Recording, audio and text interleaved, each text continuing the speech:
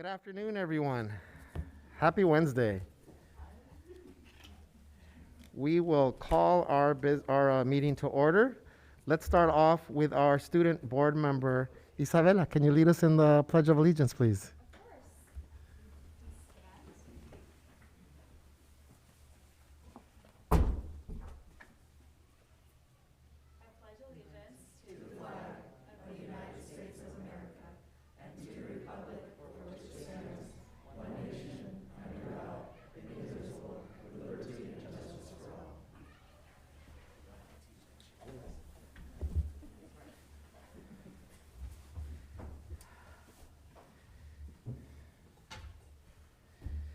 Thank you, Isabella.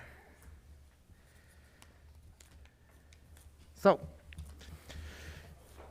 we welcome those who are here for the purposes of addressing the board at the proper time and in the order of their request. If you wish to speak to an item during the meeting, please fill out a form indicating your name and the agenda item you wish to address. You may also make a request to give testimony on an item not listed for discussion today. However, full discussion on any items not listed on the agenda will have to be delayed until such a time as the item can be publicly posted in advance as a regular agenda item. If you wish to ask questions, please address them to the chair and not to individual members of the board or staff.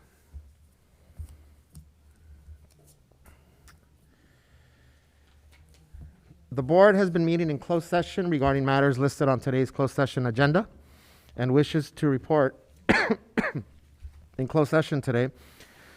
In case 21STCP02246, the board voted to approve a settlement agreement and general release, the terms of which provide for consideration, resignation, and a release of claims. The vote was unanimous with all 5 members participating in the roll call vote.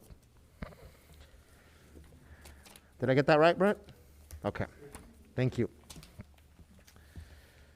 So we have a public hearing today, and we have one request to address the board on public hearing on our textbooks. So if we can call in Mr. Robert Collins.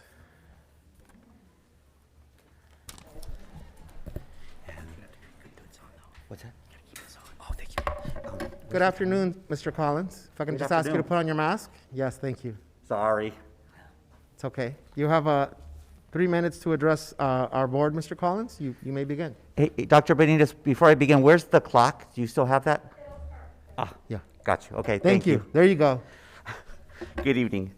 I'd like to begin by thanking the board and the teachers at Tincture who were both kind and provided my son with a quality education even during the pandemic. Last year, my son had 7th grade health, which included sex education and HIV prevention. I was somewhat disappointed with the class. The teacher would often give assignments for students to read, and then they would read it and answer a few questions. Topics included suicide prevention, addiction, age of consent, HIV, sexual infections, and pregnancy preventions. Because these were important topics, I read the selections with my son and discussed them with him. The district has also adopted Positive Prevention Plus, but it seems there needs to be more training for middle school teachers. It also became apparent that the textbook was not in compliance with the California Healthy Youth Act. As I'm sure you're aware, this law mandates that instruction must be inclusive of LGBTQIA community. You may not have an abstinence-only approach. Birth control and ways to prevent sexually transmitted diseases must be taught. All elements of instruction must be in alignment with each other. The text had absolutely 0 examples from the LGBTQI community. The only way mentioned to prevent HIV, pregnancy, and sexually transmitted disease or transmitted infections was, wait for it, abstinence. I spoke with my son's teacher several times, the principal, the staff developer, and Dr. Cole. I was told new appropriate text would be ordered. So tonight I'm here to find out, has that been done? Teachers also must feel comfortable using Positive Prevention Plus And I would say that definitely more training is necessary. And that's the end, but if I could just say, part of the Healthy Youth Act is that everything must be based on science.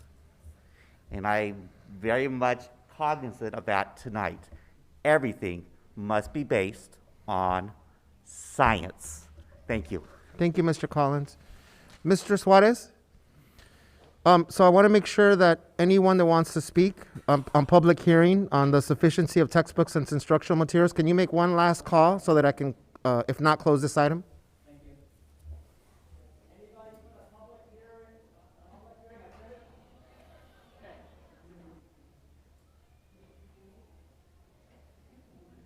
Thank you, Mr. Suarez. I want to thank Mr. Collins for coming in and providing his comments, and now declaring that the hearings are closed.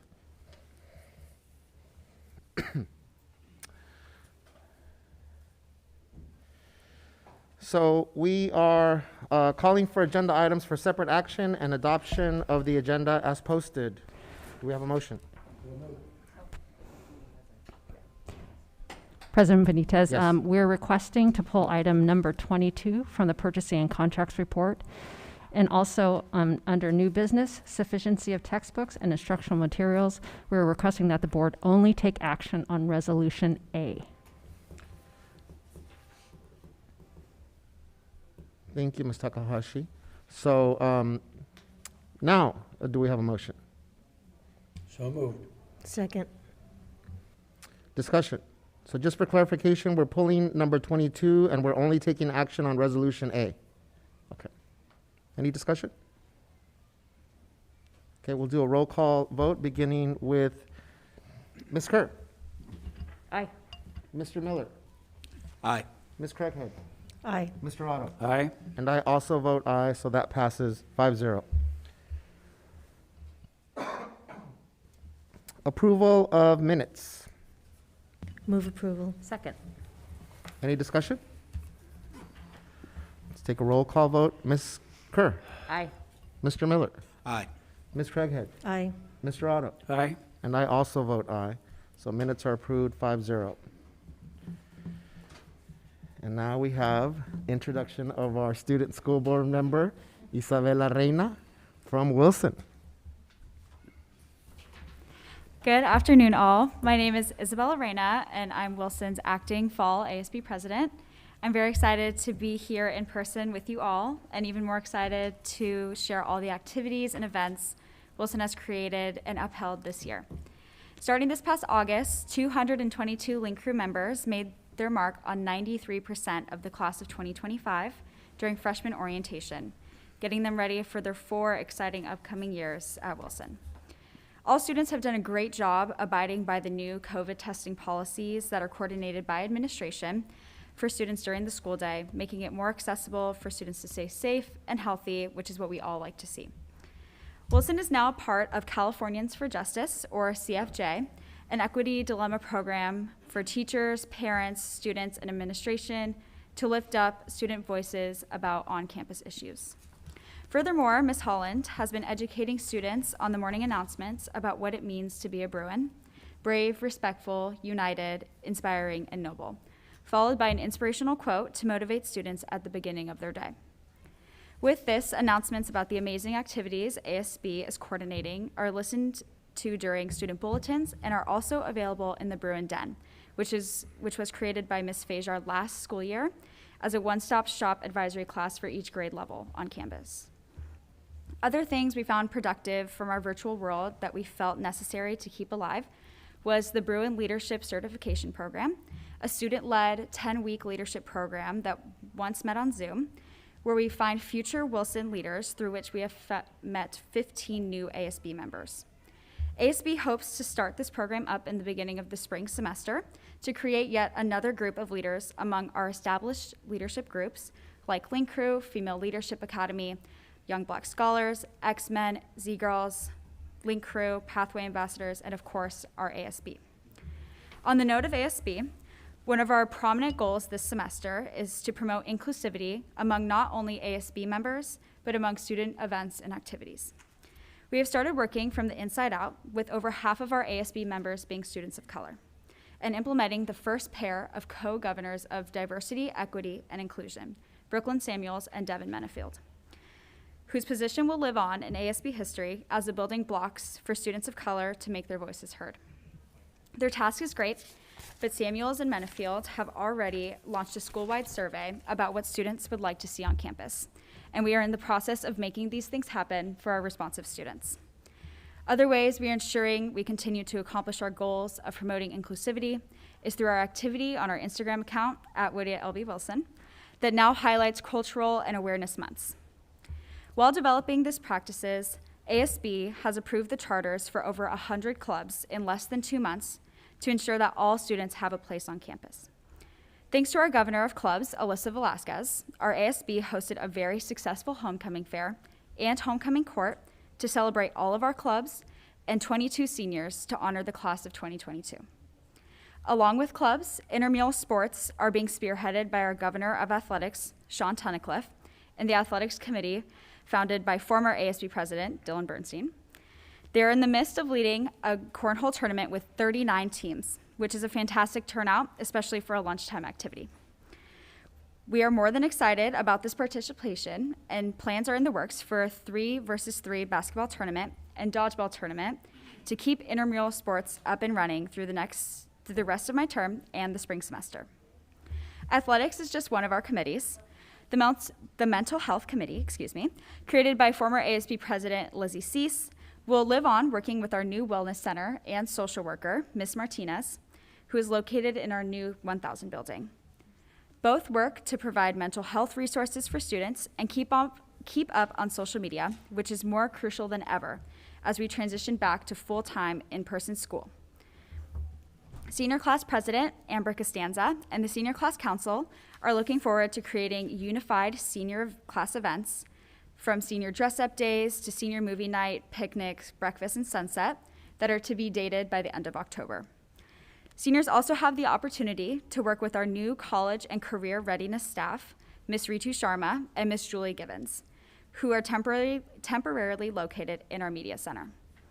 They are available to work with students on college applications, financial aid applications, and work with students to find their fitting career ventures.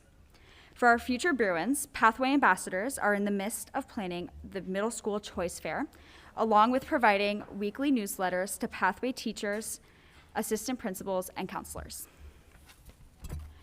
Fall sports teams are back and better than ever, with girls golf winning their 13th consecutive Moore League championship, and girls volleyball, who did not have a season last year, have made great feats, sweeping our Poly rival and our rival, Poly, in their most recent match. Girls volleyball heads to South Torrance for their first CIF game on Thursday.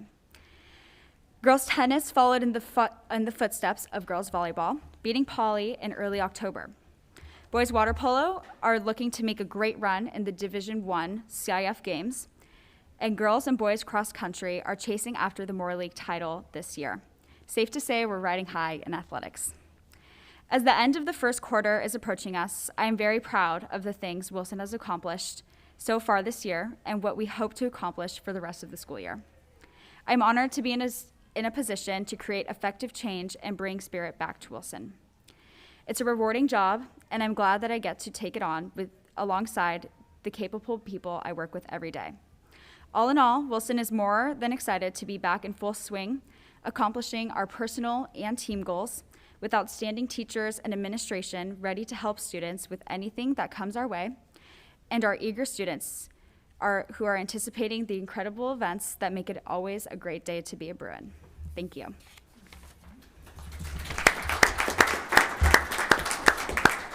Thank you, Isabela. Dr. Camarino, I think we're going to have to find her next public speaking engagement and take Isabela on the road here. Excellent job. I heard through the grapevine, Isabela, that you are an excellent decision maker and that you are already thinking about Always, always. where you want to continue your Bruin spirit. Yes, once a Bruin, always a Bruin. That's right. That's right. So talk to us a little bit more about your plans, Isabella. In the future, my dream school is UCLA, but obviously I'm exploring my options. I'd like to work with at-risk youth in my future. I hope to study psychology and hopefully go to get a master's, further my education always.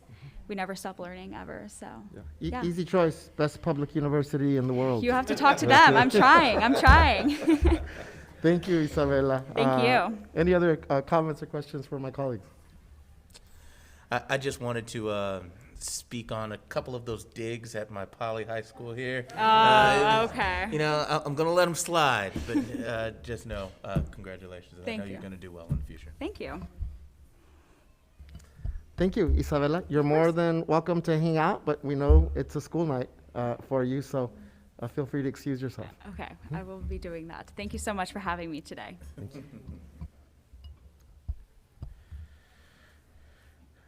Let's move on to communications. So we have our student, staff, and school celebrations. LBUSD values all students and recognizes that student diversity and uniqueness add to the fabric of our district. We create school communities that promote appreciation and acceptance of student differences, where all students feel a sense of belonging. Where all students feel a sense of belonging. Where all students feel a sense of belonging.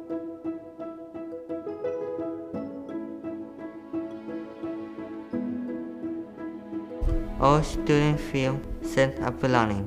We provide purposeful and meaningful access and participation in academic and social emotional growth opportunities. Our all means all belief system means that we are better together. We are better together. We are better together. We are better together. We are better together. We are all better together. We are better together. We are better together.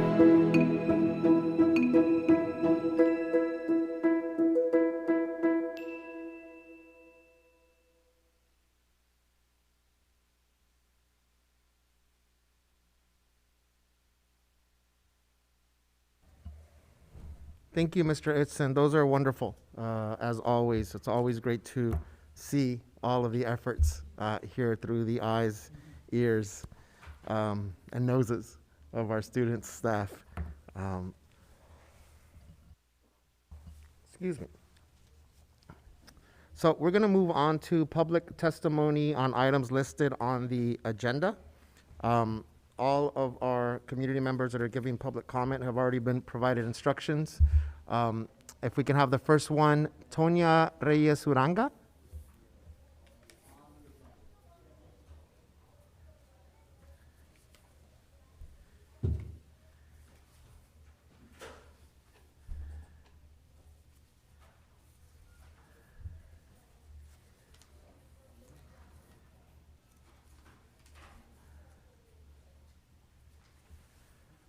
Good afternoon, Tonya.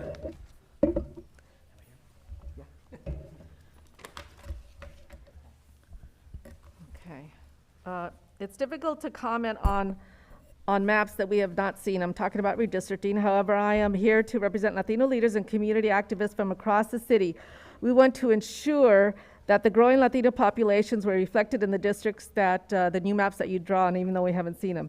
As you are all aware, Latinos now make up over 58% of the district's population. We are the largest demographic in the district and growing.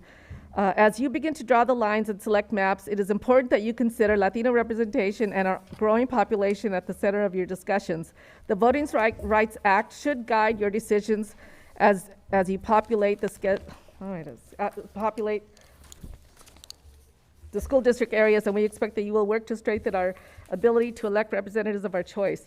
The densest population of Latinos is now in North Long Beach. As you redraw the most northern district, we expect our representation to grow and not be diluted. We also expect that Latino populations in West Long Beach, Central, west of the traffic circle will also be protected. We know that you have an enormous challenge ahead of you, but we are expecting maps that reflect the growing population. We have had only two Latino representatives in the 136-year history of the LBUSD. The future of our children is in your hands, and personally, I was hoping that an educational institution would do more to educate our families on what redistricting is, why it's important, and why it's happening at every level of government. And by the end of this year, thousands of families may have new school board member representing them or a new council person to vote for. Some of you may be moving on to city council as lines are drawn in your favor and in your time frame. Families need to understand why this may happen. District 1, Megan Kerr, and District 2, Eric Miller, represent the districts with the highest concentration of Latinos, 55 and 54 respectively, both over 50% Latino. You represent the Latino community whether they voted for you or not, and whether they are even eligible to vote or not. I find it shameful that the schools in the most need and the most in need and the least resources are in District 1 and 2. Why is that? Why does Jordan and Cabrillo struggle with student assessments, curriculum, resources, and transparency and data? As the two high schools that service our community, it's tragic that they are sometimes categorized as below average or needs improvement in some national rankings. The only high schools at LBUSD with that kind of ranking. Remodeling and building projects are great for the neighborhood, but do little for assisting our students to come up to speed and be ready for a four-year college. I hope that you don't just hear the parents in your district, but that you act on their concerns. I spoke with the Cabrillo parent who is concerned about the fights in the district. And I have one senior who graduated and attended Long Beach City College. In the first week of college, she was assessed with a learning disability and given some adoptive resources. Thank you, Doug. Cabrillo had her for 4 years and did little or nothing to address her problems. Jordan asked me about graffiti and the safety measures in the safe passage to schools. Many parents don't get involved because they say that staff doesn't care. I know that's not true, but historical problems that remain unresolved counter that. Jordan and Cabrillo are two examples of why the district equity Thank you, plan Tonya. is Your ours. 3 minutes are up. Thank you. Thank you. So just a point of clarification, we will be presented maps today during our area redistricting presentation.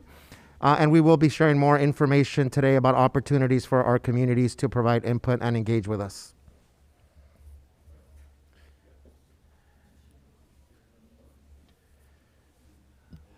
Hola, buenas tardes, Marta. Good afternoon, Marta. Todos, me da mucho gusto verlos. Good afternoon to all. I'm very happy to see you.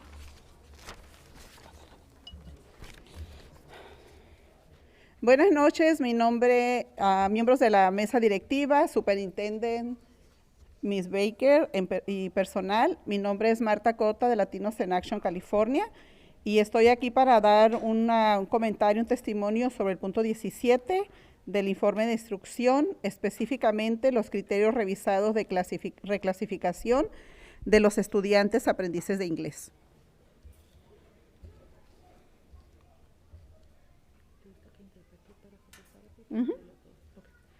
Good evening, board members, Superintendent Baker, staff. My name is Marta Cota from Latinos in Action, and I'm giving testimony on item 17.3, the instruction report, specifically the revised English learner reclassification criteria. Quiero dar 3 puntos. El primero, me siento muy decepcionada que no haya documentos relacionados con este importante tema disponible para revisar. Me costó mucho trabajo encontrar los criterios revisados en el sitio web y debería haber estado vinculado aquí con más explicación y más contexto. I want to make 3 points. The first one, I am very disappointed that there are no documents related to this important topic available for review. I had a very hard time finding the revised criteria on the website and should have been linked here with more explanation and context. El segundo, me preocupa cómo el distrito escolar está midiendo los criterios de reclasificación de destrezas básicas relativas a los estudiantes con dominio del inglés, para los estudiantes del 10º y 11º grado. De acuerdo con los criterios de reclasificación, los estudiantes de inglés 21-22 tienen la única herramienta que usan ustedes para calificarlos con el PSAT y el SAT.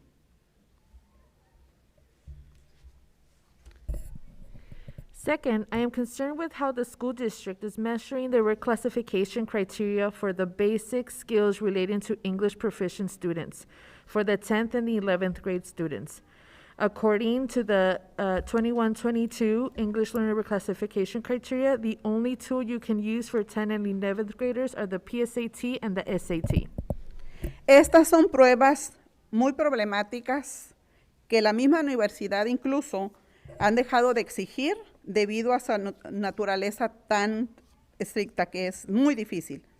¿Por qué el Distrito Escolar de Long Beach no utiliza una evaluación basada en estándares como otros distritos para cumplir con los criterios de habilidades básicas para los estudiantes? And these are very problematic tests that colleges have even stopped requiring due to its biased nature. Why doesn't the school district use standard-based assessments like other districts to meet the basic skills criteria for these students? En tercer lugar, entiendo que el PAC es una prueba estatal que se debe realizar para reclasificar, pero creo que el Distrito Escolar de Long Beach debería hacer más para monitorear el progreso en el dominio del idioma inglés para los estudiantes, maestros y para que maestros y familias estén al tanto del progreso y de las áreas de apoyo necesario ante el PAC como una prueba oficial. Third, I understand that the LPAC is a state test that must be taken to reclassify, but I believe that the Long Beach Unified School District should do more to monitor progress in English language proficiency so that the students, teachers, and families are aware of the progress and areas of support needed. Tengo entendido que iReady proporciona informes de progreso en artes del idioma inglés, pero no del dominio del idioma inglés. ¿Qué está haciendo el distrito para rastrear el progreso en el dominio del idioma inglés? Para que los estudiantes, las familias y los educadores puedan prepararse mejor para LPAC. I understand that the iReady provides progress reports in English language arts, but not English language proficiency. What is the district doing to track progress in English language proficiency so that the students, families, and educators can better prepare for the LPAC? Y voy a correr porque me queda un minuto. Estudiantes de inglés tampoco están en el plan. En ningún otro plan que identifique estrategias dirigidas a los estudiantes de inglés a largo plazo o aborde más interseccionalmente para los aprendices a largo plazo y estudiantes discapacitados. Casi el 50% de los estudiantes de inglés en nuestro distrito también son estudiantes con discapacidades y el distrito no está brindando servicios a estos estudiantes y necesitan una estrategia integrada. And I need to hurry because there's only 1 minute left. But English learners, there is nothing in this plan or any other plan that identifies strategies targeting long-term English language learners or addresses the intersectionality of LTL and students with disabilities. Almost 50% of the English learners in LBUSD are also students with disabilities, and the district is not serving these students in needs and integrated strategy. Con mis 18 minutos, nada más les quiero decir muchas gracias a todos por su atención. Ojalá consideren estos puntos y estos comentarios y síganse cuidando. Que Dios los bendiga. With my few seconds left, I want to thank you for your time and your attention in this matter. I hope that you guys take into consideration these points, and please take care of yourself, and God bless you. Thank you, Marta. Buenas tardes.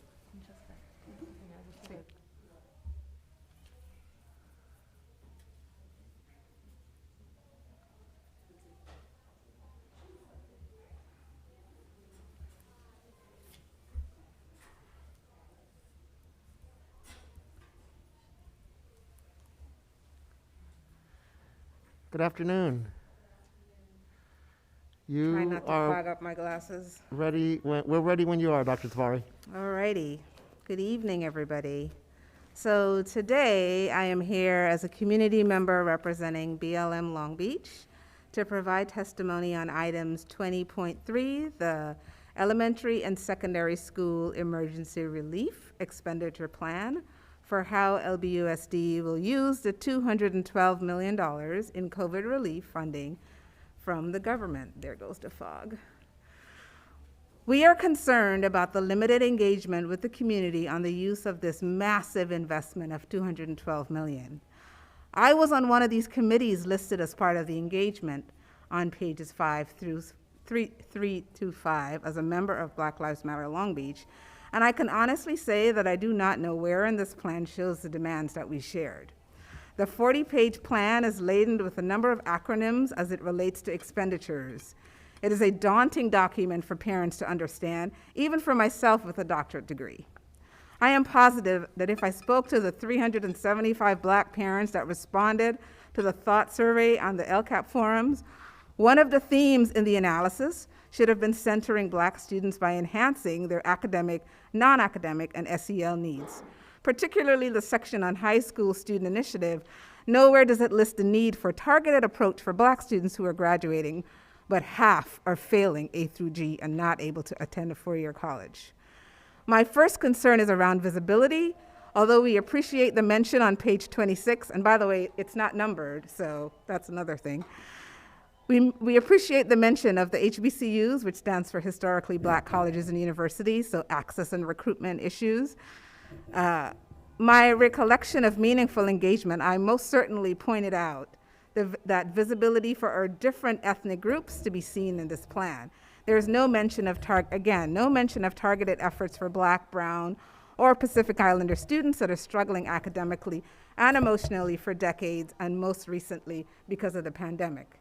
My second concern is around restorative justice. We are happy restorative justice is mentioned in the plan. However, as mentioned on page 30, we would expect a more meaningful progress monitoring metrics than 3% increase from the previous years. And why isn't restorative justice practices used in elementary schools and not just 6 through 12? Effectiveness of restorative justice should be measured by things like decreased suspension rates, citations, referrals to law enforcement, which largely impacts Black and Brown students. So in closing, as a member of a local community organization, BLM Long Beach, that regularly communicates with the district about budget engagement and the state of Black students, you have to do better to engage the collective. BLM continues to be disappointed by the district's effort to inform and engage the community about about funds and its efforts to make compliance-driven engagement opportunities. Thank you, more Dr. meaningful. Tabari. Your 3 Thank minutes you. are up.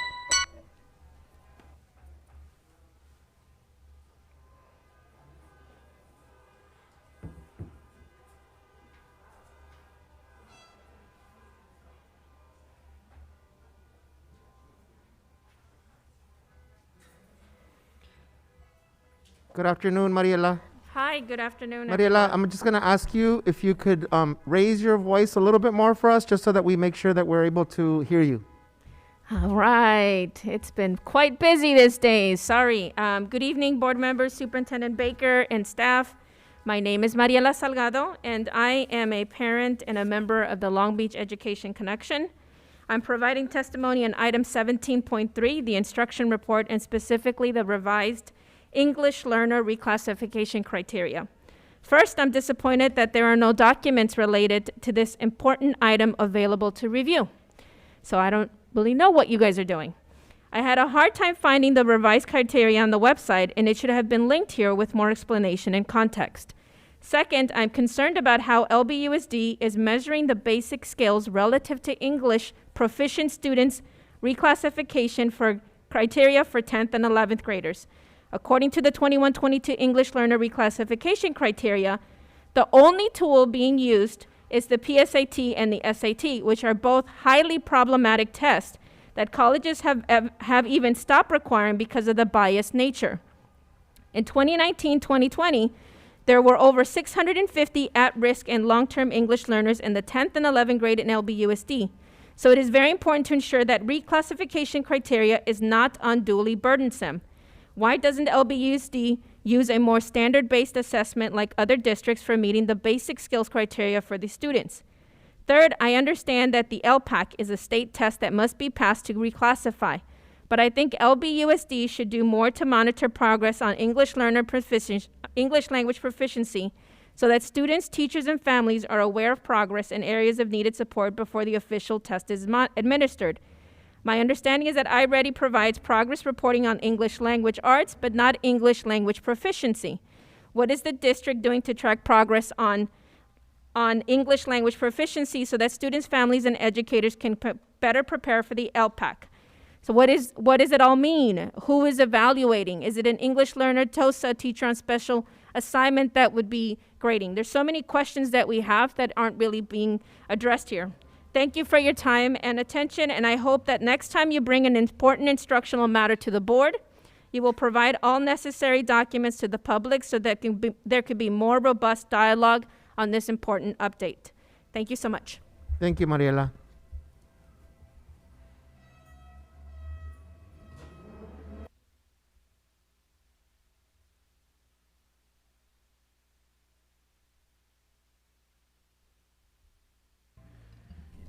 Good afternoon.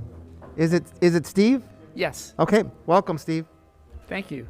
Thank you, Chairman Benitez, board members, Superintendent Baker, and staff. My name is Steve Kirchhoff. I live in Long Beach, and as of June, I completed my 23-year term as a parent in the Long Beach School District. I want to address agenda item 20.4, reappointment of members to the Citizens Bond Oversight Committee.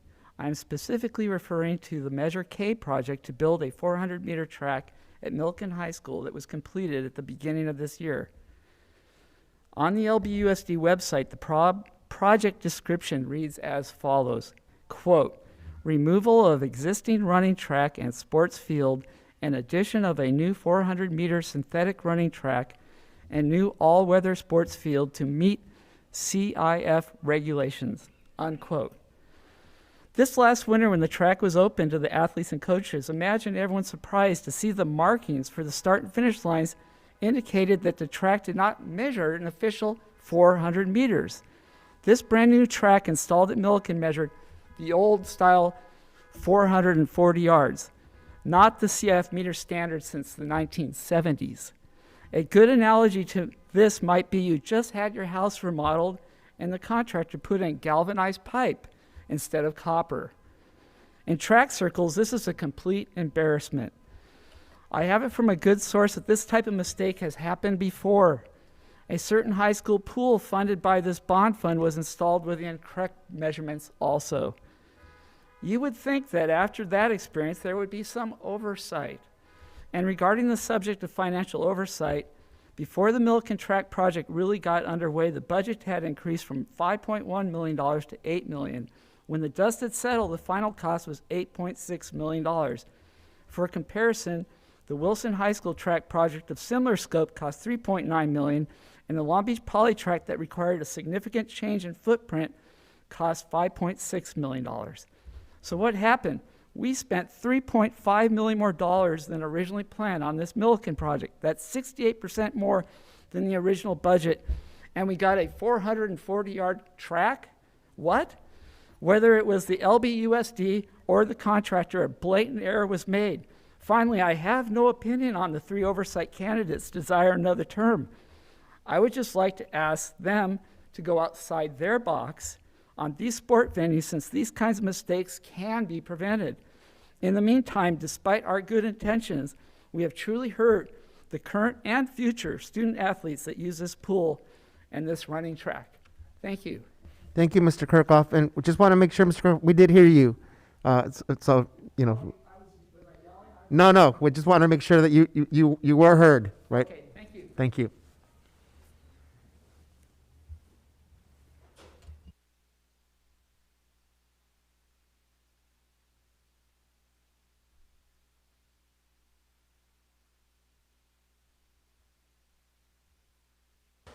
Good afternoon. Good afternoon, Dr. Benitez. If you could please introduce yourself, because I may have my sheets out of order here, that would be great. Okay. My name is John Chen. I am the community activist in Long Beach. I volunteer for KPA today, Khmer Parent Association.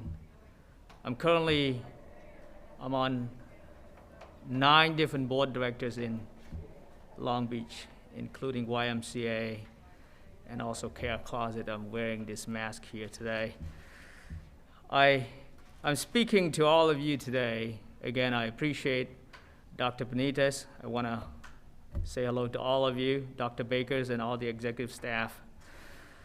I'm speaking to provide testimony on item 20.3, the ESSER 3 expenditure on how LBUSD will use the $212 million COVID relief fund from the Fed. According to ESSER 3 plan, the LAES required to address the unique needs of racial and ethnic minorities and other groups.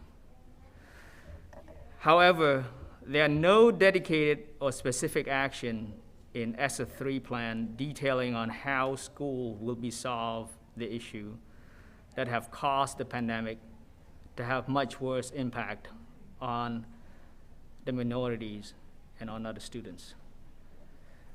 During the pandemic, personally, I have to help a lot of grandparents and parents that do not speak English at all. I even take loan on myself and buy Chromebook for some of those parents and grandparents. I told my 12-year-old son that going to Nelson today that I'm coming to speak to all of you. And he told me this. He said, "Papa, tell all of them that if all of you spell equality, you cannot spell it unless it has the word ALL." I think it's very meaningful from a 12-year-old kid. I also attend the Thought Exchange focus group the other day that impact the racial and ethnic minorities. There are 6 consensus from that focus group, and I want to share with you. Everyone, they feel that they need the staff at school that look like them. They need more teachers that look like students. Thank you, Mr. Chen. Your 3 minutes are up. Okay. Thank you so much, all of you, for your time. Thank you.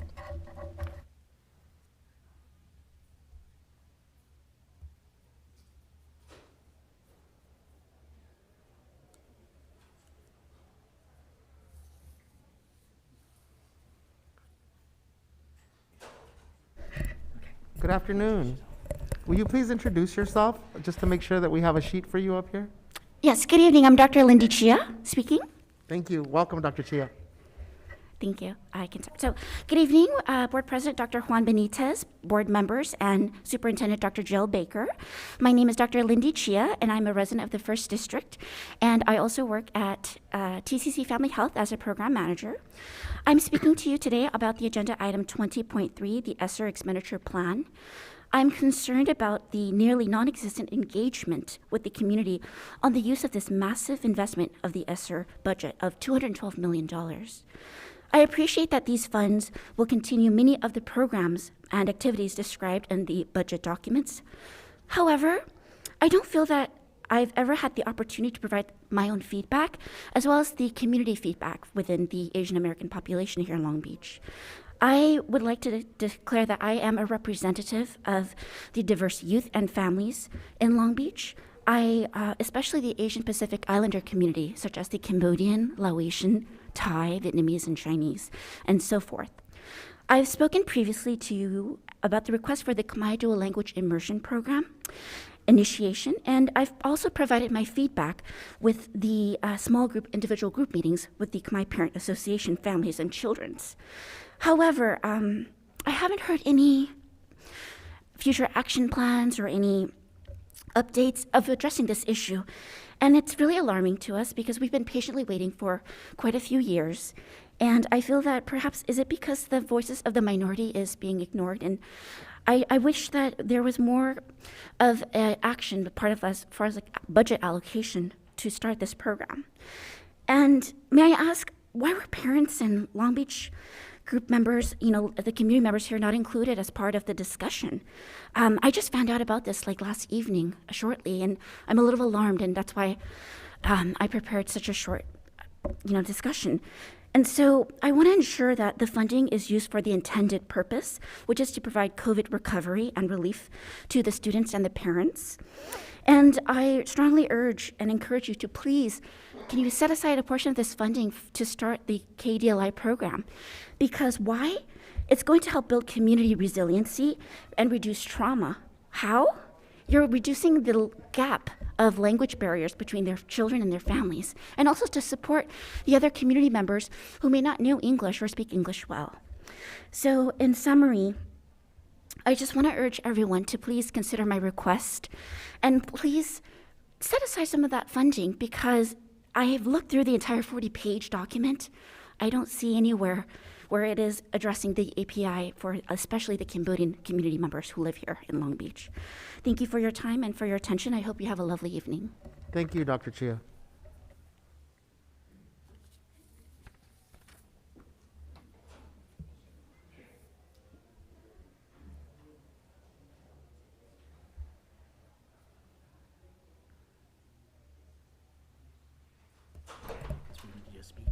Good afternoon, welcome. Will you please introduce yourself? Hi, my name is Marilyn Brown. I'm a nutrition service worker at the Long Beach Unified School District. This is my first time, however, even being at one of these meetings. But I came out to support the nutrition service workers, long-term, permanent. I've been with the district for 8 years.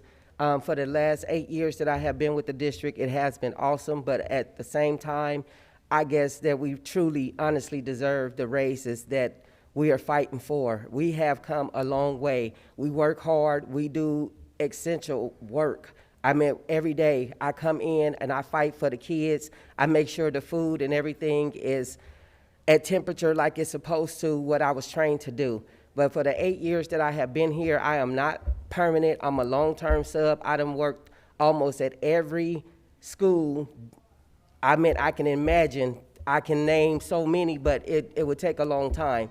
But I'm just fighting for the nutrition service workers. I just hope and pray that you guys would please look at us and appreciate us and know that we are here not just for you guys, but mainly for these students. Without us, you guys would, I meant the kitchen, the staff, or whatever, without the nutrition service worker, the schools would not be where they're at right now today. So we're just as important as all the other workers that work for Long Beach Unified School District. Thank you. Thank you for your comment, and thank you for the service that you provide to our students and to our district. You're welcome.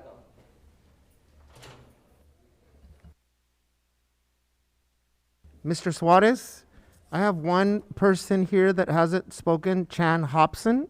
Can you check to see if she's outside?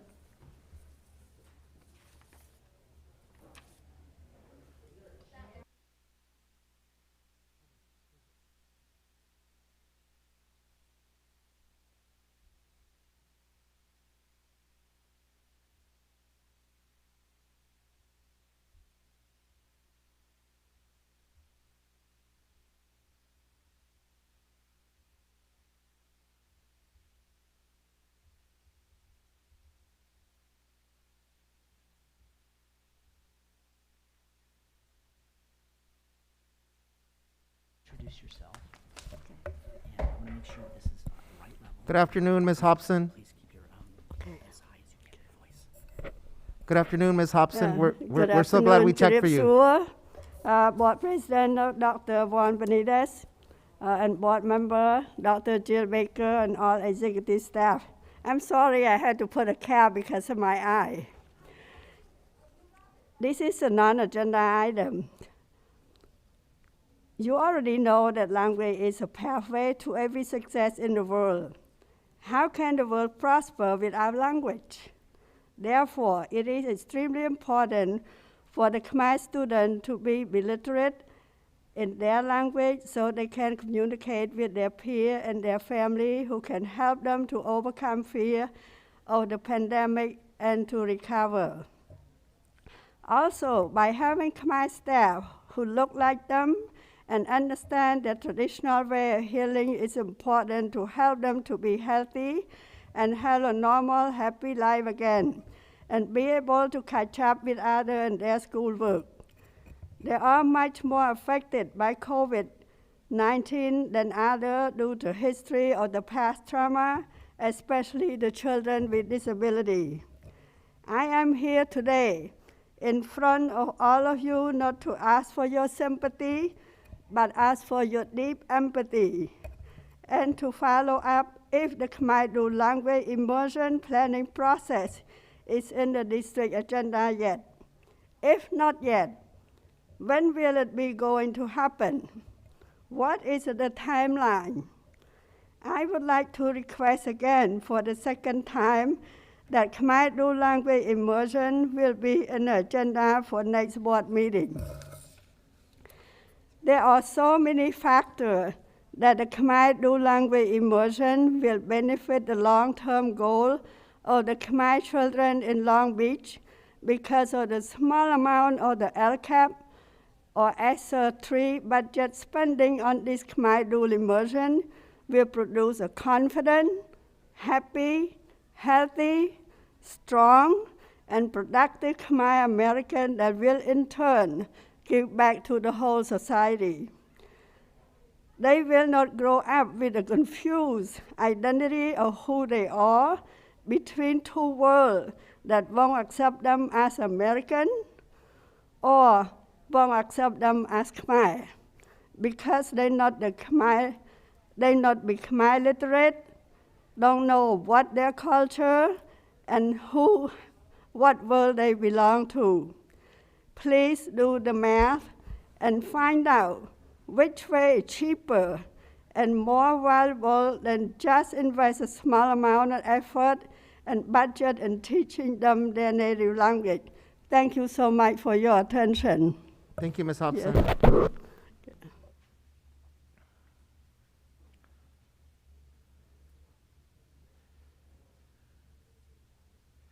Mr. North, can I ask you to step to the podium for a quick question and clarification? So I'm wondering if we can provide some guidance to our district team on, we have some items that are submitted as items on our agenda that are not, others that are being pulled from items that are submitted as non-agenda items, but they end up being agenda items. So I'm wondering if we can offer some thoughts with our executive team on just how we improve the system on what's in the agenda, what's not in the agenda. I think for me, two things come to mind. One is when we consider extending public comment, if items are sort of in the wrong pile, maybe we need to provide better instructions as folks are filling out these forms outside. But also, because as we've discussed at our board meetings before, items that are on the agenda, we can respond to, we can discuss. And so I just want to make sure that as I'm calling folks' names, that we have items on the agenda that we're clear with our public comment, which things fall under items on the agenda, because we do have a lot of comments that are submitted, and I want to make sure that items that are on the agenda get accounted for. So not an answer today, Mr. North, but I would ask, if you have some initial thoughts on that, and if we could have a follow-up with our team on just improving our system on what's on the agenda, what's not on the agenda in relation to this sort of the way we're handling public comments today. Yeah, sure, and I'm happy to go and work with you and with the administration on that. A couple of thoughts occur. I think occasionally there might be a language barrier that might cause somebody to fill out a different form than what they intended. It might also make sense to have somebody there at the door who is looking at it in order to help them to understand that I get this onto the right category, agenda or not agenda. Those are two initial thoughts that occur, but we can speak more about this later. I would applaud the board's practice, though, of not unilaterally deciding for somebody if somebody says that it's on the agenda, but it may not be.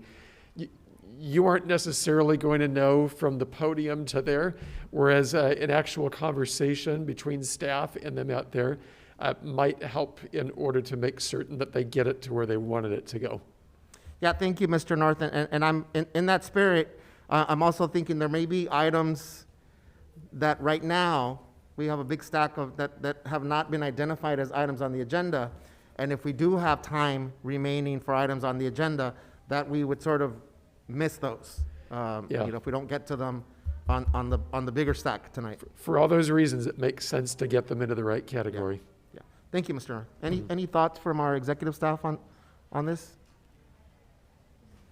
Okay, so we'll follow up on that. Colleagues, any thoughts on that? I just think from a practical perspective, perhaps it talks about topics to be presented on, that there actually be a space for the agenda item number so that someone could identify that really specifically. That way, maybe if they're filling it out and they realize they don't have a number, that perhaps they have the wrong form. So it could be a good start to start there. Yep. I would add to that, if we could provide these instructions in the multiple languages that we offer translation to, I think that would be helpful. We have interpreters here on staff, so they could also convey this to folks that are waiting to come in to make public comment so that we can provide that clarification in the preferred language as well. Yep. Yep. You want to, I love the idea, board member, you want it? Just that we have a section that says non-agenda items are to be addressed at public testimony. You'll have 3 minutes, that we could put that simple line in multiple languages at the bottom of this form so that folks are clear. Thank you. So from my pile, we are completed with items on the agenda. So let's move on to public testimony on items not listed on the agenda. And then I would encourage my colleagues here, let's play this by ear, because I've gone through this and some items appear to be on the agenda, others don't appear to be on the agenda. So let's do a check-in after we get through the 30 minutes to see where we're at with our thoughts on considering additional time or what have you. Thank you, Mr. Suarez. So can you please introduce yourself for us? I'm Sully Nickerson, and I'm a part of the Long Beach GSC campaign. Yay, Sully. Good afternoon. I have the right sheet in front of me Yes. here. Thank you for being here, Sully. So you may begin. A couple of weeks ago, an oil pipeline running from the offshore oil platform to the Long Beach port failed, spilling 144,000 gallons of oil into the Catalina Channel. 144,000. Let's take a second to process this. This ecological disaster has killed birds, fish, and threatened our sensitive wetlands and coastal ecosystems. The thing is, this isn't the first time this has happened. And at this rate, definitely not the last. Simply, if we don't transition to a cleaner energy source, such as solar, disasters such as those that result in the spill of our oil into our oceans are directly connected to the use of fossil fuels. LBUSD has a responsibility to play here. My name is Sully Nickerson, and I'm an 8th grader at Rogers Middle School in Long Beach.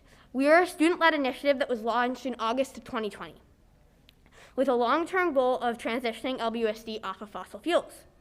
More specifically, our campaign would like to see the Long Beach Unified School District pass a resolution that commits the school district to 100% renewable energy in the electricity sector by 2030, and in all other energy sectors, including heat, ventilation, cooking, transportation, by 2040.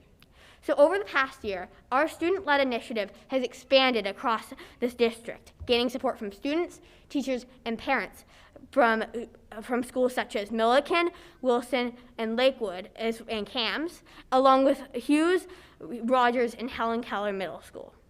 We are working with LA Climate Reality Project and Sierra Club's Ready for 100 campaign, both who played a crucial role in the passage of 100% clean renewable energy resolution at LAUSD in 2019.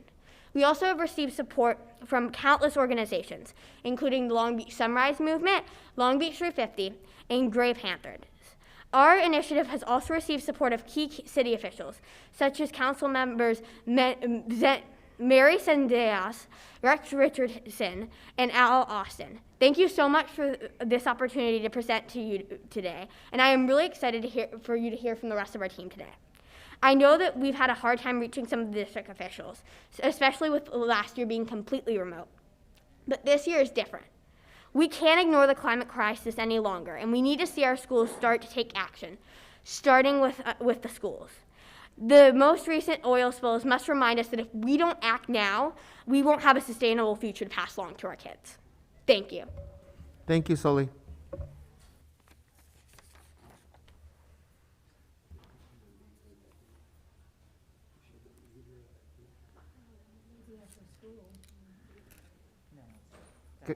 Good afternoon.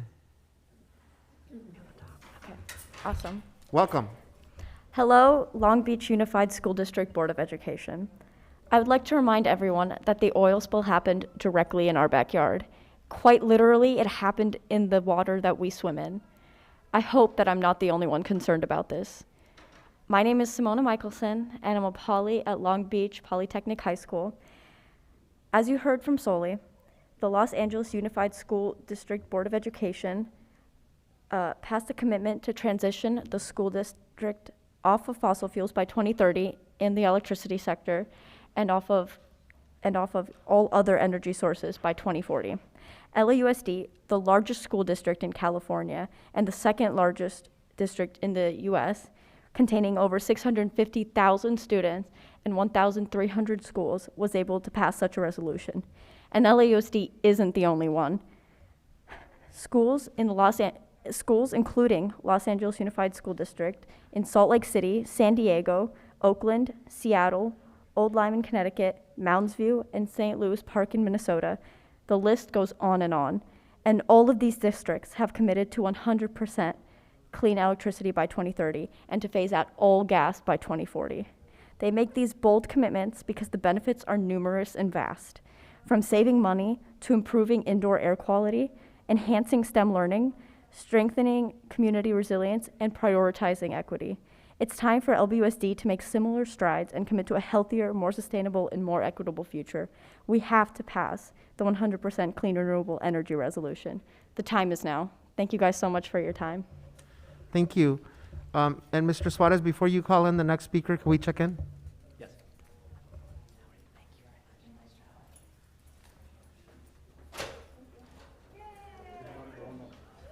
So, Mr. Suarez, I want to be respectful of the order that these were submitted in.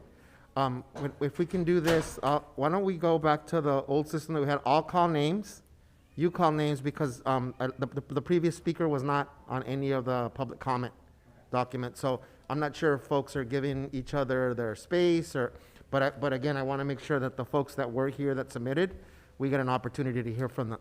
So our next speaker is Paige Zwerner. With a Z. Paige.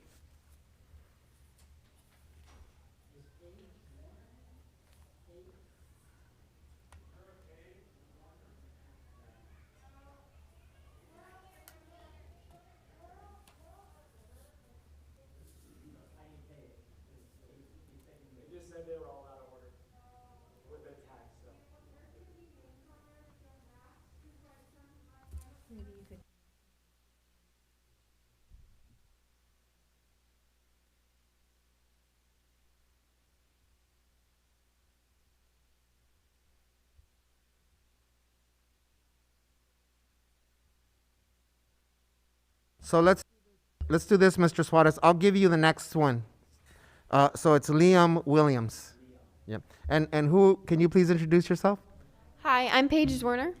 Oh, you're Paige. Okay, great. Yeah. We got you, Paige. Okay. So if you can help me, Mr. Suarez, with Liam next. Liam Williams. Hi, Paige. Welcome. Hi. I'm so excited to be here to share information about the Long Beach Green Schools campaign and what LBUSD can do to take accountability for the health of its students, staff, and community. In the light of this terrible disaster, we need to discuss some of this information. My name is Paige Werner, and I'm a student at Long Beach Poly High. I'm a junior in the PACE program. I wanted to give everyone a quick background on our campaign. We have currently had the opportunity to meet with board member Megan Kerr, Diana Craighead, and Dr. Juan Benitez. On top of all that, we are so grateful for Alan Rising and Christy McFagan, the newly appointed LBUSD Sustainability Coordinator, for meeting with us regularly to discuss our initiative. We've also had the opportunity to meet with Chris Garner, the Long Beach Water Department General Manager, and Tony Foster, the Operations Manager of the Energy Resources Department of Long Beach. We've discussed the Clean Power Alliance, a community choice aggregate option available to Long Beach to transition off of fossil fuels. In February, our campaign met in a conjoined meeting with the LBUSD Facilities Director, Mr. Rising, and the San Diego Unified School District Facilities Director, Mr. Doldroff, to discuss SDUSD's successful net zero resolution that was passed years ago. We then met with Mrs. Honray and Ms. Deischer from SoCal Edison, who discussed with us clean energy plans that are offered by SoCal Edison that the school district can opt into. We have also been able to participate in community events such as garden building projects at Alvarado Elementary with ground education.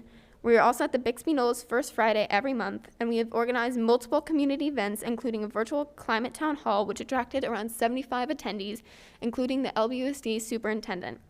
Most recently, on Saturday, September 28th, from 10 a.m. to 12 p.m., the student-led Long Beach Green School campaign led the Long Beach Youth Climate Rally, a family-friendly event designed to garner community support for 100% clean renewable energy.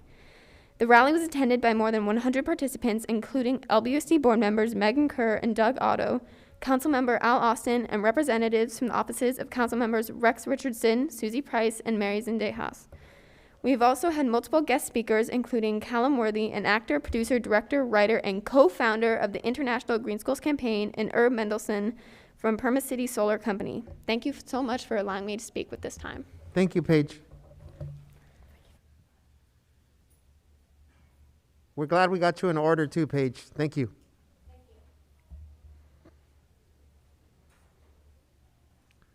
So the next speaker is Rohan, and I believe you were forwarded a list, Mr. Suarez? Yeah, we have the list.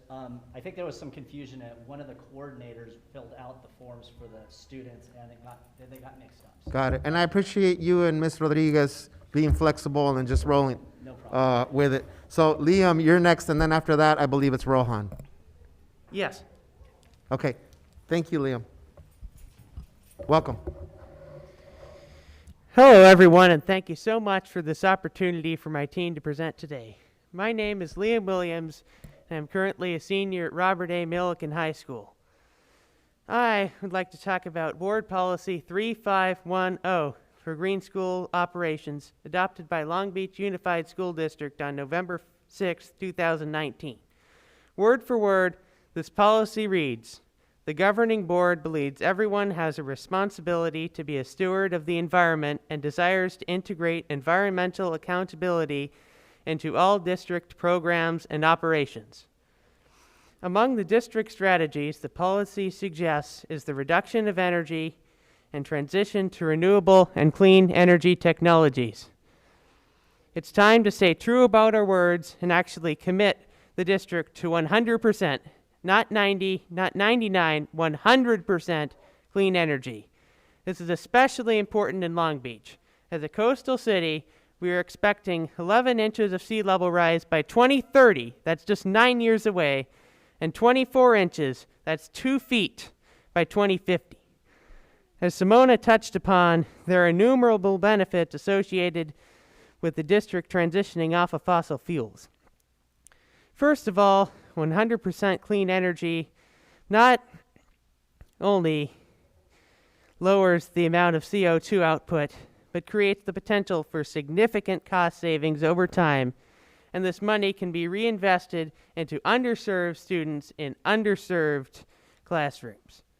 School buildings, which are also the primary source of energy shelter during disasters, can be equipped with solar and battery storage to ensure displaced community members have access to heat and light when grid power fails. Additionally, our initiative would help create hands-on STEM learning opportunity around clean energy technology, which would reinforce the district's commitment to educate our youth in terms of the current In terms of the current COVID-19 pandemic, dirty air increases the risk of serious health complications associated with contracting the virus. Running on cleaner energy would help protect the health of students, teachers, and staff, and help prevent the spread of airborne diseases, including cold, flu, COVID-19, and much more. The corporate leaders of Amplify Energy failed us. They showed us that profits are more important than the environment. They showed us the profits, that's money, is more important than our futures. I hope you can do the right thing and work with us to pass the 100% clean energy resolution at Long Beach Unified School District. Thank you. Thank you, Liam.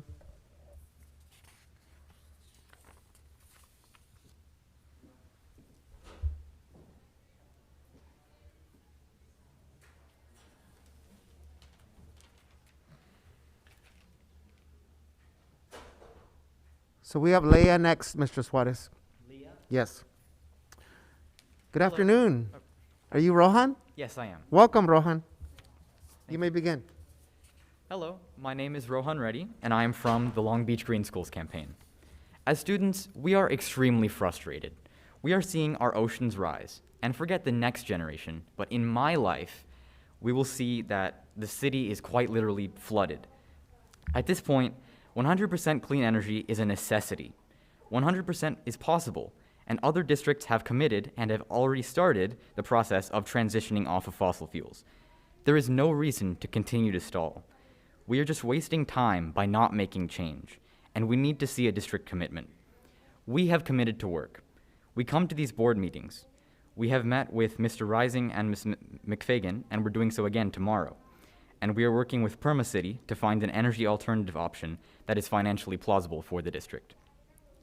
We are doing our part. Now it's time for you to do yours. Please make this a priority. Make the safety of the students in your districts your focus. Please join us in transitioning LBUSD off of fossil fuels. The recent offshore oil spill should remind us that this is not a sustainable lifestyle, and drastic change needs to come now. Please change for me, change for my fellow students, and change for the safety of the world. Thank you. Thank you, Rohan.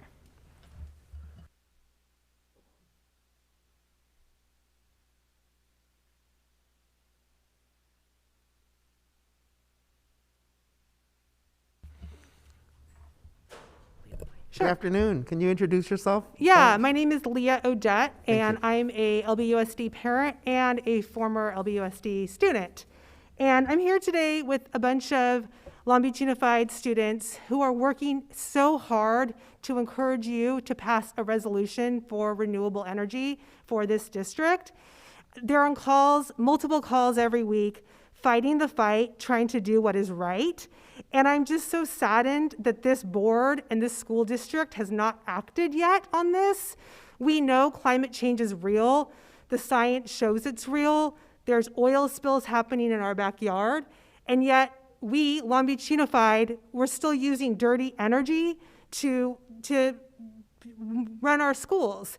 We're putting all this air conditioning in, and I'm wondering, what kind of energy is going to run this air conditioning? What's this going to do for our neighborhoods? What's this going to do for our students and their futures?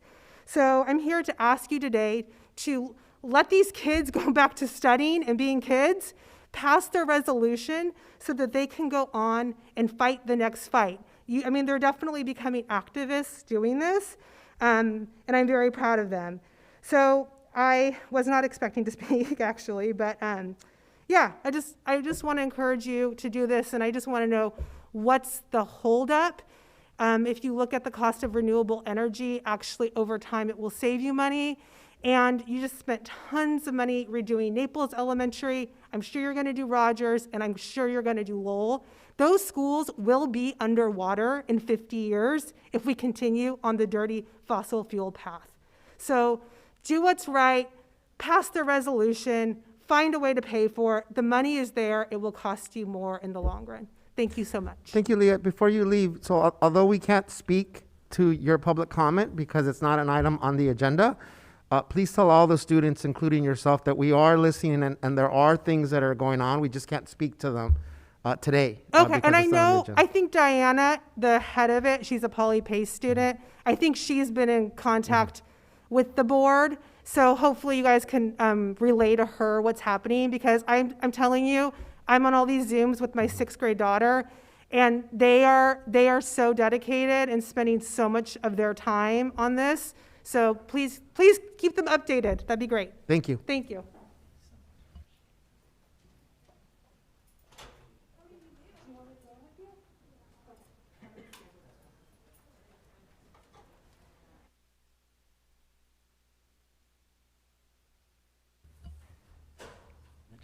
Good afternoon.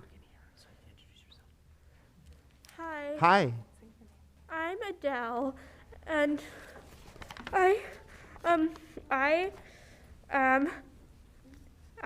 thank you for this opportunity to present to you all today. My name is Adele Odette, and I am a 6th grader in Long Beach. It is important that all of Long Beach Unified School District commits to 100% clean energy by 2030 and phasing out of gas by 2040. Not only because it will save money and help close our district's budget shortfalls, but because it's a step we can take as a community to prevent the worst climate impacts. We have all witnessed the destruction of the recent offshore oil spills on our local beaches. Though invisible, the effects of climate change are even more damaging. The United Nations 2018 Intergovernmental Panel on Climate Change reported that we must dramatically cut carbon emissions by 2030 to prevent climate catastrophe. The report called on government, businesses, and communities to dramatically reduce emissions and move to 100% clean, renewable energy over the next decade. More than 200 cities and counties, 13 states, and large corporations like Apple and Google have made 100% clean energy commitments. As a major energy consumer, LBSD must do its part to eliminate harmful greenhouse gas emissions. Implementing this resolution will do exactly that. The falling cost of renewable energy means that this will not only be cheap, but even save money.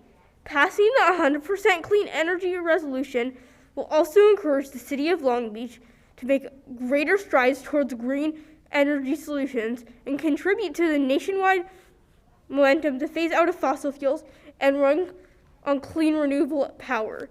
You act now and adopt the clean energy resolution for my future and for the future of all students. Thank you. Thank you, Adele. Thank you, Adele. We heard you.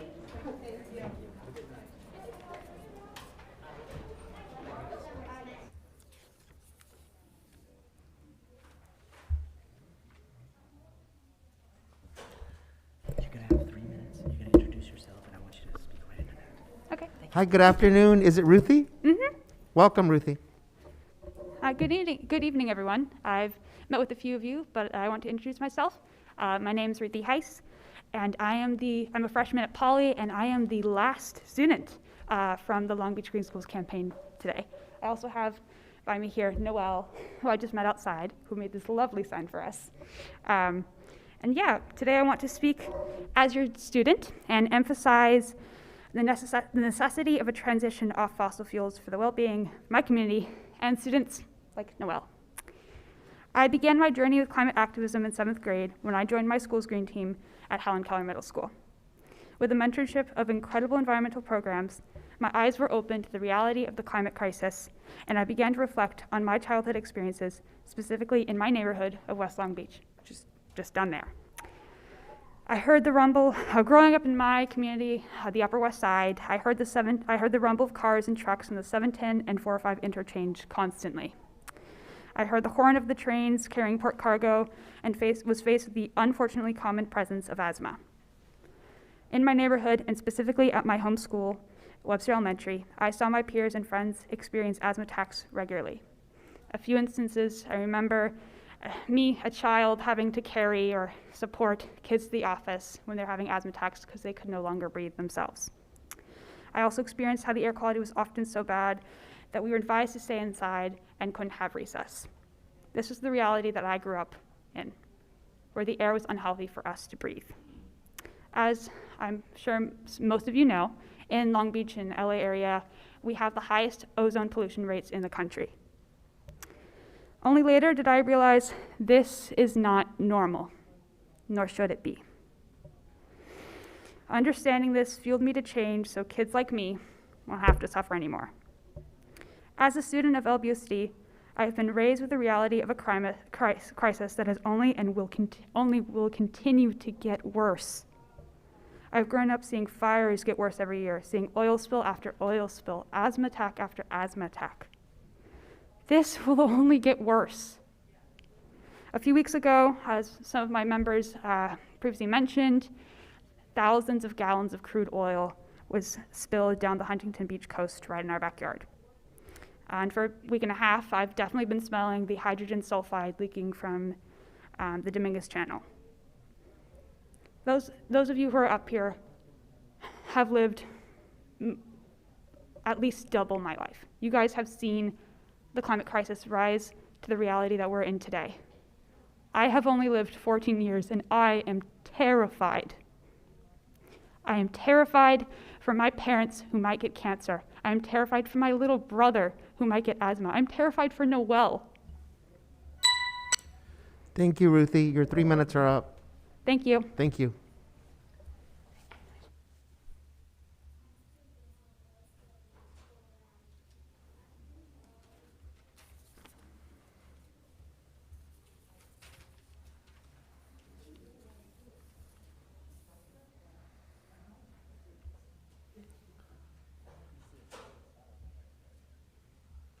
Good afternoon, Viola May. Good afternoon. My name is Viola May Bledsoe.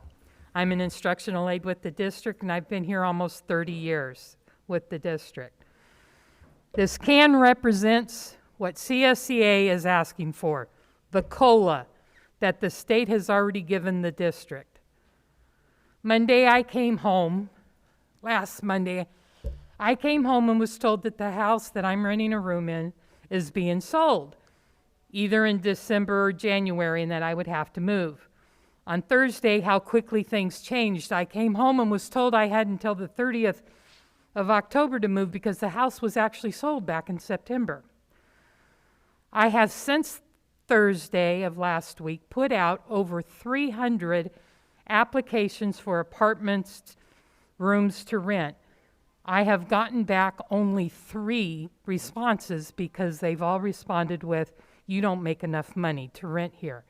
I have not been able to find anything under $1,000, and when you make $3,000 a month, that's really rough. I know of 2 instructional aides that are 6-hour aides and a full-time food service worker. These 3 women, between them, have 5 children. They live in a 2-bedroom apartment together. Now that the 2 instructional aides are going to have to be paying for their benefits, they no longer can afford to live there with their children. They are struggling. I know of other people who are in dire situation because we are not making enough money with this district. Instructional aides are the backbone of special ed.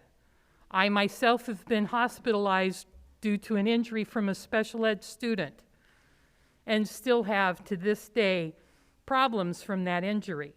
I know many other instructional aides that have been injured where they can no longer work.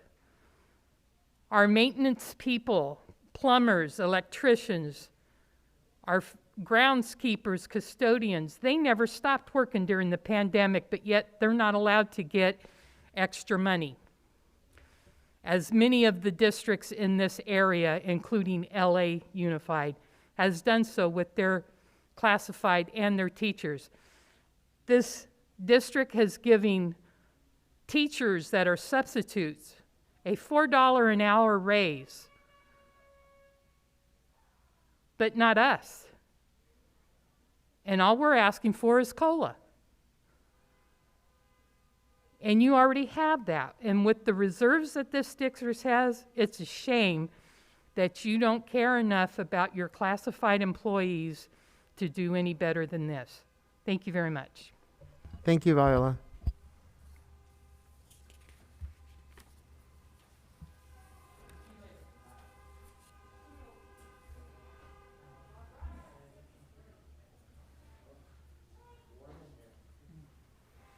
Good afternoon, Chris.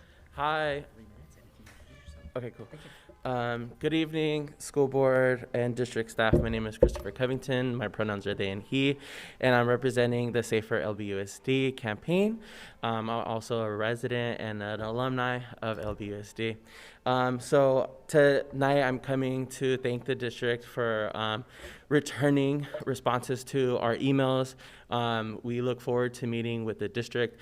I want to reiterate our additional demands, and we also appreciate the district and school board taking swift action for firing Eddie F. Gonzalez and bringing a little bit of movement towards bringing justice towards the family of Mona Rodriguez. The additional demands that we're looking forward to working with the district on is defunding and dismantling the school safety department, specifically involving school security officers. We understand that there is school safety emergency components, and we want to specifically work on the school safety officers component. By removing all SSOs from school zones, we want to disarm all LBUSD employees, including firearms, batons, clubs, pepper sprays, and other weapons. We do not want to replace SSOs with LBPD officers. We would like to have trained mental health staff to de-escalate difficult situations, additional to de-escalating training for all staff. And then additionally, we would like to review and remove all punitive punishment and replace it with restorative practices, such as more counselors, social workers, nurses, opportunities for arts, culture, and activities. The last demand is number 3. And the last one is hear from community and care for the community. It's our understanding at Milligan, the amount of support that was offered to students was an announcement.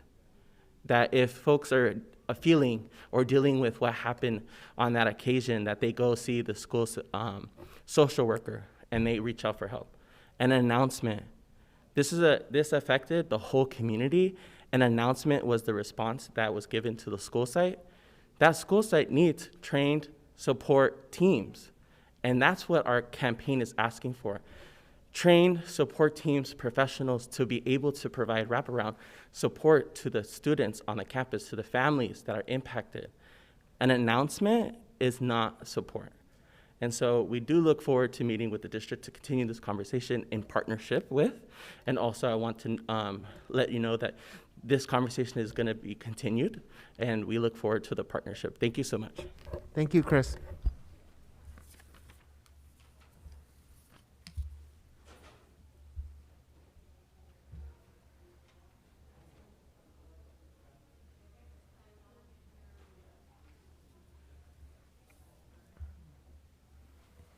Good afternoon, Mariela. Hello again. Today I want to share a story that didn't get much attention from the district, but in my opinion remains current and of interest as you all make decisions about where to spend the COVID relief funds, like the draft plan. A few years ago in 2018, a new tenant moved in next door to Edison Elementary, near downtown Long Beach, a school predominantly serving Latino students. Hoonigans, an apparel company, is famous on YouTube for sharing cars drifting and doing burnouts. Now, if you're like me and don't know much about cars, burnouts is the practice of keeping a vehicle stationary and spinning its wheels while causing smoke. Lots of it. For months, Hoonigans received permits from the City of Long Beach Special Events to film and perform these burnouts on a weekly basis right after school, when kids in the after-school program, rap programs, were playing outside. Soon neighbors began to complain of foul odors and called on every entity possible to stop these burnouts. Not until they decided to film a burnout with chlorine did the fire department intervene and the city stopped this from happening. Can you imagine this happening in your backyard? Fast forward a year later, Hoonigans, after community pushback, decided to become one of the community partners to help fund a garden education program at Edison Elementary through Ground Education. Ground Education teaches robust lessons in elementary school gardens in green spaces that nurture students' academic, physical, and emotional well-being. For more affluent schools, this program is funded by PTAs and foundations. For Edison, it started via Hoonigans. This year, this program was, the year that was supposed to start was when COVID closures happened. At the last board meeting, you all voted on a series of contracts which included a gift to Los Cerritos Elementary for Ground Education, a school that has a PTA and most recently a Title I designation. Now, I'm not proposing you don't give this to Los Cerritos, but what I'm troubled by is why one school is being gifted and not all the schools in which ground education has a footprint. These are the types of programs that make a difference in our children's lives. Music, art, enrichment programming. Today, you'll likely approve more contracts in ESSER draft plan that includes $37 million in classroom furniture. What if you gifted this program to schools in which ground education is already teaching? What if you gifted Harmony Project Music to the schools that already had these types of programs versus these organizations working harder to seek grant funding and parent support? I get it. The district can't commit dollars to positions it can't fund in later years. But what if you funded the arts, music, and enrichments that are outsourced now? What if you gifted ground education to Edison for the next 2 years so that the funds they're using now can extend that program for the third year? What if you gifted science or librarian? This is what we want, not new classroom furniture. You know, last week I spent about 20 hours with parents getting ready for our biggest fundraiser called Rocket Run. I volunteer way too many hours to try to get enrichment programs, and I just encourage and ask that the district really spend some of the money that we're receiving on enrichment Thank you, programs. Mariela. Your 3 minutes are up. Thank you.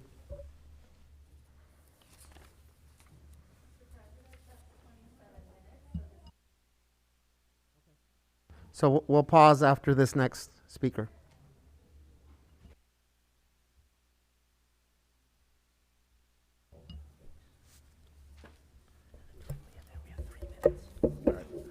Hi, my name Good is afternoon. Josh. Sorry. Welcome. You can start. Thank you. Hi, my name is Josh Newman. I'm a teacher at Millikan High School. Here's what I have to say. Equity is not just an idea that can be achieved through training and discussion. Equity is based in the ability to provide material resources to those who need it most. This is why I am so frustrated by the continued insistence of having an armed police force on school campuses. Not only have the SSOs been shown to use excessive force that has resulted in student trauma and the death of a young person, they also receive funding that should be used to create a more equitable district. Instead, this is what I see. A district that is comfortable fully funding an armed police force on campuses, but refuses to pay a living wage to paraprofessionals who support students with disabilities. A district that is comfortable fully funding an armed police force, but teachers routinely struggle with outdated technology, outdated textbooks, and have to pay out of their own pocket for their supplies. A district that is comfortable fully funding an armed police force, but not comfortable ensuring ADA compliance in older buildings, or providing universal design furniture to all classrooms. And this list goes on. Every dime spent on policing students, to me, is a dime taken from our neediest students. Investments in reactive discipline rather than preventative support. Our students deserve more, they deserve better, and they do not deserve to be patrolled by armed officers in a locked, fenced-off campus all day. Thank you, that's all I have to say. Thank you, Joshua.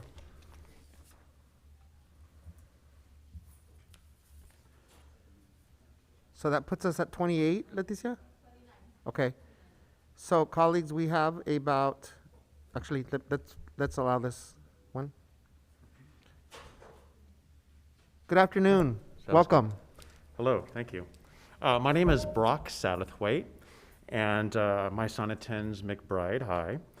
I'm here to strongly urge the board to oppose any vaccine mandate, COVID vaccine mandate, for children because it's unsafe, it's ineffective, and it's unnecessary. First of all, it's unsafe. There's an official warning from the FDA on June 25th for increased risk of myocarditis or heart inflammation in males under 30. A recent preprint study from the University of California found a 3.7 to 6.1 times increase and a greater chance of healthy 12 to 15-year-old boys being hospitalized from heart inflammation due to the vaccine than from COVID itself. For boys 16 to 17, they're 2.1 to 3 times more likely to be hospitalized for heart inflammation from the vaccine than from COVID itself as well. Myocarditis is not a mild condition. In fact, 50% of all cases result within death within 5 years. Furthermore, the COVID vaccine isn't going to do anything to help stop the spread because it does not prevent transmission. The CDC director admitted to Wolf Blitzer on CNN that the vaccine does not prevent transmission of the virus. The CDC study of the Massachusetts outbreak was the basis for that statement. The vaccine is clearly unsafe. It doesn't work according to the FDA and CDC's own admission, with the evidence that the vaccine is unsafe for teenagers and does nothing to prevent the transmission. Even considering following a vaccine mandate in the schools is morally wrong, and I encourage you to do what is right and truly protect the health of our children by not mandating a vaccine or going along with a vaccine mandate if it comes from the state. Thank you very much. Thank you. So, James, can we pause after this gentleman? Okay, I still have 16.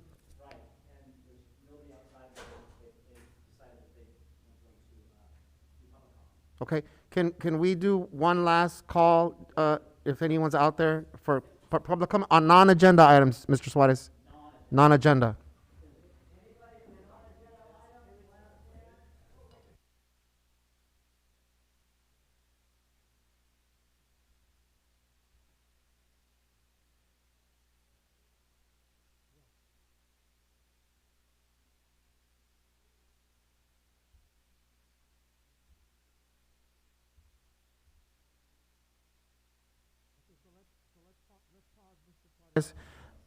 After this one, let's pause, because I wanted to make sure that.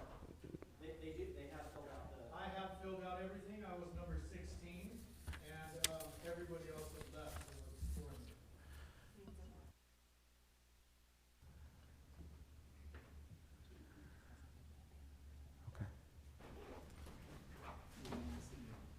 Sir, we are requiring a mask. Yes, I have one on. That's a bandana covering your face, sir. Well, it's a mask covering my face. I'm unable to wear one because I have a health condition. Sir, So I can wear this. we are requiring, sir, very specifically, we said you have to wear a mask to be Yeah, indoors. I have a mask on. My face is covered. That's not a mask, sir. I'm not able to wear one of those.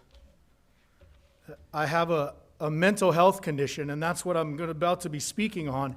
And I don't want my face to be seen because of what I'm about to disclose. You can keep this on, but you'll need to put the mask on underneath it. That's the easy solution. It'll It's keep your not a. identity private. This will. No, I'm not able to wear these. That's the problem. I have one on. Sir, you can put on a mask underneath. If you don't want your face to be shown, you No, can put the mask on I'm not below. able to wear one of these. That is the problem. Can we take a quick recess, board? That's what I'm trying to share. Sir, we're more than happy to receive your public comment, but while you're indoors, our policy is that you must wear a mask. I have We're a happy to mask take your on. public comment. I have a mask on. So we'll take a recess at this point so we can take the gentleman's public comment. But you can't do it indoors right now, sir, without a mask. I have a mask. That's not a mask. You have a face covering. Sir, we're going to ask you to step outside for now.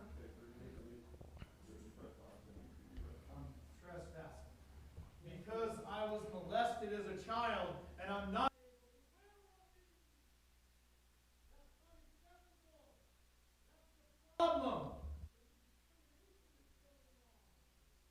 We're going to go into recess, everyone.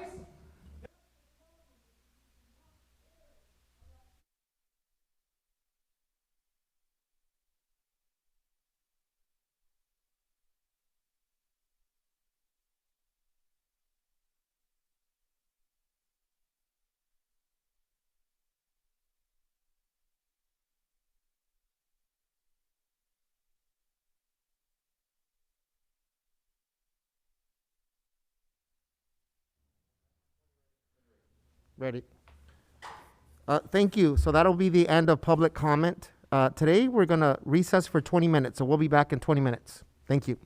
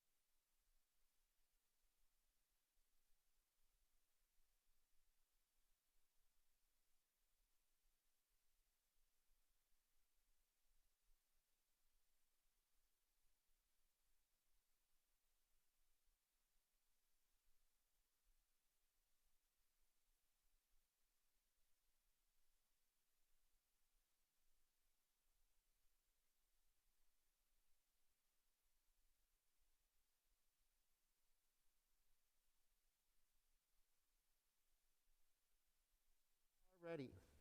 Welcome back, everyone.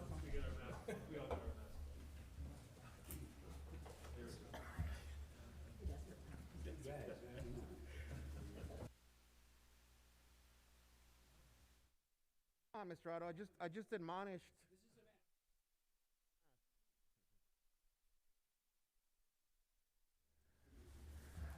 Thanks for the heads up, Mr. Grayson. Okay, so we are back. Welcome back, everyone. I want to do a couple of things here before we move on to our staff report. First, I want to reiterate how important it is for us to receive public comment at our meetings. We need to hear from our community members. We have a responsibility to hear from our community members, and it's part of the bedrock of our democracy. So although I've shared that in the past, even when we have moments like we ended with, it is so important for us to continue to hear from community members. But we do have policies, laws, regulations, practices that we want to uphold for everyone's safety and well-being. So please, for those of you that have been making public comment, we continue to encourage everyone to come make public comment. We will also be continuing to improve on our systems. It's not a perfect system yet, but we'll continue working on that as well. So I want to thank staff. I want to thank my colleagues here, because we continue to be committed to community engagement, to public engagement, and to our roles and responsibilities here, because public input does guide and inform all of our decision making here at the district level. So just wanted to share that because I don't want one or two incidences or things to mark the importance of making a public comment and the intentionality that we have on our end to listening to those public comments. So with that said, we have a staff report here that begins with board area redistricting. Ms. Takahashi?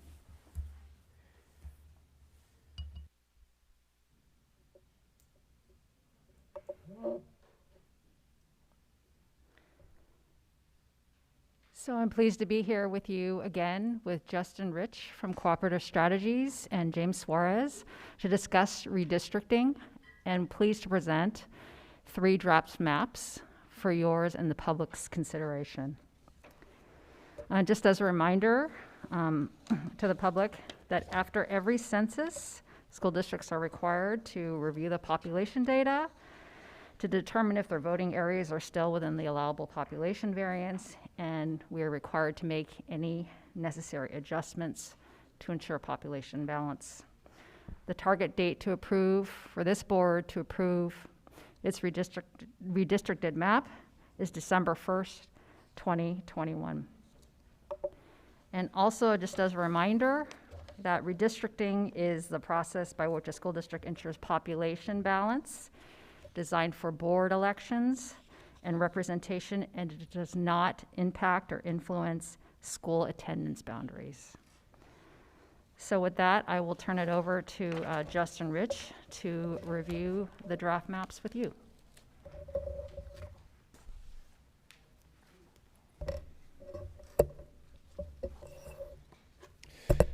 Good evening. Thank you for having me here tonight.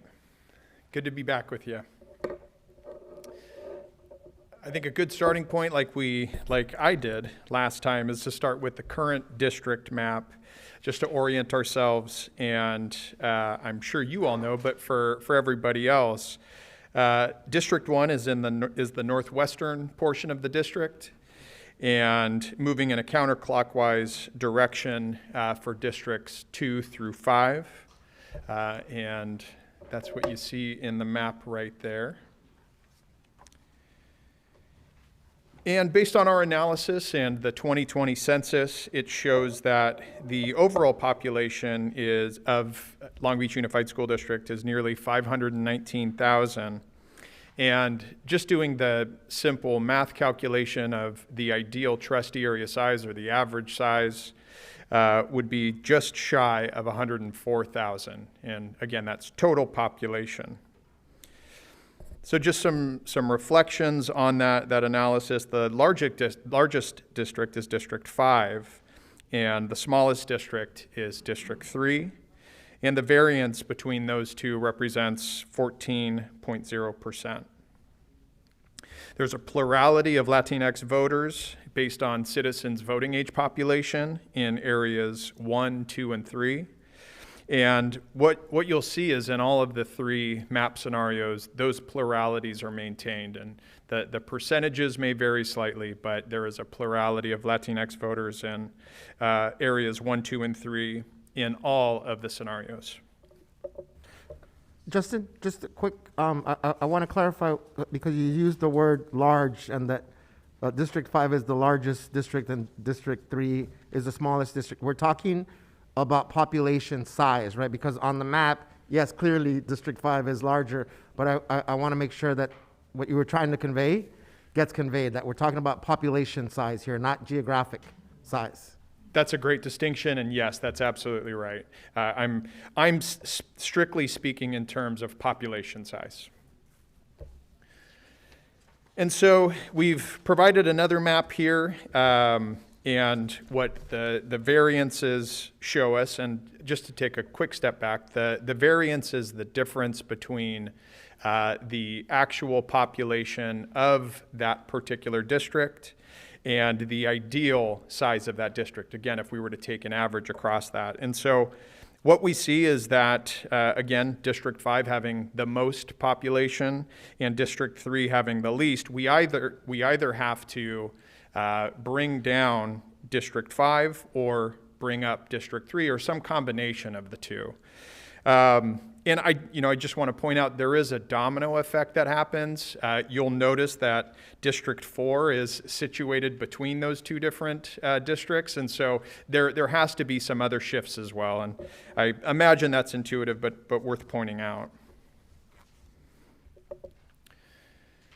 I think it's helpful to revisit the considerations, and we've talked about this previously, that go into drawing maps. And there are the things that I categorize as must-dos and then the things that we should do. The must-dos are that we should be roughly balanced in population. We're using the 10% threshold as our guide to make sure that the variance is below that. Again, all three of the map scenarios that we're showing you tonight are below 10%. And they should also be drawn to comply with the Federal Voting Rights Act. And just for review, what that means is that we're not impairing the ability of a protected class to elect the candidate of their choice. Again, protected class in this context are racial and language minority groups as defined by the Federal Voting Rights Act. The other things that we should do, I think these are intuitive, but to keep areas as compact and contiguous as much as possible. That is challenging when you're balancing all these other things, and districts are oddly shaped. There's topography, there's other things that we have to contend with, but to the extent we can, we should at least take that into consideration. We should also respect communities of interest. Again, these are groups that have shared social and economic characteristics. And I'll also note that sometimes those are in the eye of the beholder. We certainly heard many different responses to what different communities of interest were in the survey that the district put out. We should also follow man-made and natural geographic features if possible. Oftentimes those are the dividing lines for these communities of interest. And then there's other considerations as well. We've heard about school facilities and school attendance boundaries and things like that, which are commonly brought up in the K-12 context. So I will jump into map 1 here. This is the first scenario. I'll point out that the variance in this scenario is 6.0%. Again, there are Latinx voting pluralities based on citizen voting age population in districts 1, 2, and 3. The largest plurality is District 1 at 43%. There is no change from what the current areas are. And then the plurality in District 2 drops slightly to 41.3%. Now, what shifted? And thank you, James. James put a few arrows here just to direct you towards the areas that moved.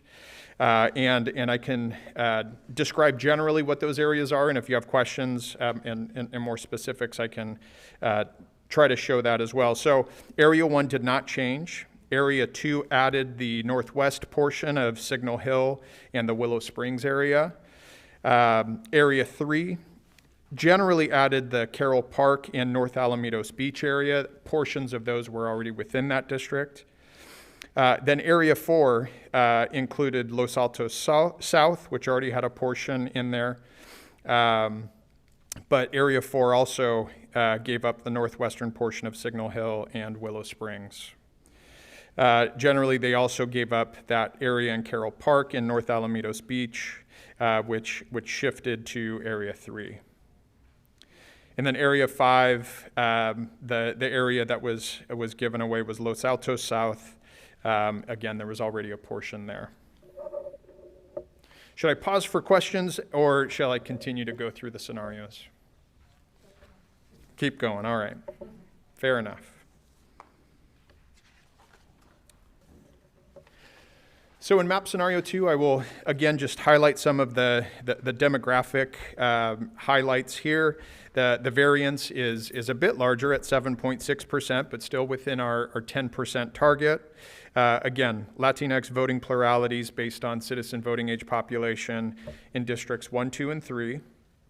Again, the largest plurality is still in District 1 at 43.0%.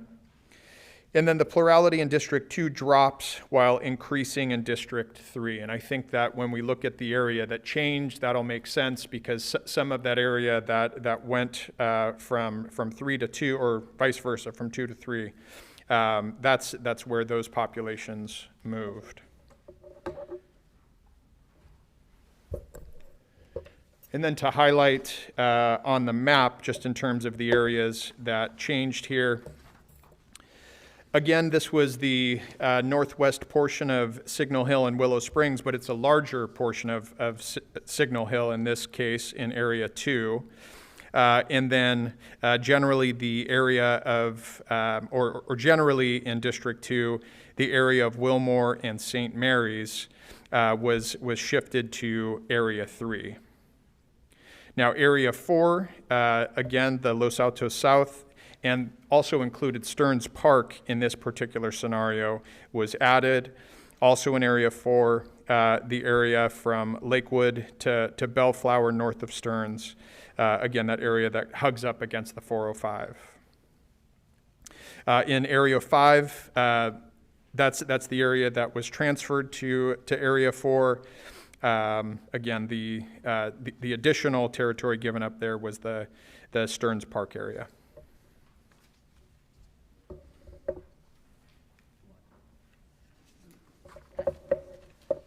No problem. I think we need to clarify that in scenario 2, it's all of Signal Hill, and the Willow Springs area goes to District 2. Thank you.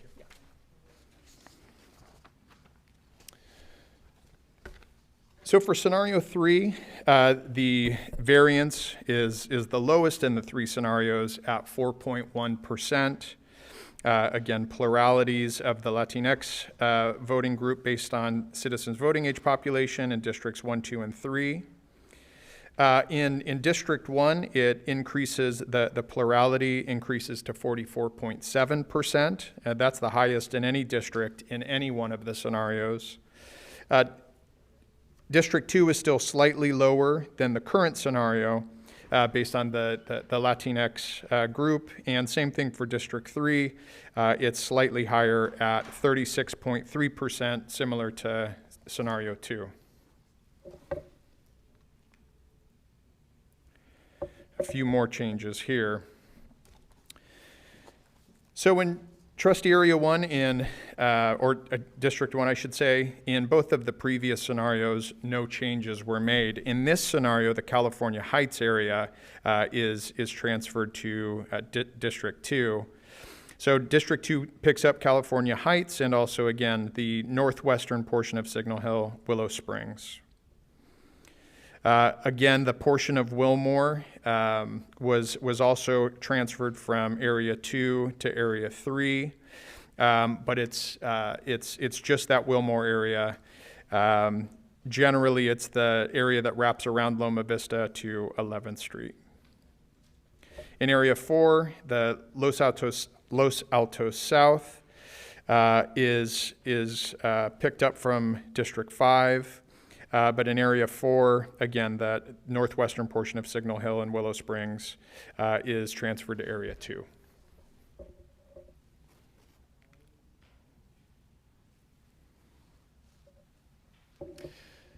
I can pause there for questions on the scenarios. Otherwise, we can talk a little bit about the remaining timeline, whatever your preference is. I think good idea to pause there for questions and thoughts on the maps, and that before we proceed to time lines. So, colleagues, any thoughts, questions?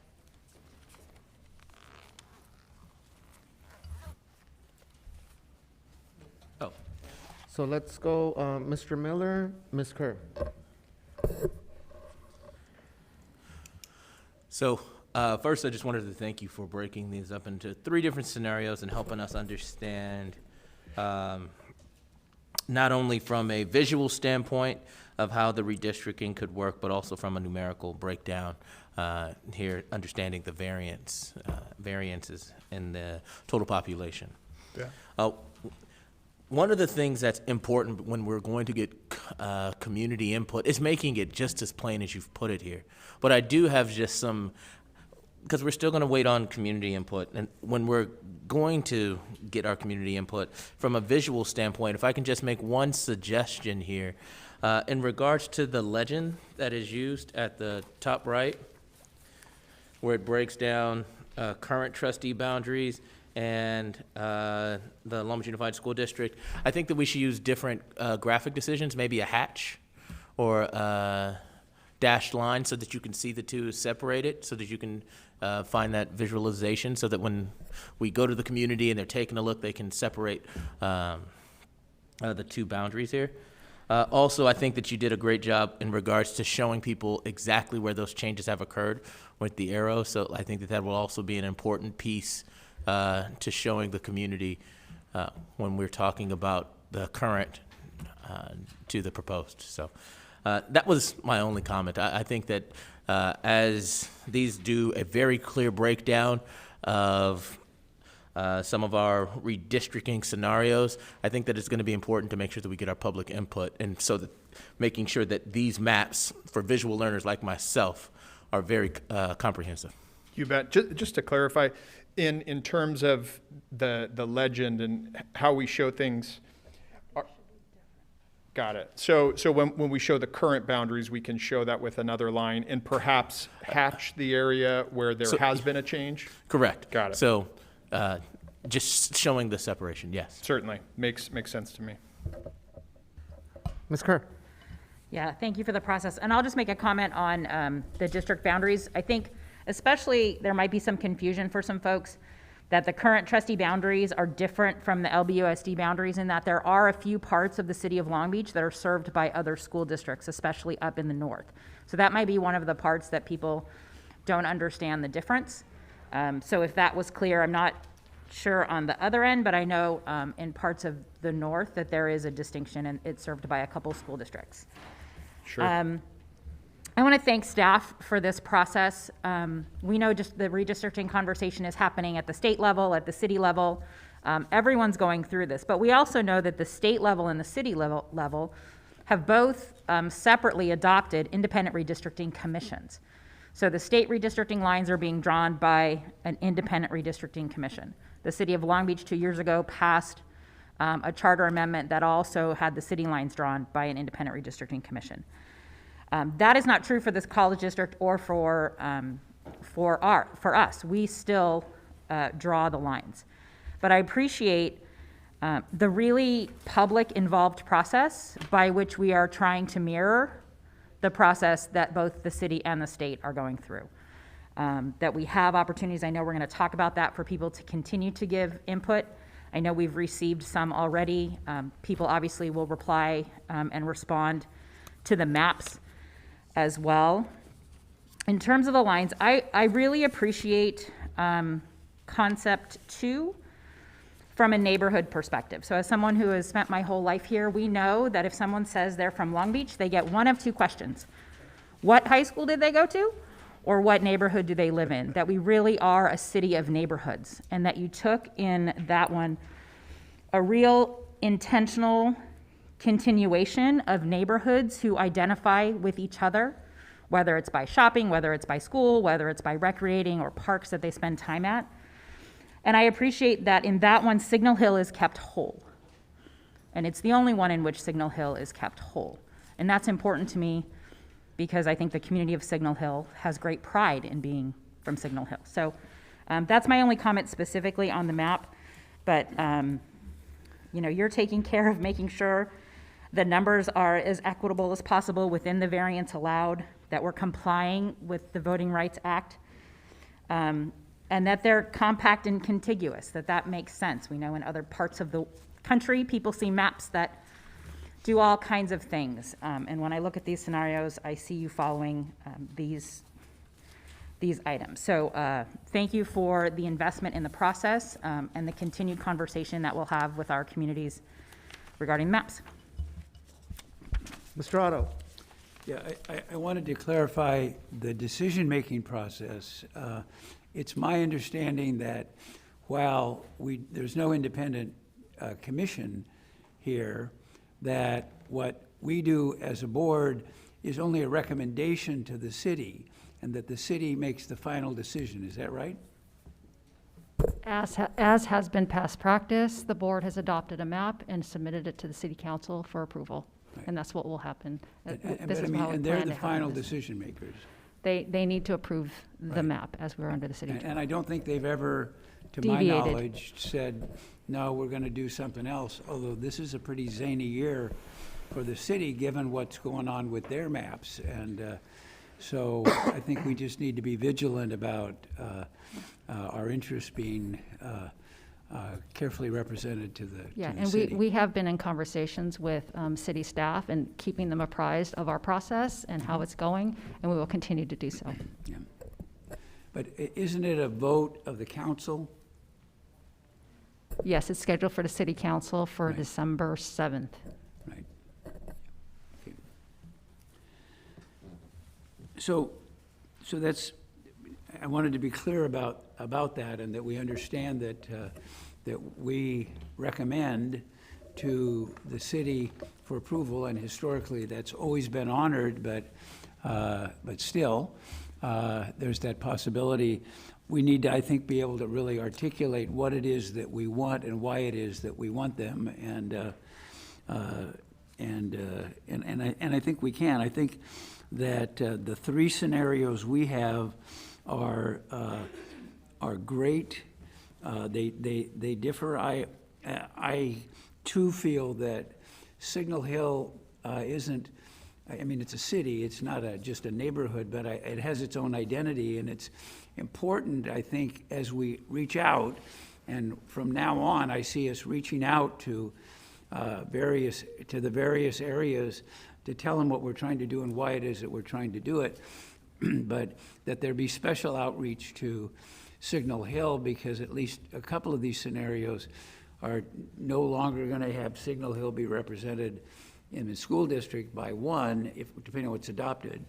And when I think about the process that we're going through, what I think is really important is that there will be areas, neighborhoods, if you will, that are going to be affected in some way, and that we ought to figure out a way to do special outreach to the areas that are being affected, because I think that they'll, given the time frame that we have, and I understand that the reason that it's such a short time frame largely is because of the fact that we got the census data so late that we didn't really have a chance to do a lot until we got that, and then we've got to get it done in time for them to put together ballots for the April elections of next year in the, I don't remember if it's the odd or the even councilmanic districts, but, and I guess we've got 2 or 3 areas here. So it makes it fast, and that's particularly, I won't say difficult, but it's particularly, requires particular attention because, how do I say this? It's not that the decision is counterintuitive. I've been watching what's going on at the city, and these decisions in general, they're decisions that are very self-interested. People say, hey, you're going to redistrict, how's that going to affect me? Whereas what our job is, I believe, is to make the best decisions for the district as a whole, for the community as a whole, or the communities as a whole that we represent, and that that will cause us to make choices. And yet it's almost like you're having different conversations because everybody's worried about their neighborhood, everybody's worried about their school. The comments that I've heard from people in my area are, does that mean my kids are not going to be able to go to the school they go to now? Or, but our job is slightly different, and that is to do the best that we possibly can within the parameters that we're given. When I talked to Yumi and James about this, I said, and we were looking at what was happening to my district, I said, you know, another thing of value, but I don't know how you factor it in, is that I think the best equity argument is that each district has diversity, and I mean demographic diversity. And so when I looked at what I thought my district was going to lose, I thought, I'm losing some of my diversity. I'm becoming more white, and that has a downside to it as well. I just think when you're considering the whole picture of what it's going to look like, you've got to make choices at some point. And but I think that any area would be better if it was more diverse, meaning that it had different representatives of socioeconomic areas. But I haven't rolled up my sleeves far enough to see how you would incorporate that as yet another factor. So, but I understand it. I haven't come to a conclusion yet, but I'm hoping to be able to spend some time with our consultants to make sure that I understand it in the variations. So that's it. Ms. Craighead, did you have questions or thoughts? Yeah, just quickly, I was surprised looking at the map that includes all the neighborhood names. I really wasn't familiar with probably half of those neighborhood names. So it was really interesting to see that mapped out, if you will. Also, I don't know if in the future we're going to have a list of schools that are attached to the different districts, but it would be interesting. I noted in both scenario 2 and scenario 3, District 5 would be losing 4 schools, and they would be added to District 4. And so it might be interesting to see at somewhere, and I looked, but I brought my maps that I was given the last time, and I have these maps tonight. I have too many maps, and that's my own problem, but it would be handy to kind of see the schools and how that is going to shake out as far as us moving or potentially moving, district lines. We have that prepared already, and we'll provide that to you, Ms. Craighead. Okay, thank you. Ditto, Ms. Craighead, on it'd be good to see schools in the district outlines. So, and I don't think one can ever have too many maps, Ms. Craighead. I was going to say a comment about Mr. Otto saying he's getting whiter. You've been white for a long time, Mr. Otto. I don't think you're getting whiter. Okay. Talk about my hair. So I think for us, given the process that Mr. Otto just reiterated and that you confirmed, Ms. Takahashi, the question before us is, on what basis do we approve a map that then gets recommended to City Council, right, who has final word on it? And Justin started off with our first presentation, giving us a roadmap, no pun intended, to what we should be considering. And I want to highlight a few things about this and provide some suggestions based on the roadmap that Justin has provided. One is, in the census count that we're basing these new maps on, we have what were called hard to count, hard to reach populations. Those are our low income, communities of color, immigrant, seniors, renters, young people. I mean, there's a whole listing of hard to reach, hard to count populations, which make up what we call here communities of interest and our race ethnic subgroupings. So the true essence of these maps is to ensure political representation for our underserved, historically underrepresented groups that happen to be the same groups that get undercounted in the census, all right? And we can't go back and redo that, but I think we have to be mindful on those two population groups, right? Our race, ethnicity, and they're not mutually exclusive subgroups, but our communities of interest, right? Because those get magnified potentially without taking them into account because it's already an undercounted, historically underserved community or set of communities. So here's my suggestion number one. I thought I had in my original board packet, I know I had, the actual breakdown race group under each of these map scenarios. That would be important for our communities to see what the racial, ethnic breakdown is now currently and what that would be in the three suggested maps. I think that would be important. And I have a question about that. When will these maps go live or be shared with community? The maps are online now. Okay, perfect. With the community survey. Uh-huh. And the breakdown maps, the data breakdown maps that you're talking about will be included tomorrow morning Okay. with those maps. That's super important. Thank you for that, Ms. Takahashi. Given the context that I just laid out, right, that these are the populations that we have to be taken into account and that have been undercounted historically. And again, there's political implications for that. Second thing is, we got these maps, we're studying them. The city had a longer timeline, no fault of ours, there's a different process there. But even with the city longer timeline, and they got a step ahead of us, it's been a challenge to engage community members in that process, right? And we heard from Mr. Suarez at the last meeting that even the folks that we are engaging, are low in numbers still.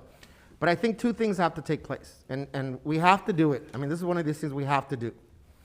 We have to educate our community for two reasons. One, for them to feel compelled to participate in this process, because that should be what's guiding what map we end up approving here and recommending to the district. Not exclusively, but that's an anchor for that. And if we're challenged by engaging communities because, one, quite frankly, this is a difficult thing to understand, then we have to play an active role as an educational system to educate our community about the importance of this. And two, and I'll pause on this question because it's part of the timeline, do everything we possibly can in the next few weeks as part of that education process to provide opportunities for them to provide input, right, beyond what we're doing. Otherwise, we're perpetuating the inequity of historically underserved, marginalized, disengaged, voiceless communities, basically having their political destiny drawn for them by a system, quite frankly, that could be doing better by engaging these communities. So I think that's the magnified, we have to be all hands on deck, because it's not enough to say, here's the link, we need your input. There's an education piece to that. And Mr. Edson put together on the fly this quick 2-minute video that is already circulating. All right, but the thing is, okay, there's this process. What elections is this impacting? Well, next year, it's affecting 3 elections in these 3, this side of the room, respective districts. So that's that. Let me move on to the second point.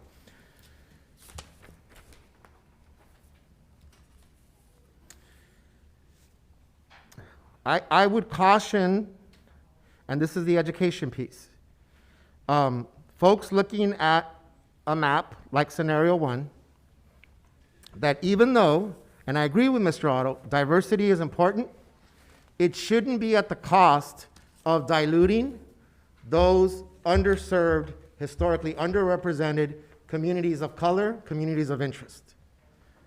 And scenario 1, and I'm speaking for self-interest here because it's a community that I represent, our Black community, our Latinx community, our Asian communities actually decrease percentage-wise from our current districts. So even though there may be the appearance of a balance in overall population, that in and of itself is insufficient to make a recommendation just because our population numbers. Even though we may increase the citizen voting age population, it shouldn't be at the cost of diluting a population that is already underserved, undercounted, and underrepresented.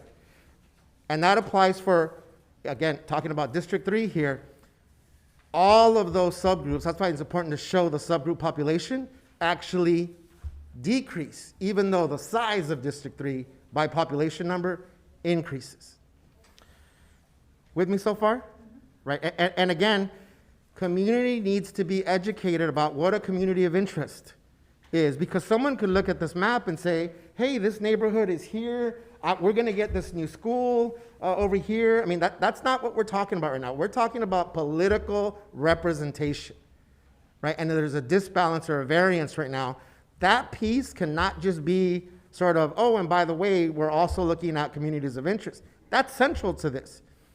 Citizen voting age population, to me, and to anyone looking at this, should not be the sole data set or data source for us making a determination. And again, I know that you two aren't saying that, but someone could look at this map without taking those things into account, use Mr. Otto's rationale, and he wasn't doing it today, and say, hey, but under scenario 1, it looks more diverse, right? But the diversity gets diluted in our respective. And these are the populations that are so important to represent. They're 88% of our district in terms of students of color. They're 67% of our district in terms of low-income communities. So it's not just the plurality by area, it's the majority of who we serve as a district. And I'm saying this because Mr. Grayson, these are the chunks of these board meetings that we got to do something with. And I'm not saying which map to choose, but I'm saying when we choose a map, when we approve a map and we make a recommendation, that's solid, right? That we do not dilute communities of interest in these maps. And maps 2 and 3 don't do that. Unfortunately, and this is why I started off with my colleague here, white people are not communities of interest, right? So that cannot be a rationale for adjusting maps, districts, neighborhoods, schools, population numbers. Unfortunately, I say, because yeah, we have to balance out by variance, but the number of white people shouldn't be an indicator as to a rationale for recommending a map. And I want to make that clear, that yes, diversity is good, but not at the cost of diluting our communities of interest. And I'll make the last point here, because I want to save the time for the process. Map 2 is of particular interest, and I'm taking into account the 3 districts, from me to the right, that if we look between maps 2 and 3, yes, we do gain populations, pretty evenly amongst these 3. All right, and we're taking from the 2 population size largest districts here. But then we get into the nuance on just because the community of interest numbers look better than what they currently do, we also have to look at the variance between citizen voting age populations. Board Member Kerr and I both participated in the city council or the city of Long Beach maps. It's really interesting when you get to play around with a map, right? And you literally change one block or move one block at a time, and it could be 2,000 or 3,000 people. That is amazing to see. Okay, what does that look like now in terms of the population, the communities of interest that we're looking at?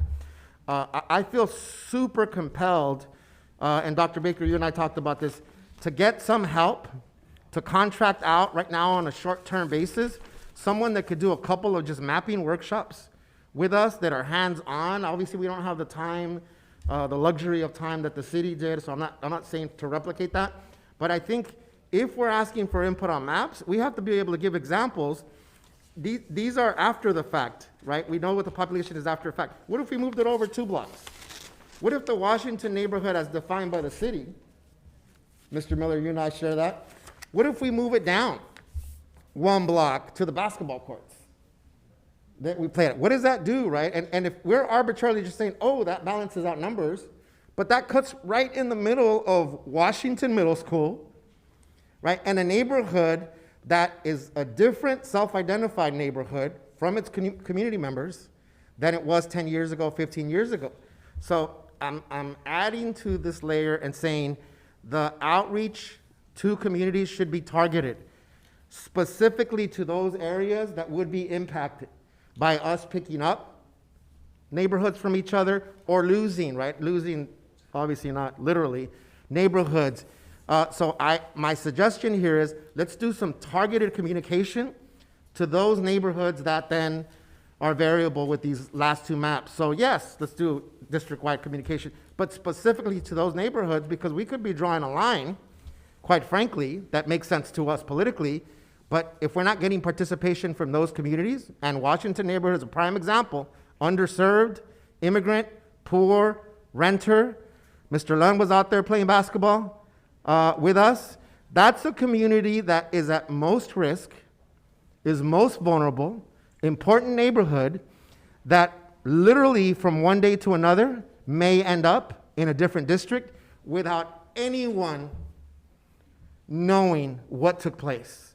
They could literally, next election cycle, have just participated in Mr. Miller's election, and then this election cycle be potentially participating in my election with no say, no word, no voice in that process. And I'm passionate about this because when we talk about equity, when we talk about acknowledgement of historical inequities, this is the way it happens.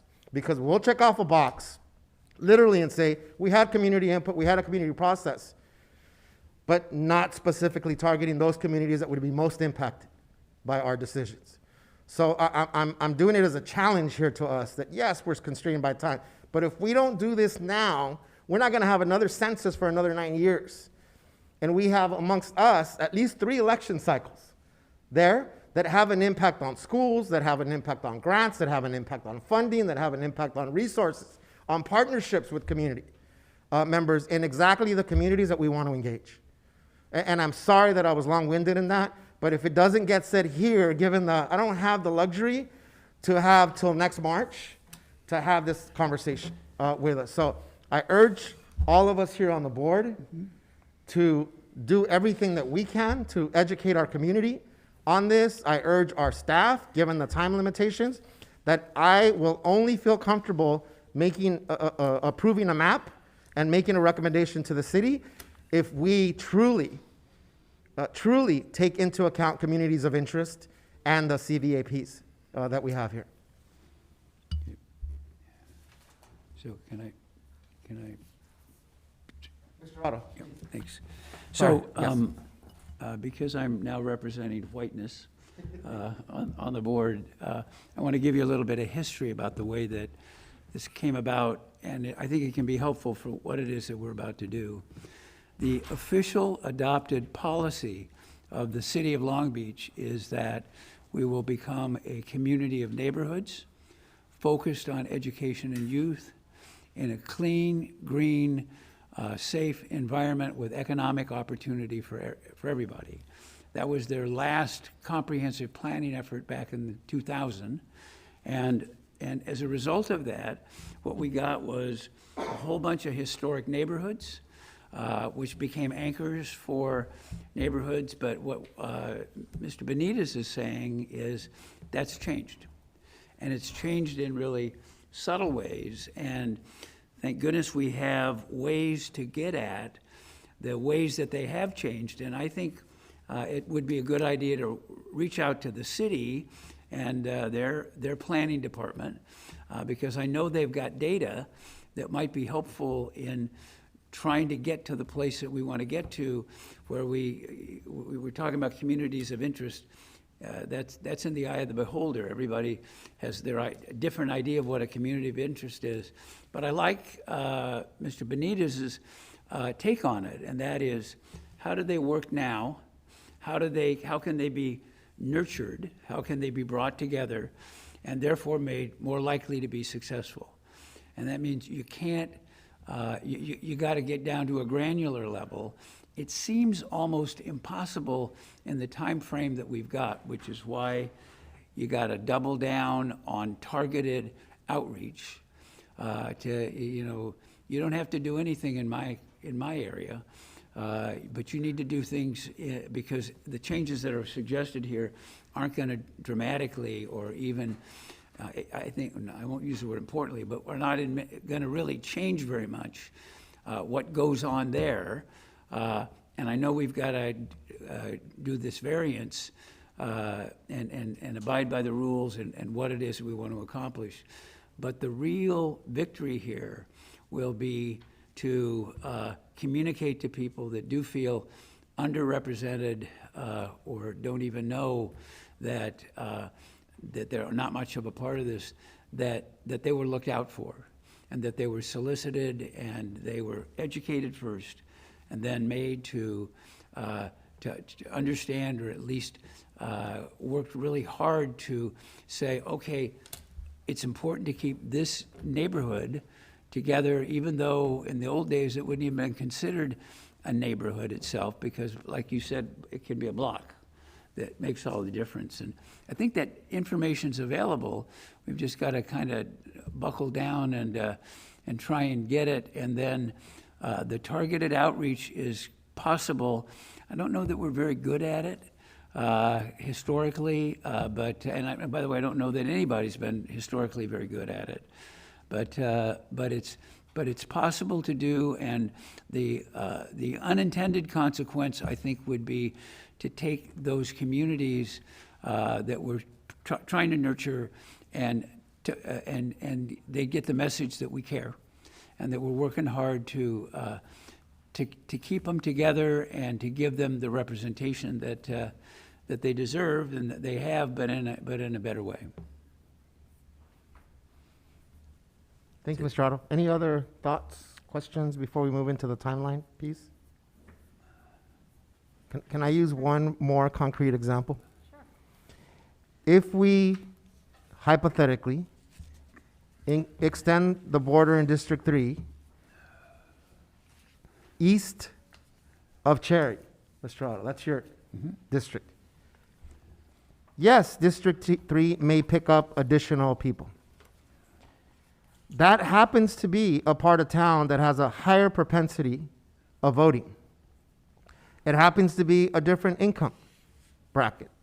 It happens to be a beautifully different, more diverse community. But District 3 and my two neighboring districts to the north have the lowest voter turnout, voter engagement rates in our 5 districts.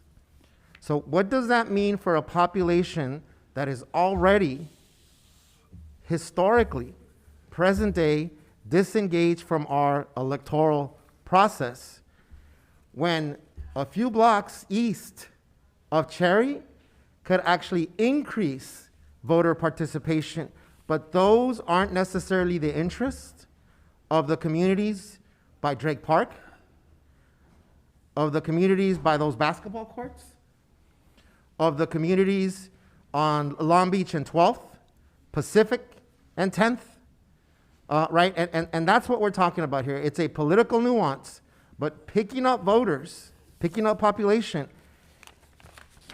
East of Cherry is not in and of itself a bad thing, all right? That's not, we're gaining numbers. But it is when you look at citizen voting age population, because those voters, and they're limited, that already aren't being engaged, then get diluted by picking up west, or east, I should say. So I want to say a concrete example of what I'm talking about here. Can we get the timelines? Yeah, sure. So as a supplement to our targeted outreach, we will be back to have a conversation with you on November 3rd about the draft maps, and we'll have the community feedback, any that we can report to you as we further publicize this process and get comment and feedback from the public. We will have our community meetings. We intend on November 8th and November 15th at 6 p.m. to hold 2 virtual community meetings where we will do a redistricting 101 to explain the process, why we're doing it, and to gather feedback from those who attend on the maps.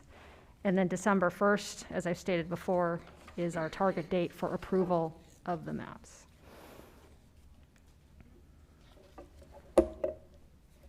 And again, in addition to the targeted outreach that we'll do, we've got our redistricting website that has all the information, the board presentations, has the maps, has an FAQ regarding redistricting on it already. We have our community of interest survey that is still open and will continue to be open, where community members can define their community of interest. We've opened the map scenario feedback since the maps are posted, and people can provide feedback. And again, our community meetings in November. So this is supplemental to the targeted outreach we will do. And just so the public can see, just the map scenario feedback is, what do you like about the map and what can be improved in the map? So very simple questions as they view the maps and review them. Mr. Otto, I was wondering if you had a question or what? A very quick comment. When you talk about targeted outreach, you say, okay, we've got a limited amount of time, what are we going to do? In the area that you're talking about, there's the Craftsman Historic District. It's brand new, not brand new, but it's relatively speaking. It wasn't in anybody's mind when the strategic plan was done in 2020. There was Dennis Thies, who was really the last of the neighborhood guys who, I'm not even sure, I haven't talked to him in a year, but you could reach out to him and say, so what do you think? And there could be some good downloading. And I think that if you scratched these areas to find out, and there's, by the way, there's an academy of community leaders that they would train on a regular basis so that they could be representative, and they're out there. And so you're doing non-traditional outreach. You're not, doing the same old things. You're looking for ways to be effective. Maybe I said this at another time, but one of my favorite social science books was a book called Non-Reactive Research in the Behavioral Sciences, and one of the things that they did was they say, so what's the most popular exhibit at the Museum of Science and Industry in Chicago? And they tried to figure out how to measure that, and finally somebody said, well, how often do they have to replace the tiles in front of the exhibits? And they found that the exhibit where the chicks hatched, they had to replace those tiles more than any place else. And I could give other examples of ways to do things, but I think the attitude that we have to have is we need the information, and we need information that is not traditional. How are we going to get it? And we can talk about how to do that, because there are good ways to do that. That's all. Ms. Kirk. Yeah, thank you again. And yes, to the processes that you've spoken to. I just want to say, we just had a really political conversation about lines and political representation. And one of the things that we know to be true about this district in my history here, my time on the board, is that just because the line is drawn there and one person is your representative, that doesn't mean you aren't heard and represented by all of us. We are a board of trustees for this system, which serves every kid. I live in District 1. The high school with the school boundary for my area is in District 2. My children attended school in District 2. I know other folks in the room live in one part of town, represented by one of us, but their children attend school that's represented by another one of us. And I think for me, that has really been the gift of this board, is that we talk about in good times and in bad, that they are all of our students and all of our kids. And as trustees of a system, which is different than a city council district, our responsibilities as trustees of this system, which serve all of our kids, is different. So on any given day, you will see any one of my colleagues at an event at the school that happens to be located in my district. And I love going to schools in areas that I don't technically represent. So as we do this really technical work that has been happening for every 10 years, just a reassurance that we all, as trustees, and all of the folks in this room, are dedicated to serving every student in the district. In addition to representing folks that we physically represent and give voice to. So we talk about these lines, but again, a reassurance that doesn't necessarily change the line. It doesn't change the boundary where students go to school. And so that is a difference between a city and a board of trustees in that way. But yes to everything. It's not an either or, it's a yes and. And I am committed to serving in whatever lines are approved, but for every kid and family in this district, irrespective of however the lines are drawn. Any other thoughts? Ms. Craighead? Yes. I would just like to thank my colleague for mentioning that, and that is one of the first lessons I learned when joining the board, was that we represent all the kids, regardless of boundaries. And I'm so glad that you brought that up, because that needs to be part of the conversation. Everybody needs to know that this board serves the district as a whole. It is broken up into smaller areas so that we can better represent the adults in particular district, but we serve all the kids in the district. And you're right, we go to events throughout the district regardless of where they're held, and that is something that will not change. So thank you for bringing that one up. And I do have to say, I agree with both Ms. Kerr and Ms. Craighead for these 5 board members here. But that doesn't guarantee that these 5 board members will be the same. And the reason that we have district-based elections is because if we didn't have them by district, only a small percentage of the communities that our district serve would make the decision as to who would represent them. So absolutely, absolutely with these 5 colleagues here. But that's us, because we have district-based elections. It could be that any one of us, for whatever reason, may not serve, and then what process would guarantee representation from that community, right? So and it's an and. I'm saying it as an and, but that's why, to me,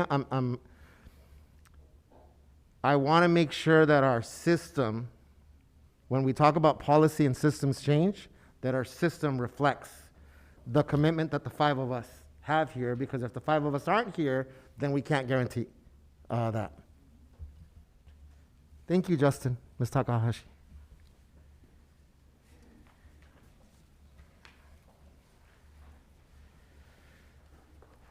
Let's go to the next item, the Learning Recovery and Acceleration Plan.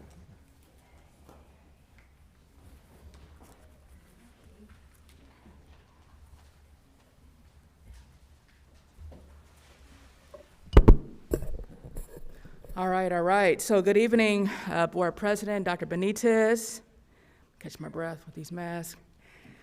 Members of the board, and to the Long Beach Unified community. As always, it's a pleasure to be with you. I am Erin Simon, Assistant Superintendent of School Support Services.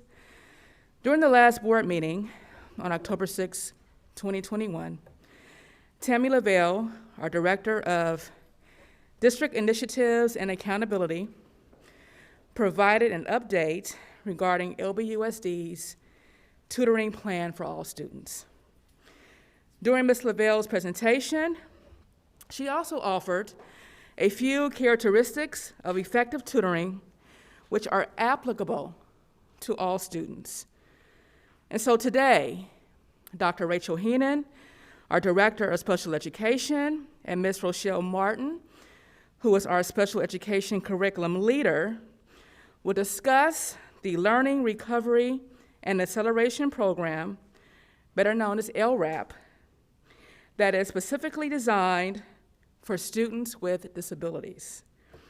The LRAP, although complementary to the district's tutoring initiative, takes a deeper dive into providing intensive support and learning acceleration recovery to students with disabilities. And now, without further ado, Dr. Rachel Heenan and Ms. Rochelle Martin. Thanks, Dr. Simon. Thanks, Dr. Simon, for that nice introduction. Good evening, board members, Dr. Baker, executive staff, and community. Rochelle and I are here tonight to talk about a really exciting opportunity and program for our students with disabilities. As Dr. Simon said, we're looking at a program specifically designed for learning recovery and acceleration due to school closure last year due to COVID-19. Before we do that, I want to share a little story with you that connects to our why. Last week when I was taking my daughter to soccer, I noticed when I arrived there was a woman who had a t-shirt on and that said on the back, "How are all the children?" And I was like, I need that shirt. I need that shirt. I need to take a picture of that. I need to post it because I think that has a very strong meaning to all of us. But instead of following this woman around with my phone, which I thought would be a little awkward, I decided to go up to her and talk to her and introduce myself to her. Finally, she told me that she was a teacher in our district, and she taught PE, and she teaches PE. And then when I told her that I worked in the Office of Special Education, she started to disclose some of the concerns that she is having with some of the students who have disabilities at that school and some of the challenges that they are facing being home for such a long period of time and now transitioning back to school. So at that time, I immediately started telling her about some of the supports and services that we have and some of in the LRAP program, which is coming up, in the hopes that she would be able to share this message with her community and with maybe the parents as well. And I know we do a good job in Long Beach spreading the word and giving information to our families, but I knew that we needed to find a bigger way to get this information out for our families, specifically with students with disabilities. So I appreciate you allowing us the time tonight to come here and talk, and I hope that some of our community is still hanging on to hear this information that will provide the additional support to students with disabilities. So for this student, our answer to how are all the children is not well. We have heard of some students who have thrived in a virtual setting and have made great progress, even some of our students with disabilities. But for students like our little friend at Nelson, who I heard all about, until we can say all the children are well, and that's all the children are well, we know we still have a lot of work to do. So we hope that this program will provide some of the support and some of the learning acceleration needed. Oh, I don't know, this is fancy, okay. So before we get into the specifics of the LRAP program for students with disabilities, I want the community to know that there are and there will be several more learning opportunities for all students at all schools. And we really want families to take advantage of every single opportunity for learning acceleration and recovery. And that means there are district tutoring opportunities at school sites, there's Saturday schools at school sites, there's tutoring with specific providers based on a lot of the data and the intervention programs we're doing. And of course, right now we're going to talk specifically about our LRAP program for students with disabilities. But what I want to stress is that these opportunities are for all students. I want parents who have students with disabilities to seek out their school counselor, to talk to their principal, and find out what opportunities are local, close to home, and then they can access for their students. So again, all means all with our support and intervention programs. Before we talk a little bit about the details of the program, I know some people really like to have a background of these opportunities. So when AB 130 passed this summer, the legislator appropriated substantial monies from the general fund to our superintendent of public instruction on a one-time basis for allocation to SELPAs, which is a special education local plan area, and for us, that is our school district. The purpose is specific, and it's to provide learning recovery support to pupils with disabilities that were impacted due to disruptions stemming from COVID-19 school closure. The state provided these monies to SELPAs who applied for these monies, and the requirement was that the school district or the SELPAs provide an exact plan or program to address learning recovery for all students of every ethnicities, every areas of our district, and all who have disabilities. Just a little bit about the plan, and obviously we're going to talk tonight about the additional support and services, which is our LRAP program. This plan is very deep and expands very far. We have plans that will improve and include professional development for our teachers, for our instructional aides, and for our staff to ensure that we're providing high-quality instruction and to deal with additional behaviors that might arise since students haven't been in school for a long time.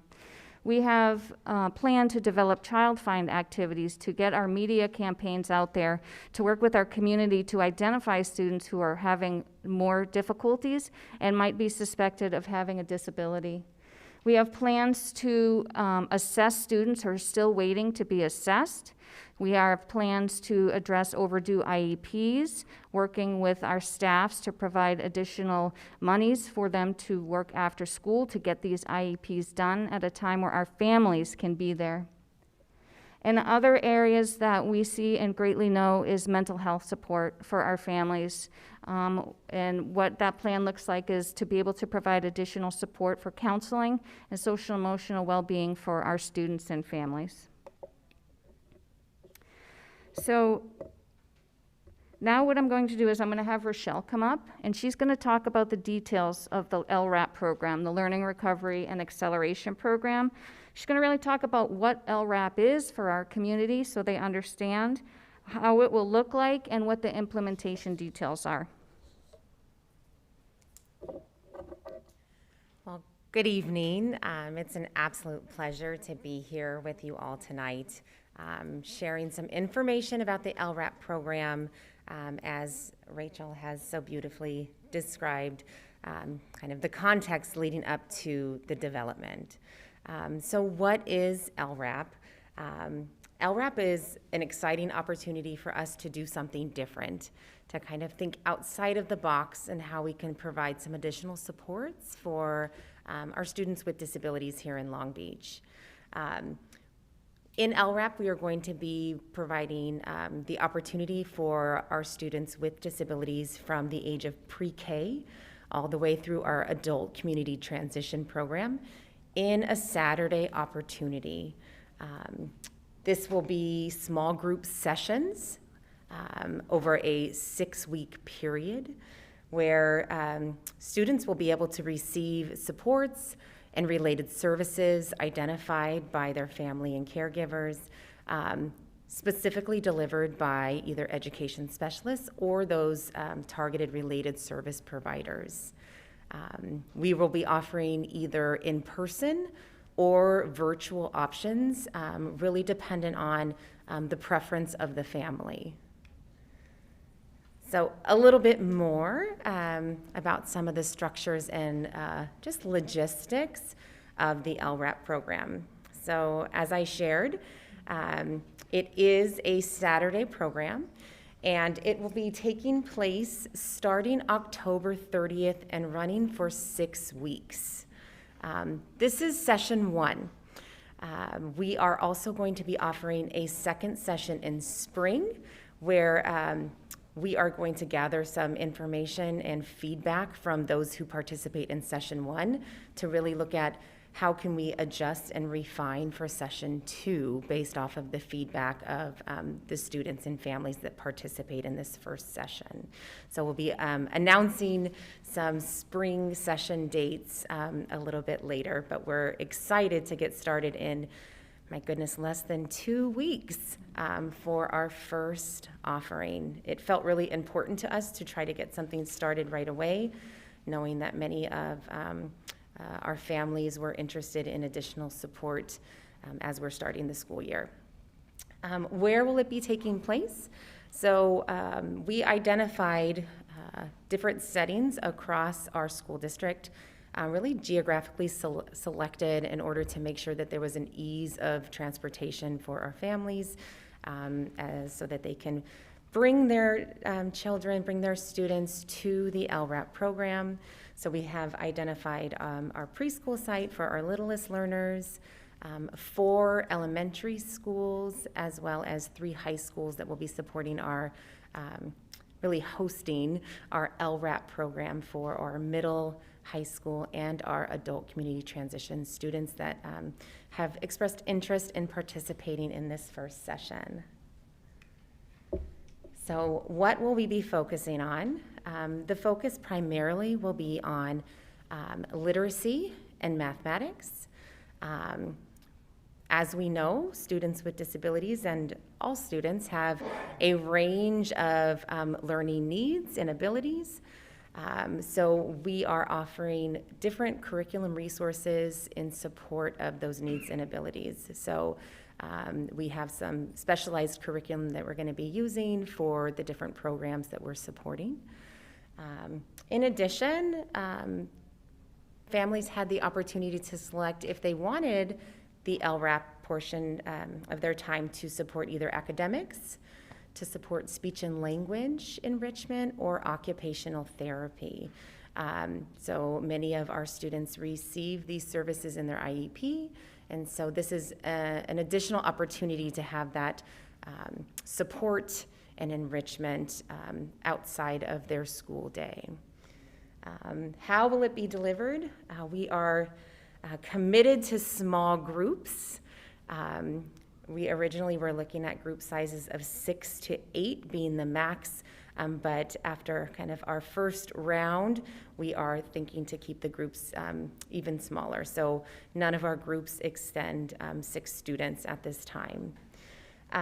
They are 45-minute sessions. So we say the families can read a book or have a cup of coffee, all while your student is receiving some specialized support, really emphasizing some kind of key priorities around learning. We're looking at having centers in the classrooms. So when they're in their sessions, having some specialized support, either in English or in math, so that there's some rotation within as well. And we're also staffing the program with instructional aides to provide that additional layer of support. This is kind of the breakdown of what the schedule would look like. So they are 45-minute sessions with some embedded transition opportunities as well, so that the instructional aides and the teachers and service providers can greet and receive the students as they are moving through that instructional day. And then a little bit about the timeline, just to tell you where we are in this process. So at the beginning of October, we started communicating with families, sending out information, sharing information with teachers and leaders around this opportunity, right? The more ways that we can communicate, the better. From there, we moved into an informational meeting for our parents and caregivers that wanted some more information prior to making a decision if this was something that was going to work for their families. And then now we moved into the gray, the preparation piece. So this is like the behind the scenes part that we've been able to receive interest from families, and we are creating classes based on student needs. We are reviewing data in order to make those classes. We are notifying teachers, preparing and training teachers, all getting ready for LRAP to begin on October 30th. And then following that with our spring session that, again, we're hoping to gather feedback from those who have participated around the experience so that we can look at any adjustments that we might need to make this a really kind of robust and supportive option for our students with disabilities. With that, I'm going to hand it back to Dr. Heenan, who's going to share some of the frequently asked questions that we've been receiving. So I just thought that would be helpful to share this information since hopefully parents and families are watching. And I know that Rochelle covered a lot about the groups, and yes, it's intensive instruction, so that's another reason why the groups are so small and the length of time is small, because it's an intensive instruction, not an intervention program.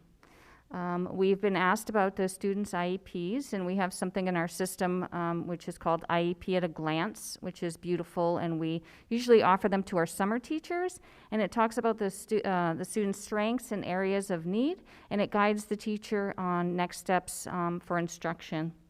One other question we get is transportation, and since this program is outside of the school day and outside of the student's IEP, the school district does not provide transportation to this program. So we have asked families to, if you have neighbors in your area, we want to have as many kids as we can come, maybe they can carpool, but as of right now, transportation is not provided to the LRAP program.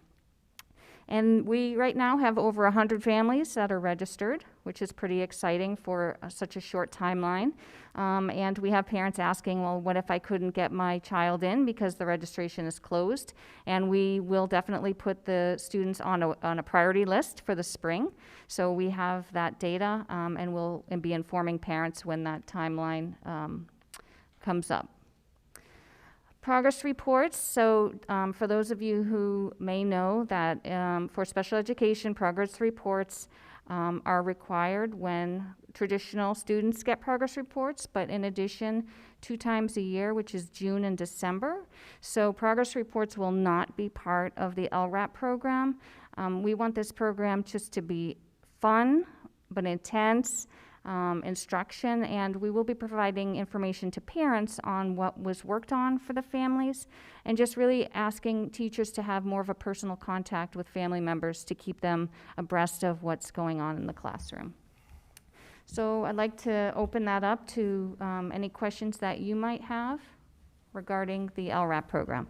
Ms. Kirk, and then Mr. Miller, did you have your mic? Megan can go first.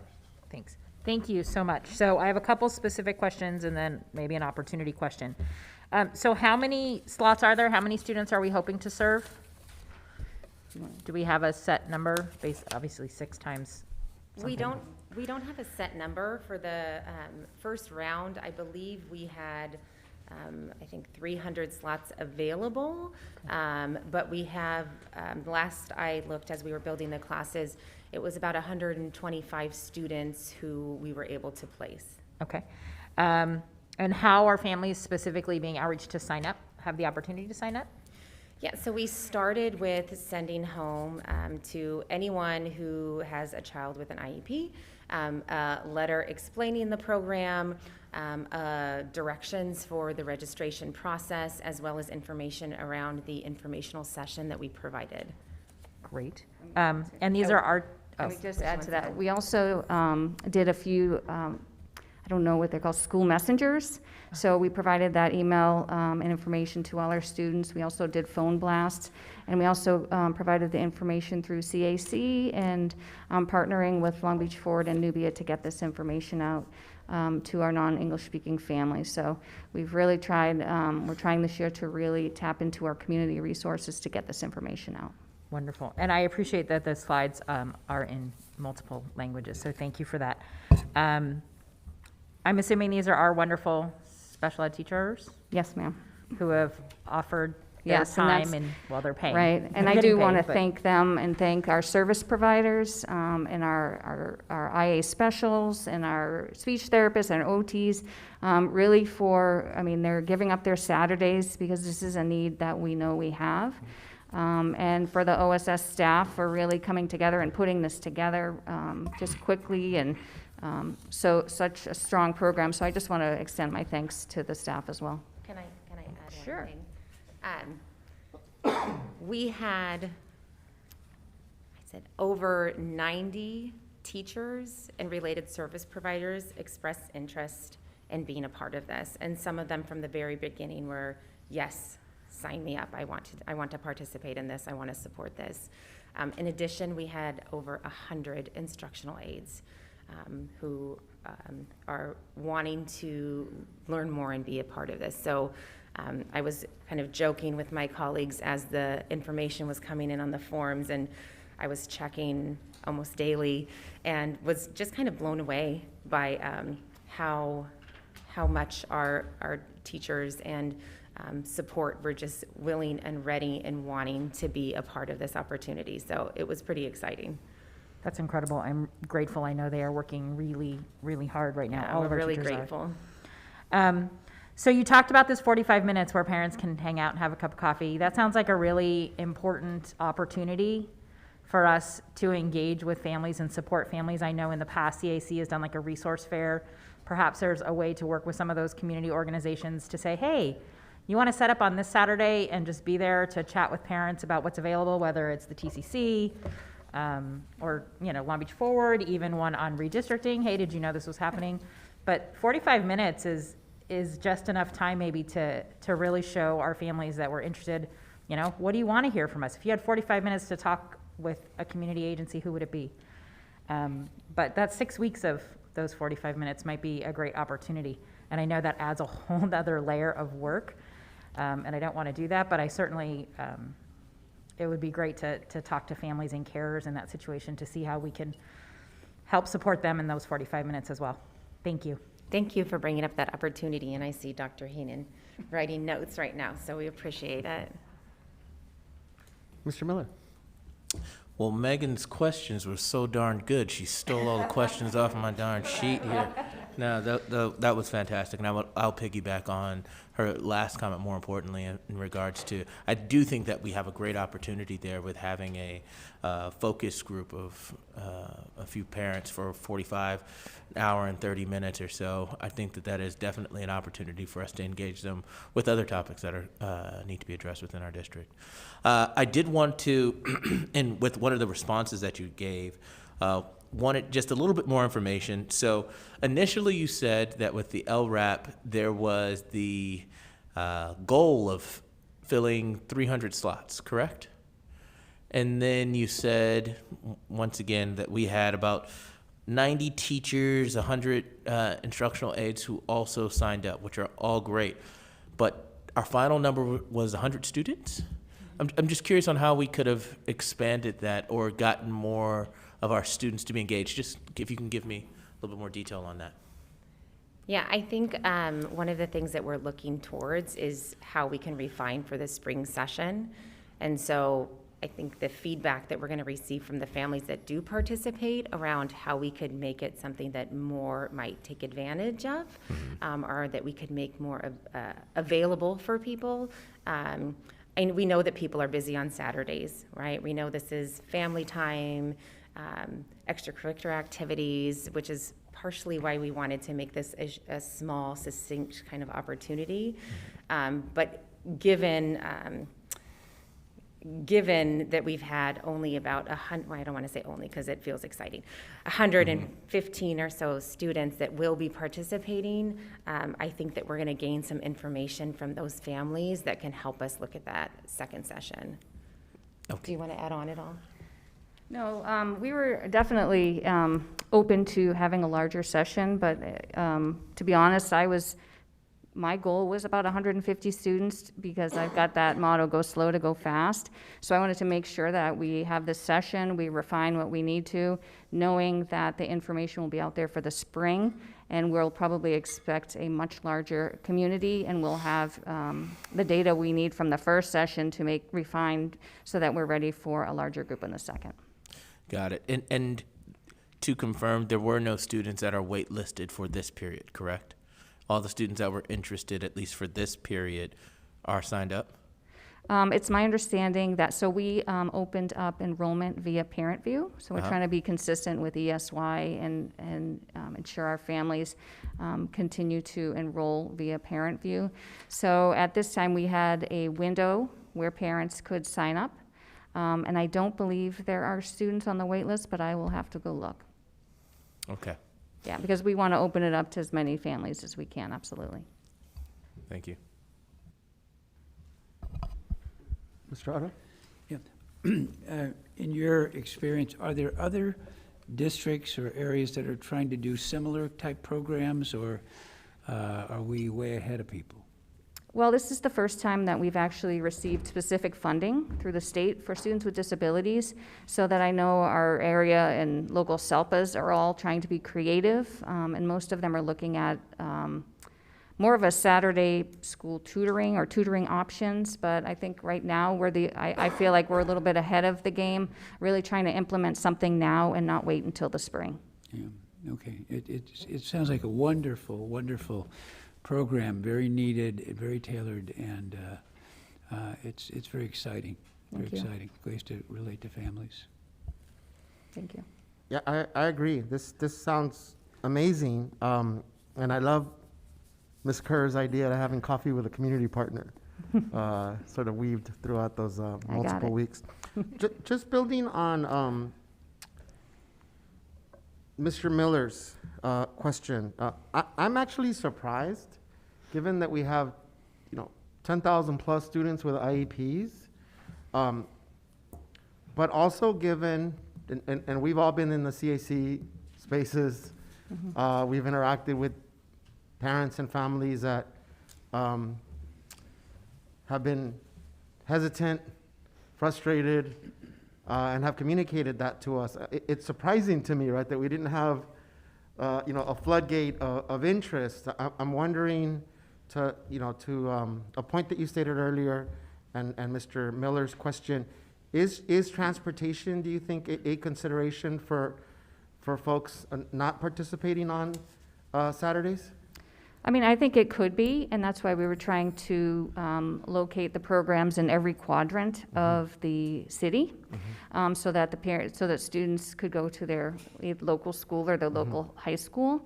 And so what we did is we opened that up to every family, and then when we looked at the actual data, we determined that we didn't need, because we actually anticipated in having Wilson be one of our school sites.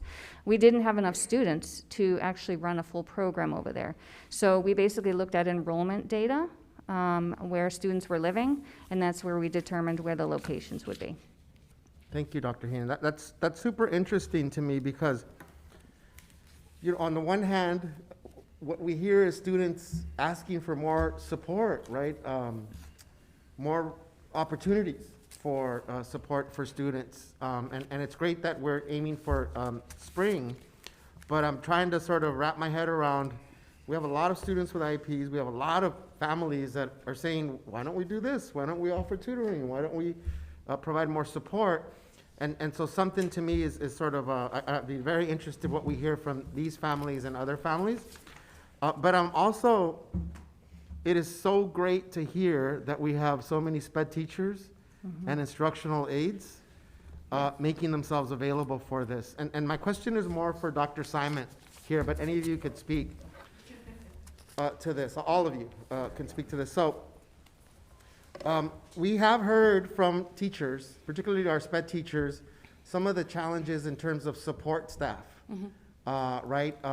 You know, we coming up in tonight's business, you know, we have for consideration, I believe, 50 instructional aides being hired. So, you know, given that we have so many sped teachers willing and making themselves available, instructional aides, Dr. Simon, can you speak to some of the sort of structural system challenges that we have right now in terms of support staff, in terms of just resources and staffing for our students with disabilities? Dr. Benitez, thank you for the question. Thank you for the opportunity. And first, before I even answer that question, I really want to thank, and Dr. Heenan mentioned this earlier, really thank our teachers for working so hard, especially during very challenging times and situations. I also want to thank our parents, right, who have been not just patient with us, but very understanding some of the needs that we're facing. And let me address your question just by saying this. Our district, the Long Beach Unified School District, and districts nationwide are facing a shortage of workers, especially for specific positions. Our instructional aides are one of them. Many of our IBIs are one of them. Our bus drivers, nutrition workers, I mean, I can go on and on in regards to the shortages that we're seeing right across the state and nationwide. And so I want our teachers and our parents to know that we have worked to find every angle, to communicate with colleagues across the state and nationwide. I know Dr. Heenan with the SELPAS, myself through AXA channels, and our many other folks who we correspond with. And we've all recognized that we're facing those same challenges. So in order to respond to that, right, I think we both have just been up late at night, even texting each other early in the morning about just certain ideas and innovations that we have. Number one, the district offered additional hourly for many of our instructional aides to hopefully stretch out, right, some of the time, especially for our 3.8 hours. We know that's not enough, right? Based on that, I'm receiving resignations on a daily basis, just based on others who have opportunities to do different things in different sectors. Second thing is our work with our Personnel Commission, who are now hosting job fairs and incentivizing our IA positions and other classified positions. And then on tonight's board agenda, no pressure to the board, we have a contract that calls for action around the instructional aides that you mentioned, Dr. Benitez, working with an organization that Dr. Heenan was able to connect with, and we believe they'll be able to supply us with instructional aides to fill our classrooms in a very quick and efficient manner. So again, we've been pulling every stop, meeting, working with agencies to see how they can help provide us with the shortage. But I want our folks to know that it is a very severe problem that we are not taking lightly. We've served as subs, and I'm not saying that to be humorous or just for us to get applause. We've served as subs in classrooms. Staff members have done this within the Division of Special Education, whether there's instructional aides, teachers. So I want our teachers to know we recognize the situation, and we're working as rapidly as possible to fill those positions. Thank you, Dr. Simon. I think it's super important that you shared that. I appreciate your candor and honesty, right? Because this is not about individuals failing us. It's a national crisis that we have right now. So I appreciate everything that Mrs. Martin, Dr. Heenan, and you are sharing. But I also think it's important to share with our community members, with our families, not as an excuse, right? Not as a rationale, the realities of the structural challenges and limitations that we have right now. So thank you for sharing that. No, thank you. Appreciate it. Thank you. Thank you. Please keep us posted. Let's move on to business items. So let's start off with our certificated personnel report. All right. I present the following proposed actions prepared by the Assistant Superintendent of Human Resource Services, approved and recommended by the superintendent. First, certificated personnel. Appointments, we have 27. In-service changes, we have 64. Leaves of absence, we have 5. Resignations, we have 4. And retirements, we have 1. That's our certificated personnel. Move approval. Second? Any discussion? Okay, let's go to a vote. Ms. Kerr, how do you vote? Aye. Ms. Craighead? Aye. Mr. Miller? Aye. Mr. Otto? Aye. And I also vote aye, so that passes 5-0. Classified personnel report. I present the following proposed actions prepared by the Assistant Superintendent of Human Resource Services, approved and recommended by the superintendent. Classified and exempt personnel. Appointments, 65. Leaves of absence, 10. Abandonments, 1. Resignations, 23. Retirements, 12. Amendments, 6. Rescissions, 1. Move approval. Second. Any discussion? Let's take a roll call vote. Ms. Kerr? how do you Aye. vote? Ms. Craighead? Aye. Mr. Miller? Aye. And Mr. Otto? Aye. And I also vote aye, so that passes 5-0. Finance report A, I'm sorry, instruction report, 17.3. Move approval? Second. Discussion. I do have a question. It was raised in at least one public comment today, and I think it's an important item. It's regarding our English learner reclassification. Dr. Kale, could you speak to that? I would be happy to.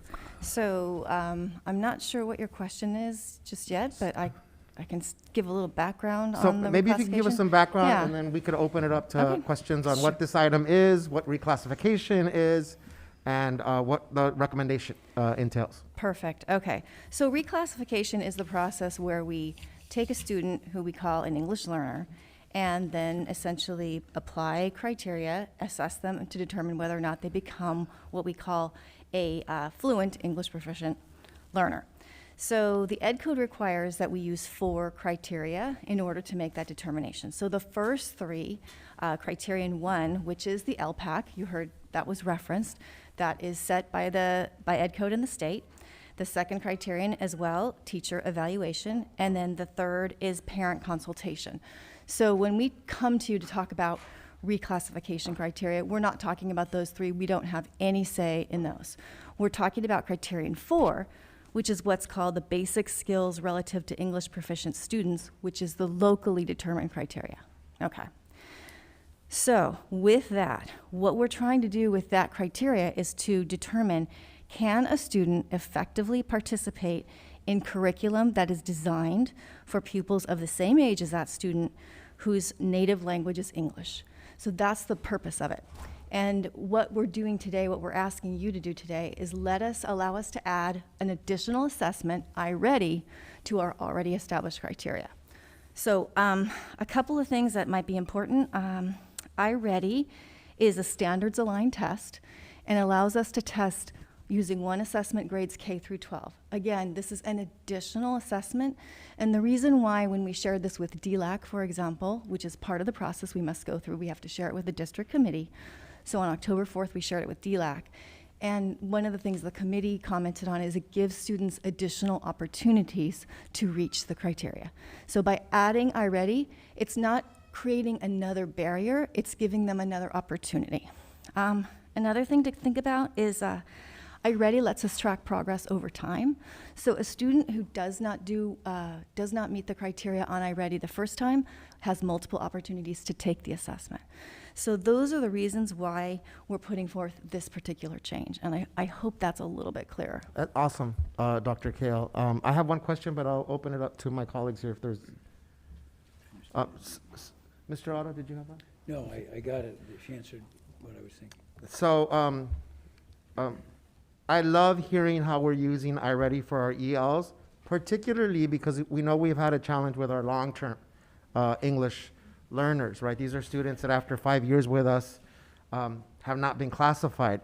And so I really appreciate the connection to iReady, because as Mr. Brown has shared with us, this allows for us to not just track individual student growth and student learning, but also intervene, right, when we are not seeing certain things, right, by years 2, 3, 4, and 5. So I think from my perspective, and I know we're going to get more updates on iReady, I think it would be important, because we are adding that additional fourth element, to get updates on that, Dr. Kale, given that this is a population subgroup, our long-term emerging bilinguals, that we have been trying to diminish those gaps around, that this would be a good, for me, case study to really see how are we utilizing iReady, and then what intervention strategies, whether they be differentiated or targeted, we are utilizing for a subgroup like our long-term English learners. So thank you for that. That clarified a lot. Absolutely. We're really excited about the ability of iReady to give us information about how students are progressing towards specific standards and how we can use that. So we're as excited about it as you are. Excellent. So let's call the vote. Board Member Kurt? Aye. Ms. Craighead? Aye. Mr. Miller? Aye. Mr. Otto? Aye. And I also vote aye, so that passes 5-0. Finance Report A. Move approval. Second. Discussion. Call vote. Ms. Kerr? Aye. Ms. Craighead? Aye. Mr. Miller? Aye. Mr. Otto? Aye. And I also vote aye, so that passes 5-0. Finance Report B. Move approval. Second.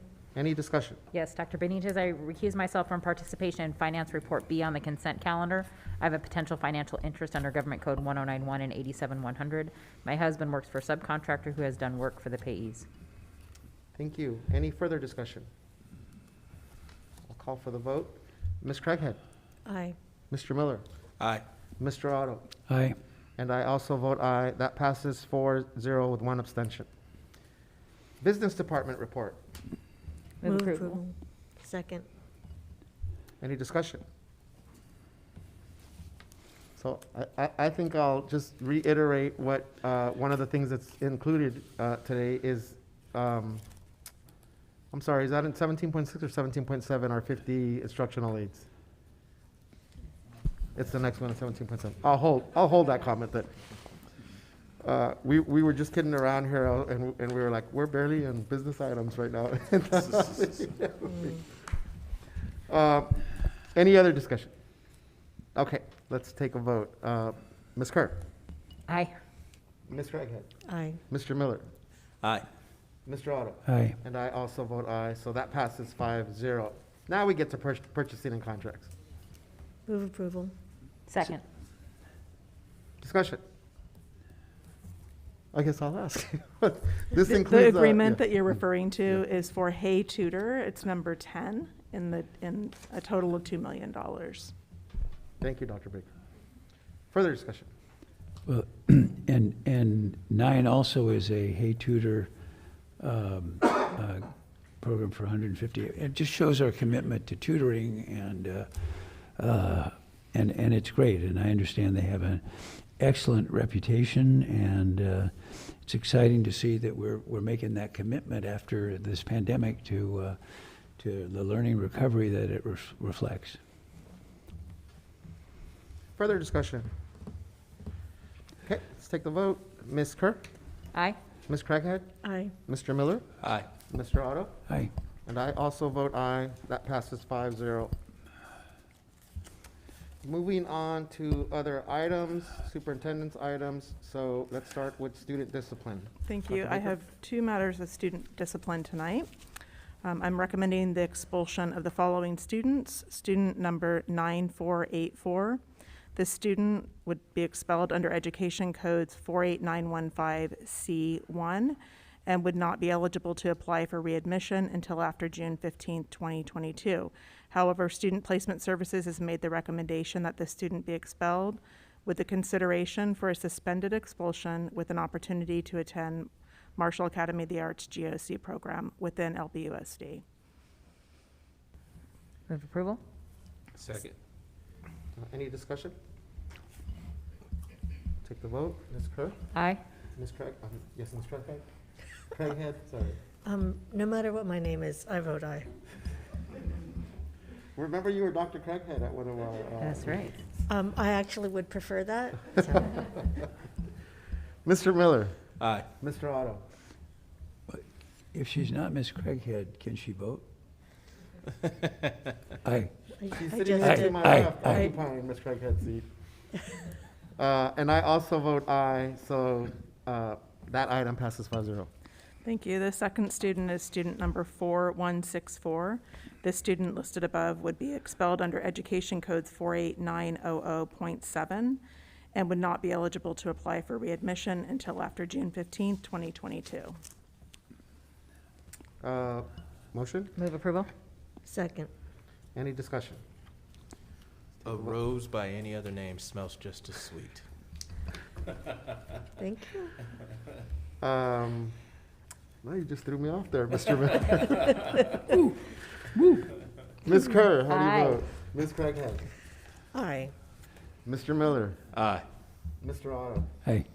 And I vote aye, so that passes 5-0. This is what I get for trying to be equitable and not starting from one end and going back and forth. So that passes 5-0.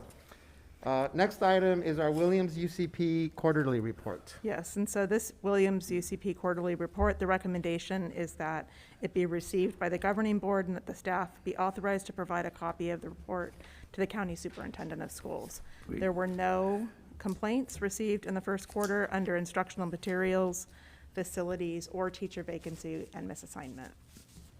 Move approval? Second.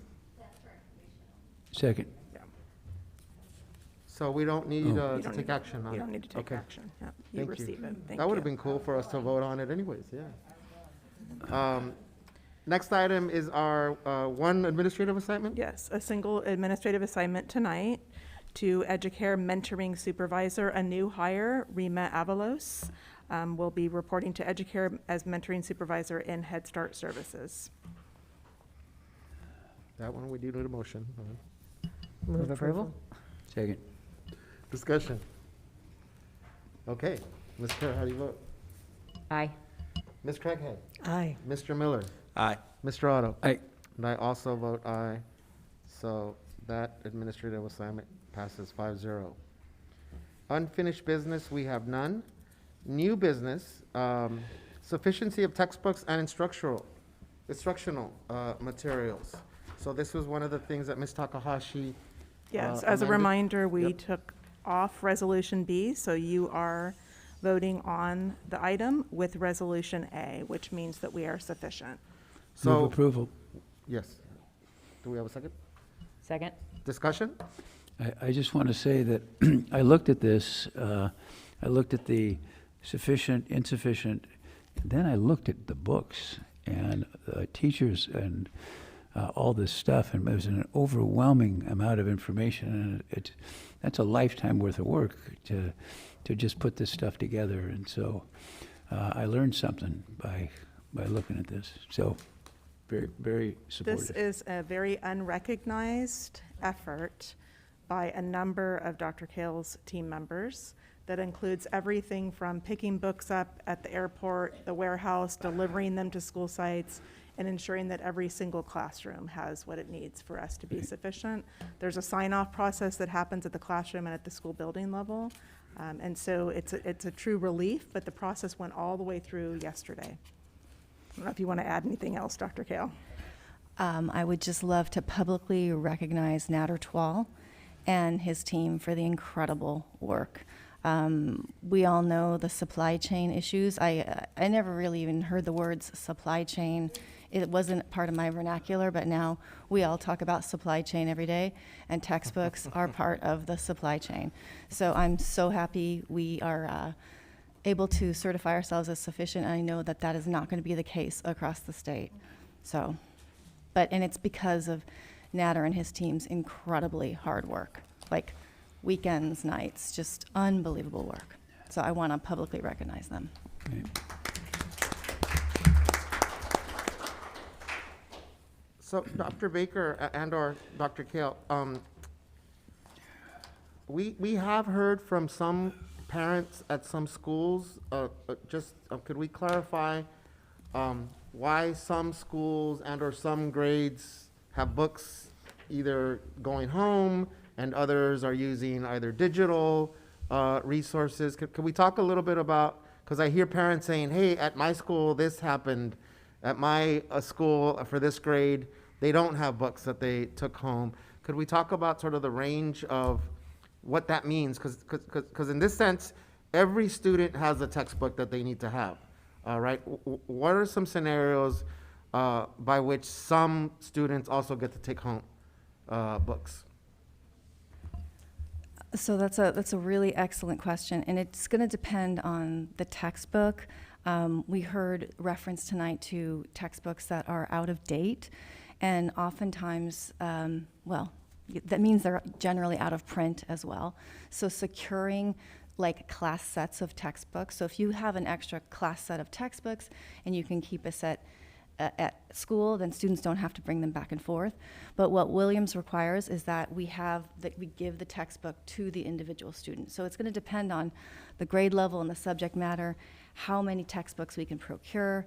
We're having similar conversations with parents who really want, students are in our independent study school, and they want to have the hard copy textbooks, so we're working with them to get them those hard copy textbooks, even though the students do have access to the online versions.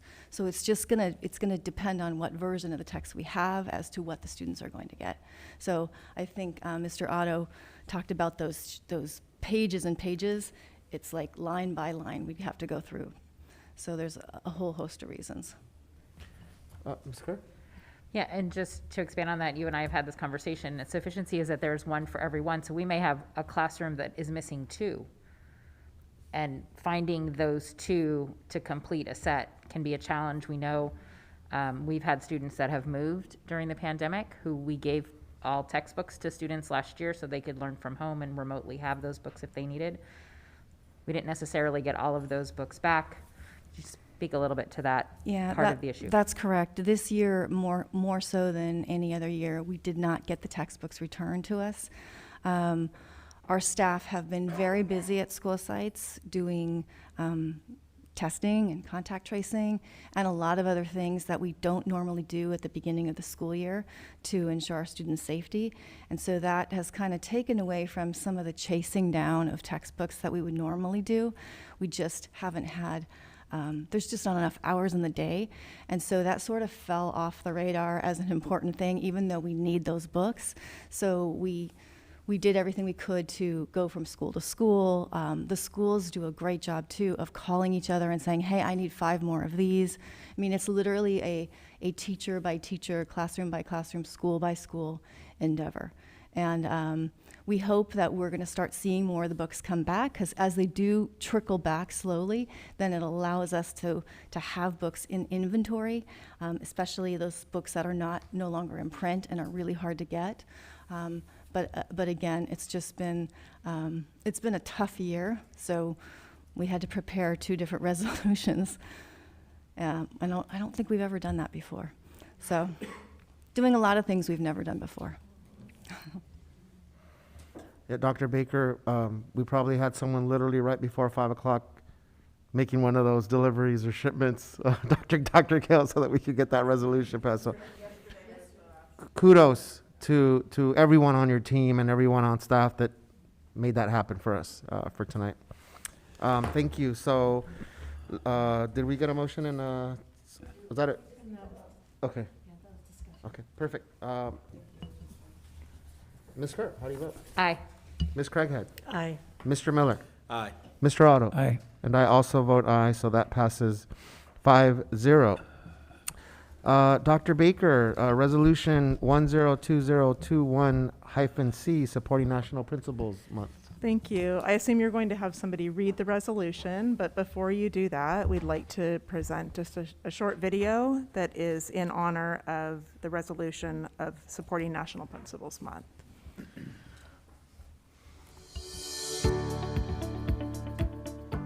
A good principal is someone who is understanding and caring for all students. Good morning, everyone. My name is Michael Navia. I am the principal here at Renaissance High School. I know it's Principals Month, so I want to wish all of my colleagues a wonderful Principals Month. I know how hard everyone's working, and I know that you're appreciated by all. To me, a good principal is kind of like your second parent to me. Someone who watches over you, makes sure you're doing good in school, and keeps you on track, basically.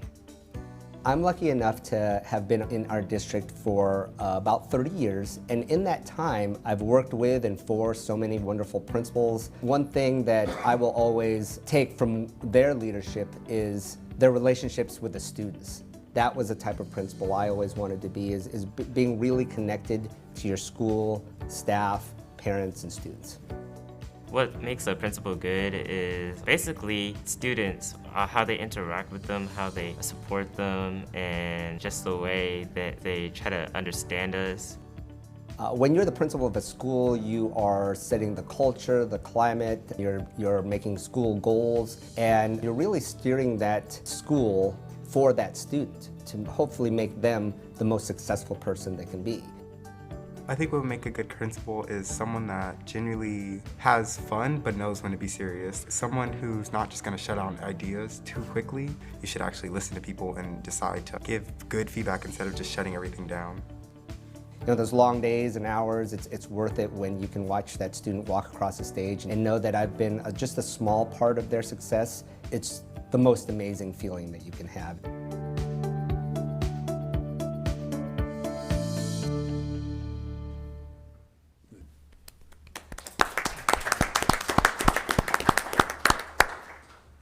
Board Member Kerr, can you do us the honor of reading the resolution? Yes, thank you. Resolution of the Board of Education of the Long Beach Unified School District supporting National Principals Month.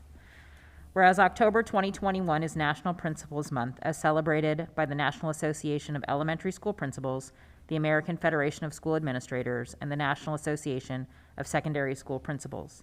And whereas the vision, dedication, and determination of a principal serve as mobilizing forces behind any school improvement effort. And whereas school principals interact daily with students and cultivate positive working relationships with parents, as well as certificated and classified staff.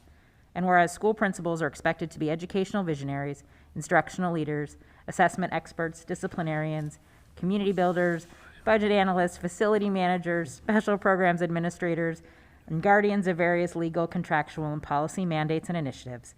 And whereas school principals are multipliers of good teaching, key to teacher retention, and second only to classroom instruction among all school-related factors affecting what students learn at school. And whereas the Long Beach Unified School District is recognized as one of the world's leading school systems, thanks in large part to school principals who contribute immensely to high-quality learning environments for students. Now therefore be it resolved that the Board of Education of the Long Beach Unified School District hereby acknowledges October 2021 as National Principals Month and urges everyone to express their deep gratitude to school principals for their vital contributions to thousands of students.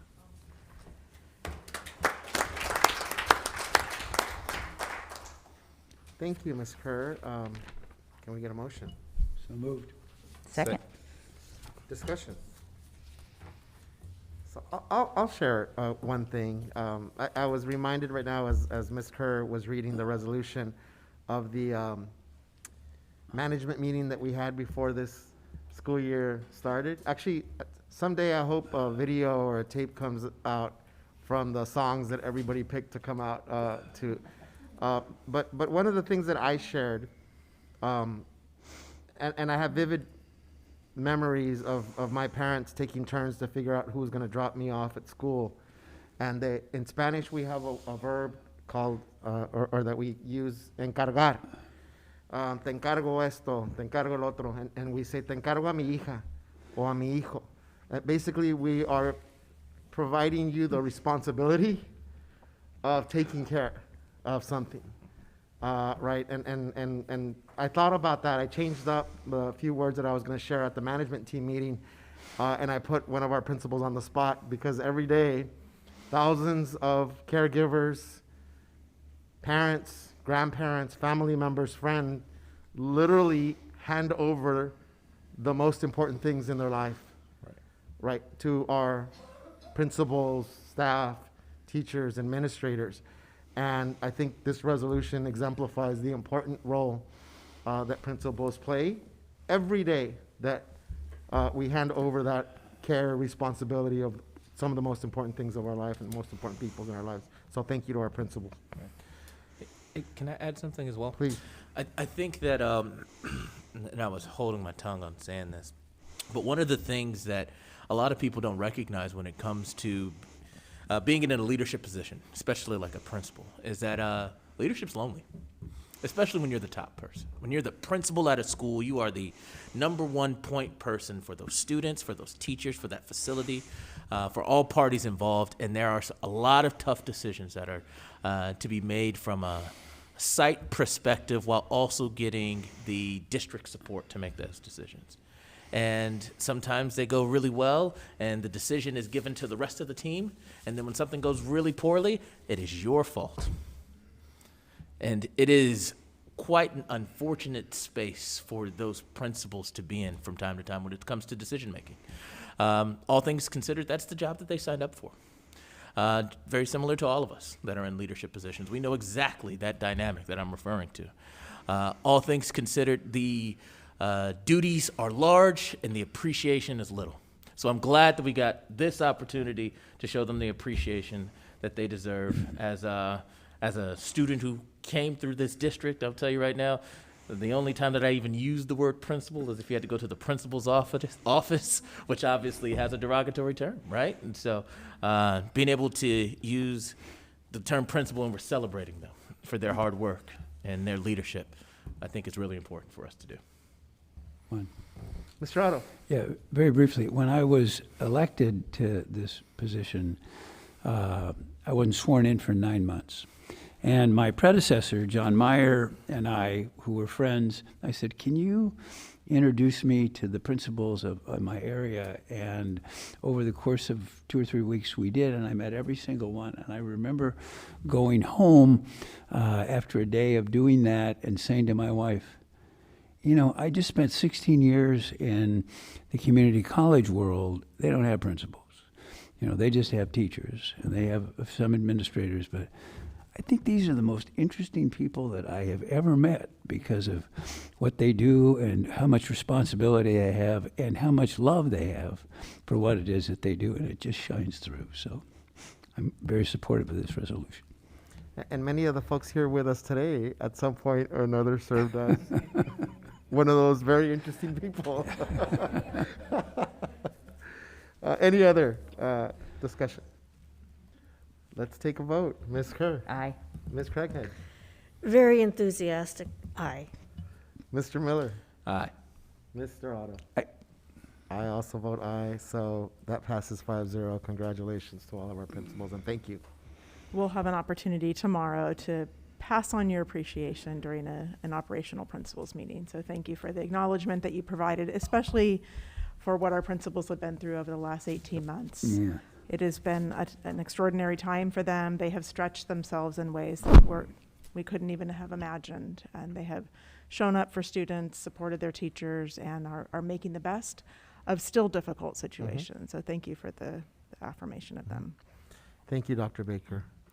Next item is our ESSER 3 expenditure plan. Thank you. So I'm actually going to get us started, and then I'll welcome James and Lucy up to the podium.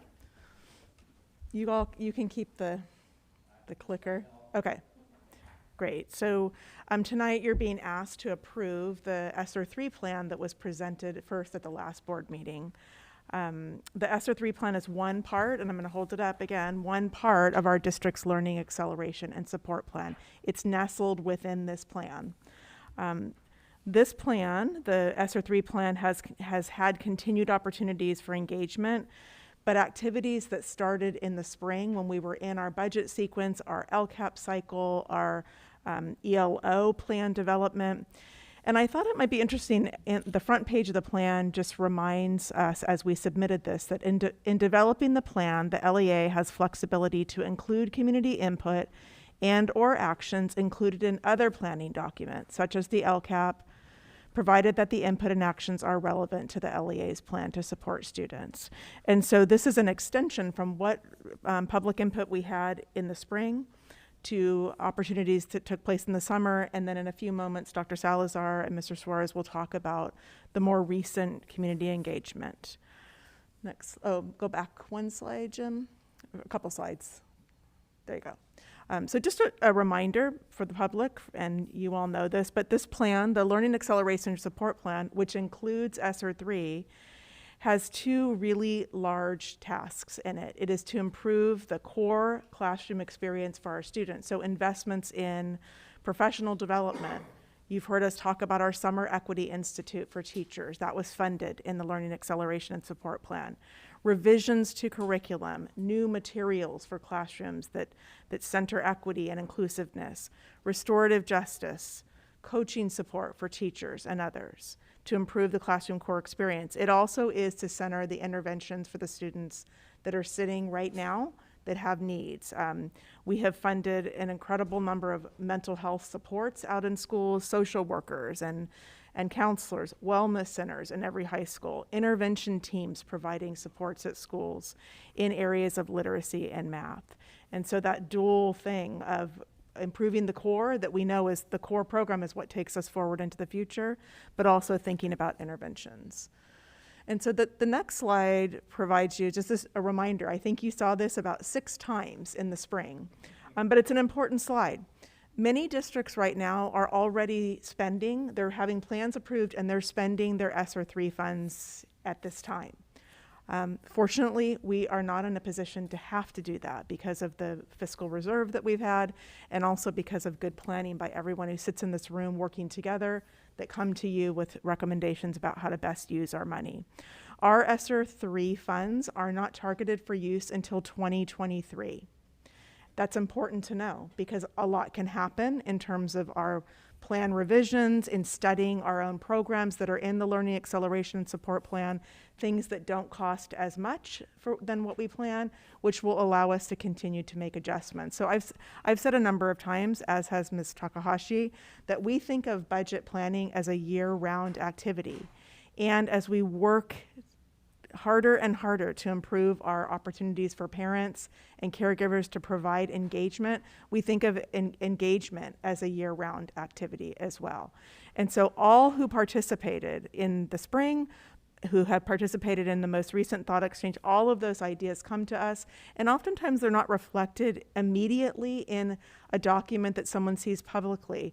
However, there are ways. So we've heard from our community about enrichment. And while it might not be in the ESSER 3 plan, that feedback is being used to influence decision making. We've recently funded a number of Title I schools to have an after-school enrichment program. We have Jordan and Cabrillo working together, using additional funds to have enrichment both after school and during the school day. So it's not just from this resource, but the important thing about this slide is that our Learning Acceleration and Support Plan draws from multiple sources. We're able to braid those funds together in a comprehensive way rather than just think of pockets or siloed money. And lastly, what I'd like to share on this slide is that we have hired an additional 400 certificated staff members in service to our students. Mainly that comes in the form of teachers, K-12.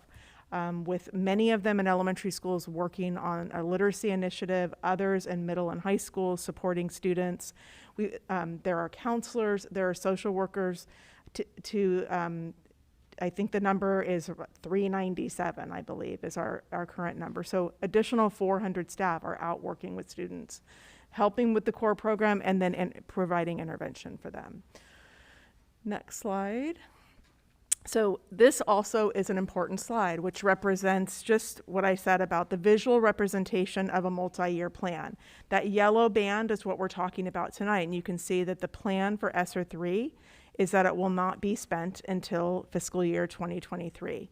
What's significant about that, and we've actually heard from the public, that this is a multi-year plan with those funds held to fund the primary part of this plan in fiscal year 2023.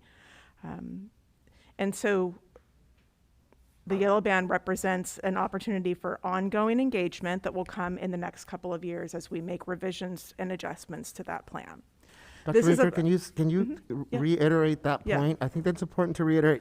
It's not that we're not dedicating any resources or funds this year.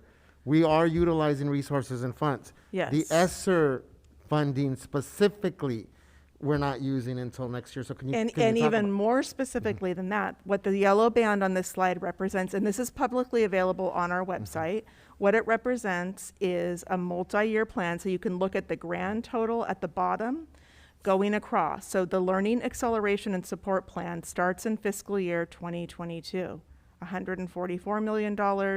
Fiscal year 2023, $135 million. Fiscal year 2024, $131 million.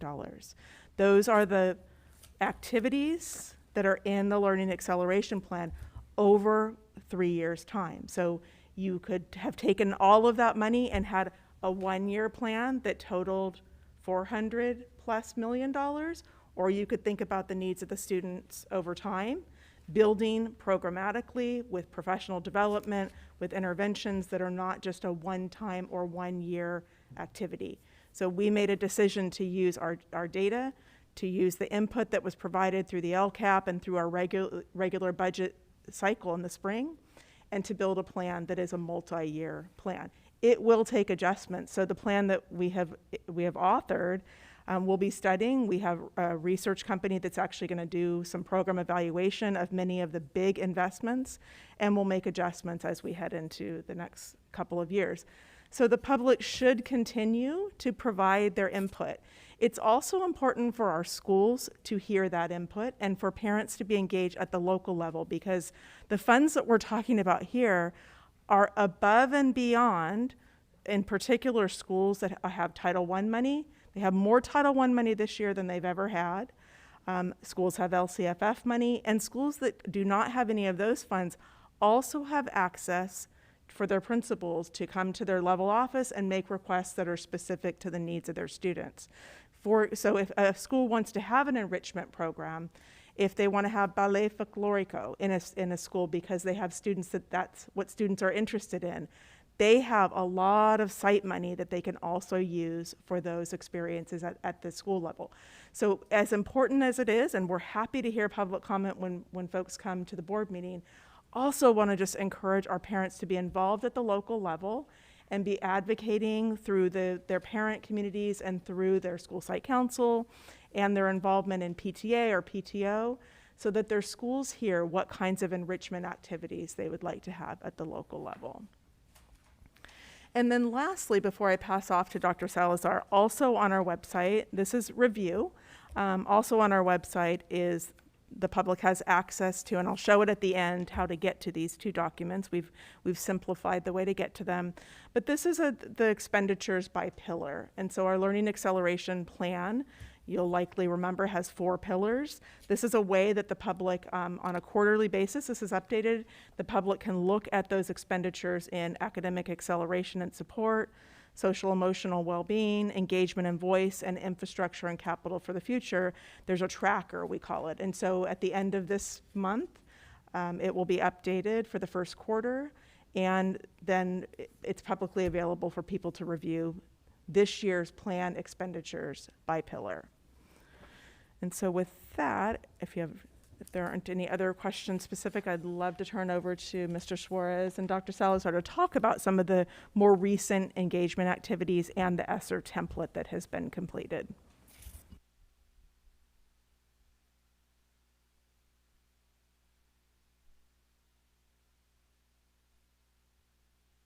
Give us feedback around the plan that we have proposed. But again, I'd like to reiterate what Dr. Baker said. A lot of this plan comes from the LASP, so to be very transparent about that.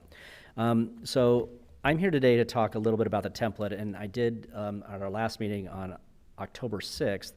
Just a reminder that this template has the look and feel of previous state plans, like the Local Control and Accountability Plan and the Expanded Opportunities Plan, the ELO. The basic components of this template are listed in the slide. I'll go over them very briefly. The planned ESSER 3 expenditures section shows the total expenditures planned.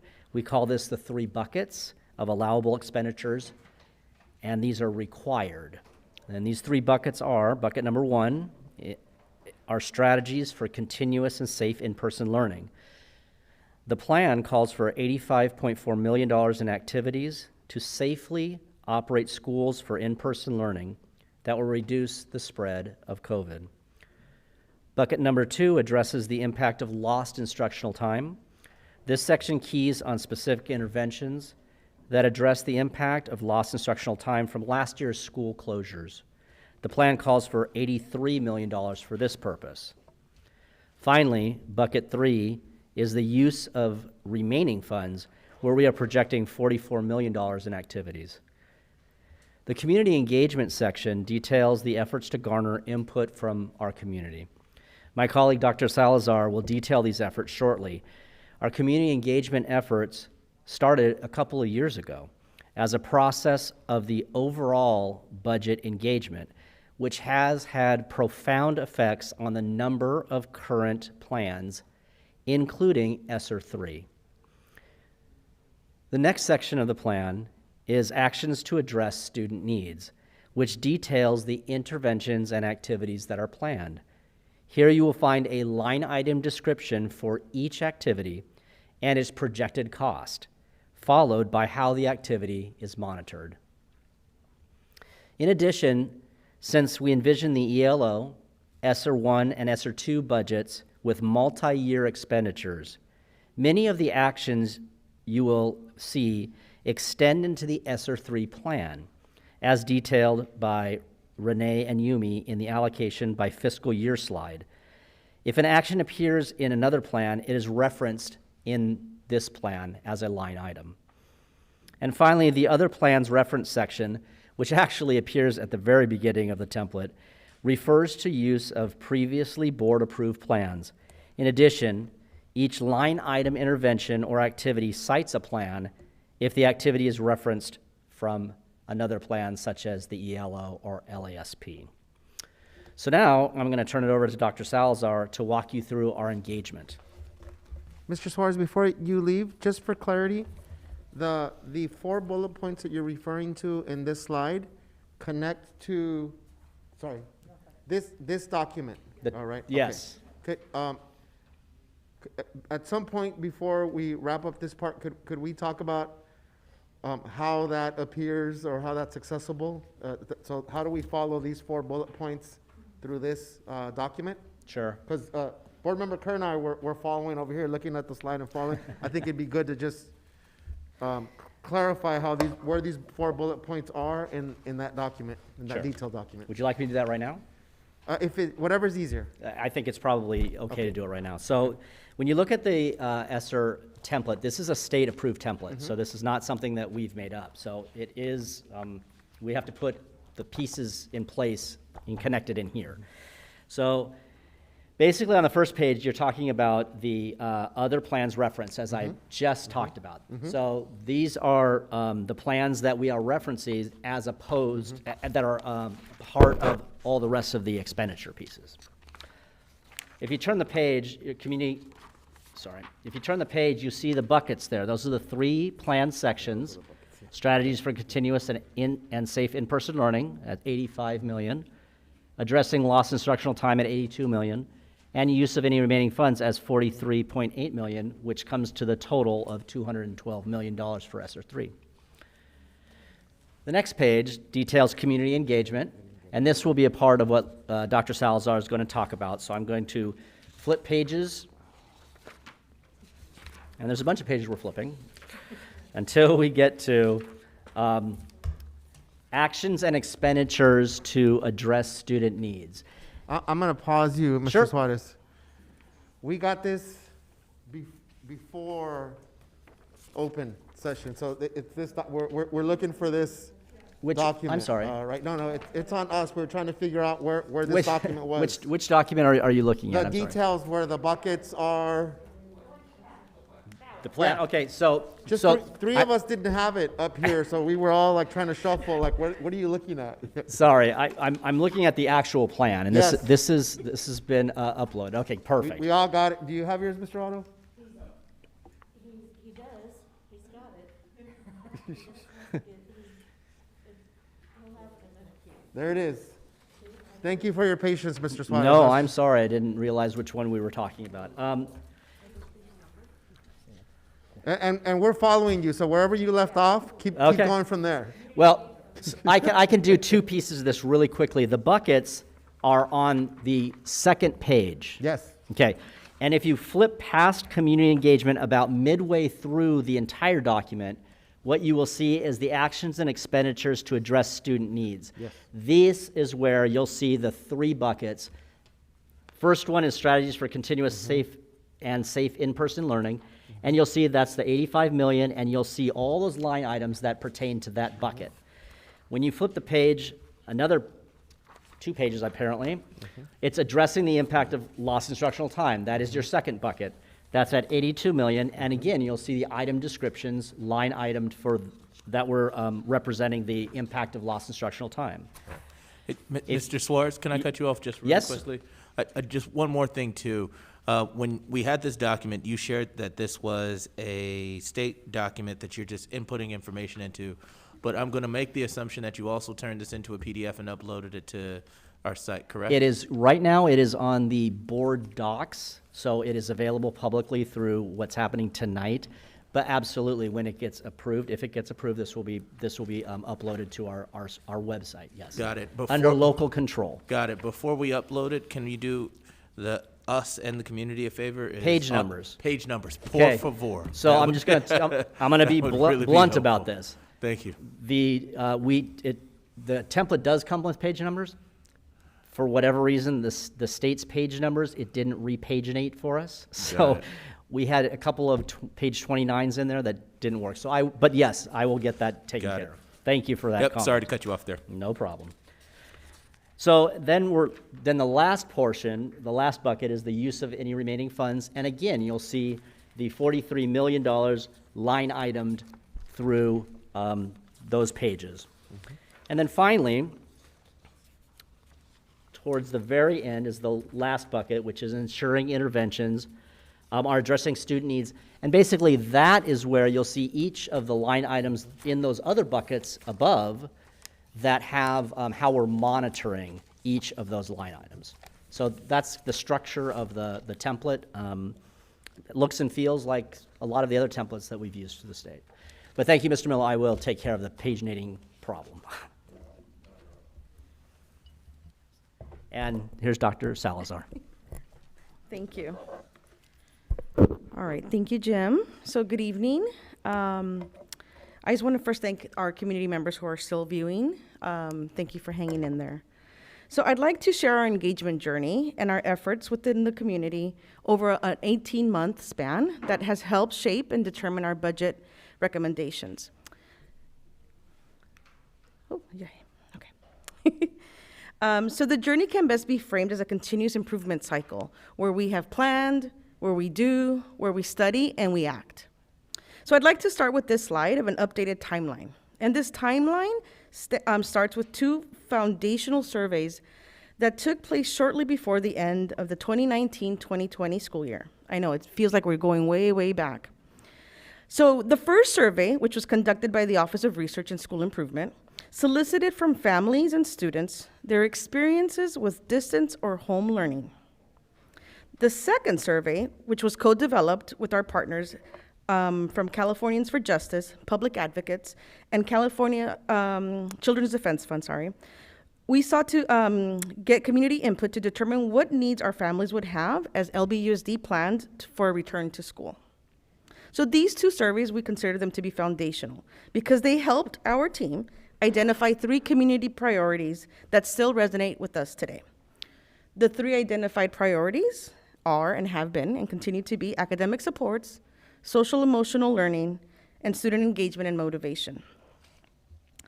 So having identified, so if you look along the timeline, you can see the blue on the top or everything on the top of the timeline are plans and or big efforts that were brought forth to the board, as well as the bottom of the timeline are our community engagement efforts. So having identified those priorities, the engagement framework was developed to focus on 3 guiding questions. And if you recall, when I came early on last year to share with you a framework for budget engagement, it's that triangle, which really was a triangulation of data that provided a different entry point for different folks in our community. We provided an entry point for community stakeholders. We provided entry points for our district stakeholder groups. We also use a thought exchange, and at some point I'll mention later our budget hotline that was developed as a recommendation from the board. So our engagement framework was developed and focused on the 3 guiding questions, which were, what practices would be most effective in addressing academic supports? What practices would be most effective in addressing social emotional learning? And what practices would be most effective in addressing student engagement and motivation? So now with the plan for engagement in place, several engagement efforts began to take place. So as you may recall, we used a thought exchange surveys, and we used multiple thought exchange surveys that were distributed using our varied modes of communication. So we used School Messenger, School Loop at the time, district webpage, and these surveys were also promoted with the help of Mr. Itzen and his staff on our social media outlets. And they were also made available in all 3 languages, which would be English, Spanish, and Khmer. We've also heard from our community members, and like I mentioned earlier, from our board, that suggested what other modes of communication can we use and should be considered. And so with that, we considered and we opened a budget engagement hotline, which was also available in all 3 languages. And it really provided for our community members to share their ideas and suggestions to those 3 guiding questions. And we had staff members that were manning it, and they were collecting the calls as they came in. In addition to that, we held community forums and met separately with district and community groups that I mentioned earlier. And in each of these spaces, we gathered input and feedback, again, through thought exchange surveys, but we also went old school and just took notes. And we also used exit surveys and exit slips using Google Forms, using the technology that we have to keep us efficient. We also received direct emails from community partners who shared their suggestions, and we considered those as well and included that in part of our data set. And so all in all, we encouraged and invited and heard the voices and ideas from diverse perspectives over an 18-month span. Our team has sought to engage meaningfully and collaborate with others in the community in order to provide input that would generate recommendations not only for current, but also for future years. That being said, we also know, and there were also presentations by Dr. Baker and Dr. Brown of their months of engagement that they held, where they've gathered input separately. So Dr. Baker met, and she worked with the Superintendent's Advisory Committee, and her very proud effort with the Students' Superintendent Advisory Committee, or RSVP, Raising Student Voice and Participation, as well as Dr. Brown. She met with a student equity leadership team in collaboration with Dr. Camarino and other student groups, which included student leaders from CFJ. And again, they also partnered together and met with local advisory groups to gather community input. The work done is not only reflected in the LCAP, as has been mentioned already by Dr. Baker, but it's also in our Extended Learning Opportunities, or ELO plan, but also in the Learning Acceleration Support Plan, or what we call the LASP. And that's what has been updated in this timeline, because this timeline is not new to you. It's just now reflecting also the ELO and the LASP development. And we know that the LASP focuses on 4 pillars and is in direct alignment with the 3 guiding questions which started off all our budget engagement, which, like I said, first emerged in those 2 foundational surveys, which are academic support, social emotional learning, and student motivation and engagement. So in alignment with previous efforts, we reached out to our community this month, seeking input on how to best support the needs of current and future students. As we have done before, we asked for their priorities on how to spend LCFF, Title I, state and federal relief funds, including the recent ESSER III funds that have recently been provided to school districts. So as part of our as part of our continuous improvements efforts, we've launched a thought exchange to ask, as we continue to implement programs, and the specific question was, what are additional supports that need to be considered? Because we don't want to reinvent the wheel. We already have plans that are addressing the 3 priorities, but we need to ask the question, what are additional supports that need to be considered? So this thought exchange, the survey, was posted on our website and widely promoted on social media. Additionally, I sent out an email on September 30th to 18 representatives from our community and district stakeholder groups, inviting them personally to participate in the survey, but more importantly, asking them to encourage their stakeholder groups to participate, because we know everyone's input is highly valued. I feel it's important to acknowledge our community at this time, who's been willing to engage, to show up, and to share their needs with us. So we thank them. I'd also like to thank those that replied to my email to let me know that they were already on it, they've already completed, and they added at least 20 thoughts to that thought exchange. So we count on our partnerships to help us spread the word. These next few slides are highlights of our most recent thought exchange. So here we can see who and how many participants we had. We see that while we had 453 participants join the thought exchange, there were 575 thoughts expressed and over 11,000 ratings. What this means is that each thought was rated at least 20 times, so there was not a single thought that was ever ignored. Additionally, we see our parents showing up, with 86% of those that participated were parents. So thank you, parents, for showing up. It was followed by students at 5%. And in contrast, when you combine teacher, administrator, and staff, 5% of the participants were LBUSD staff, with more teachers participating than any other LBUSD staff member. So we thank our teachers. And we thank the participants that identified themselves as other community members or who were also represented. Word clouds, Dr. Benitez, I hope you have a black and white copy. Okay, good, thank you. I genuinely had a concern for you. Thank you, Doctora. You're welcome. As long as there's something distinguishable, Okay. different Good, size, okay. different fonts, anything. Perfect. Thank you. So in this slide, it's a great representation of thoughts. So if you're familiar with word clouds and how they work, you know that the larger the font, it just means that it was a more frequent word used in the survey and in the responses. So this is to say that the words counselor, smaller, sizes, Kamai showed up more often in the survey than the other words. But we can also see that there are other words just slightly smaller, but equally as important.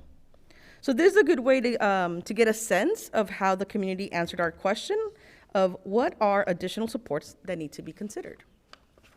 But you might want some specifics, and I understand that.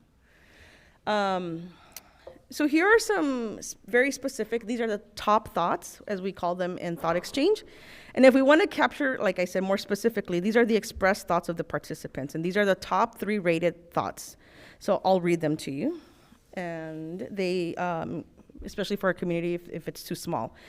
So the first top thought, or the top thought, is, and this is straight from Thought Exchange, says, having high quality counselors at school sites long term. It's frustrating that counselors change schools every year. Students and parents need to build trusting relationships with counselors in order for students' needs to be effectively addressed. The next top thought, or the second top thought, is smaller class sizes. Students' needs are not met both academically and socially when there are 35 children and 1 adult. And then the third top thought reads, full-time mental health staff, counselor, psychologist, or social worker at each school is essential to having a consistent and system of support for students, social emotional health. So all in all, and before Jim comes back, we continue to study and we continue to gain a deeper understanding of what is our community's priorities. So we continue to gather information and we continue to study what the community has said about academic supports, social emotional learning, and student motivation and engagement. Of course, we always hope for more engagement, and we are always looking for ways to improve and study our own practices. But at this time, I want to open it up for questions if you have any, before I ask Jim to come back and elaborate on the plan development. Any questions, colleagues? Who's Jim, Dr. Salazar? Oh, thank you. Is Jim Mr. Suarez? Yeah. Yes. Oh, you didn't know him as, sorry. Okay, thank you. Yes, Dr. Benitez, I've been called a lot of things. Jim is a relatively tame one, and I'm fine with Jim, or James, it's fine. This is the first time I hear it, Jim. I haven't heard you. Feel free, Jim Jim is today. fine. So I want to call your attention to a new graphic, something that we tried to, we want to show our community in response to some of the things we've been hearing regarding how this looks in terms of, kind of a coalescence of different things. So with Lucy talking about, Dr. Salazar talking about the community engagement and how we've been engaging for at least 18 months. This graphic depicts our budget engagement and development as a multi-year and ongoing process. Beginning with the 3 guiding questions in 2020, the process of garnering options from numerous community and district group meetings and surveys has impacted many plans because common themes about needs have emerged from our community. These common themes have led to providing resources to interventions and other needed activities that are incorporated into several plans, such as the ELO, the LCAP, the LASP, and yes, the ESSER 3 plan.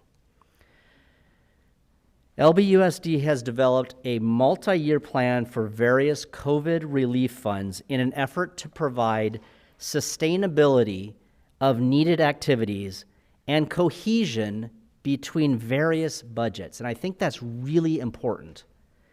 It is of particular note that the bold arrow continues to the right, as we will continue to employ efforts to engage with the community, because budget engagement and development has no stop sign.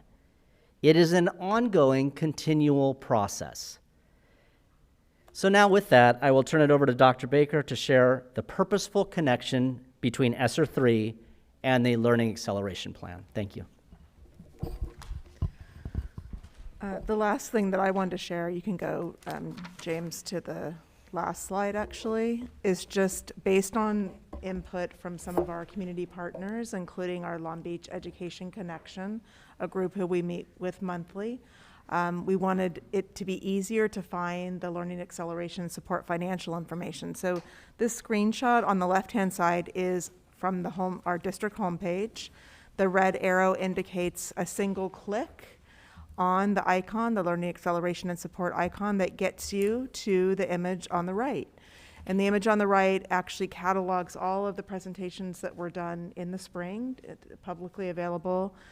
Board of Education presentations that include information about engagement opportunities and how the plans were formed over time. And then lastly, there are 3 financial documents. The 2 that were shared earlier, one a quarterly tracker that updates by pillar. The other is the multi-year plan that shows what I showed you tonight, the yellow band being when ESSER 3 funds are potentially going to be spent, and those will be updated regularly. So we're down to 2 clicks to get to this information on the Learning Acceleration Support Plan, including the financial information. We'll take any last questions, or you can move for action on the item. So do we have a motion to approve the ESSER 3 expenditure plan? Move approval. Second. Discussion. Yeah, I just want to make one last comment, and I hear, these are hard to read. You watched all of us up here flip through and look, and it isn't just because of page numbers. It's because it's designed to be a compliance document that gets inputted at the state level. So, Dr. Baker, I just wanted to reiterate, if you could hold up that this is the compliance version of the work that we were doing all spring, that we've tried to at least put some of the details in there, and that if you want, to look at the spirit of what this spending is, it's in here, which we put on the website, I think, in August. So I will apologize because it is hard to read, but it is a compliance document that's meant for government use, and we tried to make it easier in that. And thank you, Mr. Suarez, for continuing the arrow forward. We know this is a continuing conversation, but I know compliance documents are hard. So thank you again for making it 2 clicks for folks to get there and to be able to see where that spending is already allocated, but for specifically ESSERS 3, as we move into the years that it will be spent, which is 23, 24, we look forward to continuing engagement. Mr. Otto. Well, when I was in law school, I don't know if I ever understood the rule of perpetuities. And I'm feeling the same way about these documents right about now. But I see a path. It's just is going to take some time to be facile about this. And James or Jim, whatever you're going by these days, I think I told you at the last meeting that I was stalking you and that we'd have to get together and go through this. And so beware. Okay. That's it. Thank you, Mr. Otto. Any other discussion? We're almost there, colleagues. We're almost there. And we appreciate all the time and effort into explaining this. The good thing is, if folks are still watching or not, that this will be on our YouTube. If you're subscribing to our board meetings, that we can go back and just forward for us, what time is it? Forward 4 hours. And we can, if you're interested in the, again, ESSER 3 plan and you still have questions around how it's organized, how it aligns with our other plans, the compliance template, or you can just follow those 2 links as Dr. Baker very quickly and clearly shared and see it for yourself here. So thank you for that. We are at reappointment. I'm sorry, we have to take a vote. Yeah. See, I knew I was going to need you for one of those things, Diana. So, Ms. Kerr, how do you vote? Aye. Ms. Craighead? Aye. Mr. Miller? Aye. Mr. Otto? Aye. And I also vote aye, so that passes 5-0. Now we're at reappointment of members to the Citizens Bond Oversight Committee. Move approval. Second. Discussion. I'll just thank them for their service. Say who they are. Who are they? Can we read, does someone have it open to that page? I vote for Ms. Kerr having that open soon. This is I great. apologize for not being ready. I do have it. I think these are reappointments. These are folks who have been of service to the community for several years. Daniel Minkoff, Michael Bishop, and Walter Larkins, who fit into categories of taxpayer organization, senior citizen group representation, and business representation. So thank you to those 3 for their continued service. Further discussion? Okay, let's call the vote. Ms. Kerr? Aye. Ms. Craighead? Aye. Mr. Miller? Aye. Mr. Otto? Aye. I also vote aye, so that item passes 5-0. Next item, Chief Business and Financial Officer Employment Contract. Thank Move you. approval. Go ahead. Do you With the want to motion? do that before we? I was going to say, why don't I read the language? First of all, I have the honor of making the recommendation for the extension of Ms. Takahashi, our CBFO's contract for an additional year. And I have a statement that I need to read as part of the requirement. So this agenda item involves the renewal of the agreement for the Chief Business and Financial Officer. The renewal does not increase the total amount of the district's fiscal obligations above the existing employment agreement and previous amendments, except for the extension of 1 year. Now do we have a motion? So moved. Second. Discussion. Ms. Kerr, how do you vote? Aye. Ms. Craighead? Aye. Mr. Miller? Aye. Mr. Otto? Aye. And I also vote aye, so that passes 5-0. Congratulations, Ms. Takahashi.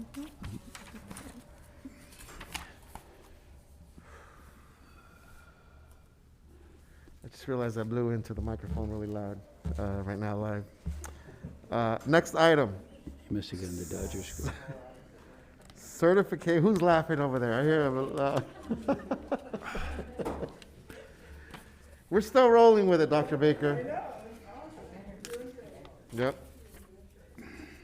Dr. Brown's like, give me 10 more hours. I'm ready to go. Let's pull an all-nighter, Dr. Brown.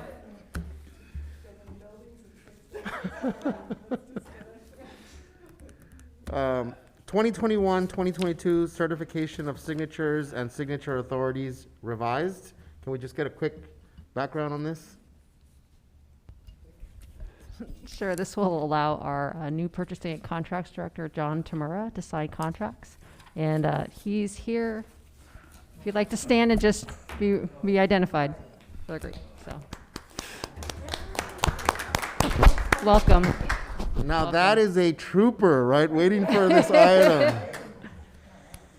Thank you for being here. We need a motion, colleagues? Move approval. Second. Discussion? Let's take a vote. Ms. Kerr? Aye. Ms. Craighead? Aye. Mr. Miller? Aye. Mr. Otto? Aye.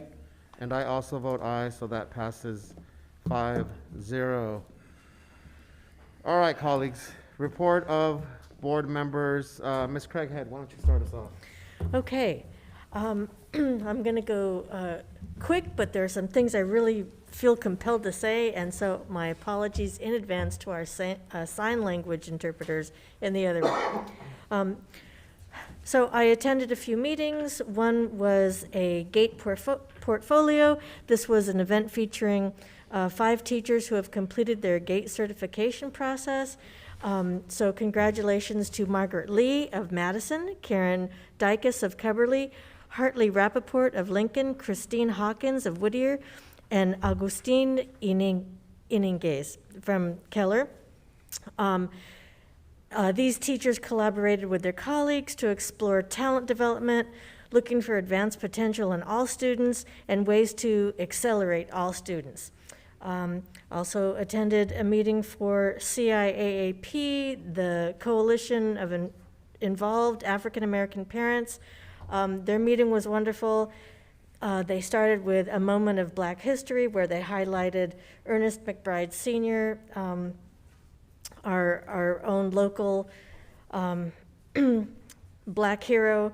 Actually, they talked about things like the need for books available for kids to take home for recreational reading that feature Black characters, Black authors, that type of thing. Also attended a meeting for EONA, which is Educational Opportunities for Native Americans. One of the things I liked about this meeting is they talked about how important food is to their culture. So I am looking forward to when we are meeting in person, because there's no food sharing on Zoom. So that was disappointing. But that was a great meeting for one thing, because it allows a space for Native American students and families to have fellowship with other urban Indians. And that was a term that was new, so I learned something. Regardless of their tribe, and offers connectiveness with their shared culture. The meeting included a story time, and it was a Native American story about creation, very interesting. Another meeting, CAC, that's something we talk about every now and then. This meeting featured students, and we had a chance to hear from their experience, goals, what they need and what they want the community to know, so we can be more supportive. Also, there was a suggestion from that meeting from former President Robin Weckerly that we include an adult community, an ACT, adult community transition student as a rep at these meetings. I'm voting for that. Okay, and then lastly, and I stayed awake for the whole thing, Operation School Bell, the Assistance League. Yeah, I know, it seems so far away, but so long ago it wasn't, but long day. Assistance League provided backpacks, uniforms, books, a fun day for the kids. So thank you so much to the Assistance League. Generally, they provide over 10,000 brand new uniforms to our kids every year. So thank you very much to the Assistance League. Thank you, Ms. Craighead. Ms. Kerr? Yes, I'll be brief as well. Yes, thank you to the Assistance League. In addition to all of that, they had games set up. We played cornhole. There was a badminton match between Ms. Craighead, Dr. Brown, Dr. Baker, and myself. I think we won. Yeah. Oh, apparently they won, which is great. So at Lindsay Middle School or Lindsay Academy. So thank you again to the Assistance League for continuing to provide for our families in ways that a lot of folks don't think of, and they continue to do that. So I'm grateful for that. A note about the GATE certification meeting was great. I will call out specifically the math music lesson that happened at Lincoln Elementary, because I still don't quite understand what these fifth graders learned about not only learning fractions, but learning fractions while using music notes and writing music, and then having to write out in paragraph form what the whole process was. And this integration across the board was pretty incredible. Again, I still don't understand, so I have to go take the lesson personally. And I want to thank the Port of Long Beach. So this morning I had the honor with several of our executive staff to be at Jordan High School at the ACE Academy. So the ACE Academy was started 14 years ago. And one of the people instrumental in that was Gloria Cadero, who was there again today, this time as a water commissioner. And she was witness to a rebirth of sorts, or a leveling up, as it was said, of the ACE Academy in partnership with the Port of Long Beach. We know that they have been a tremendous education partner for years, including the Global Logistics Academy at Cabrillo, and now integration of ACE and at the STEM at the ACE Academy at Jordan High School. So a special thank you to Harbor Commission President Steve Neal and former council member for the 9th District, and Commissioner Bonnie Lowenthal, who continue to be dedicated to educational opportunities and investments and partnerships. And that was a special push by the two of them to reintegrate at Jordan High School in this new way. So thank you to Director Mario Cordero for his hard work in supporting that. He doesn't have to, but we know more than ever that the Port of Long Beach and all of the opportunities for real-world engagement for our students is more important than ever. And they are excited both on the school side and the port side to really do amazing things with the ACE Academy at Jordan. Thank you. Thank you, Ms. Kerr. Mr. Otto. I will be even briefer. Just preparing for this meeting was, I learned so much, and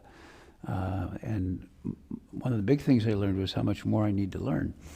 I had a first meeting with a PTA in my area, and that was a Zoom meeting, but it was, I called the principal at the school beforehand and said, hey, what's going on, and can you tell me to prepare for this meeting? And he said, well, you know, we're getting a bunch of calls from parents about this new iReady system, and I had no idea what the iReady system was at that point, so fortunately I had 30 minutes to figure out what that was. And again, it just reminded me about how much there is to know, and how much time it takes to figure out how these things fit together. And I mean it very sincerely when I said, Jim or James, look out, because the way these things fit together is obviously critically important, and I'm for it. I'm more impressed every day at what this district does and how much it gets done, and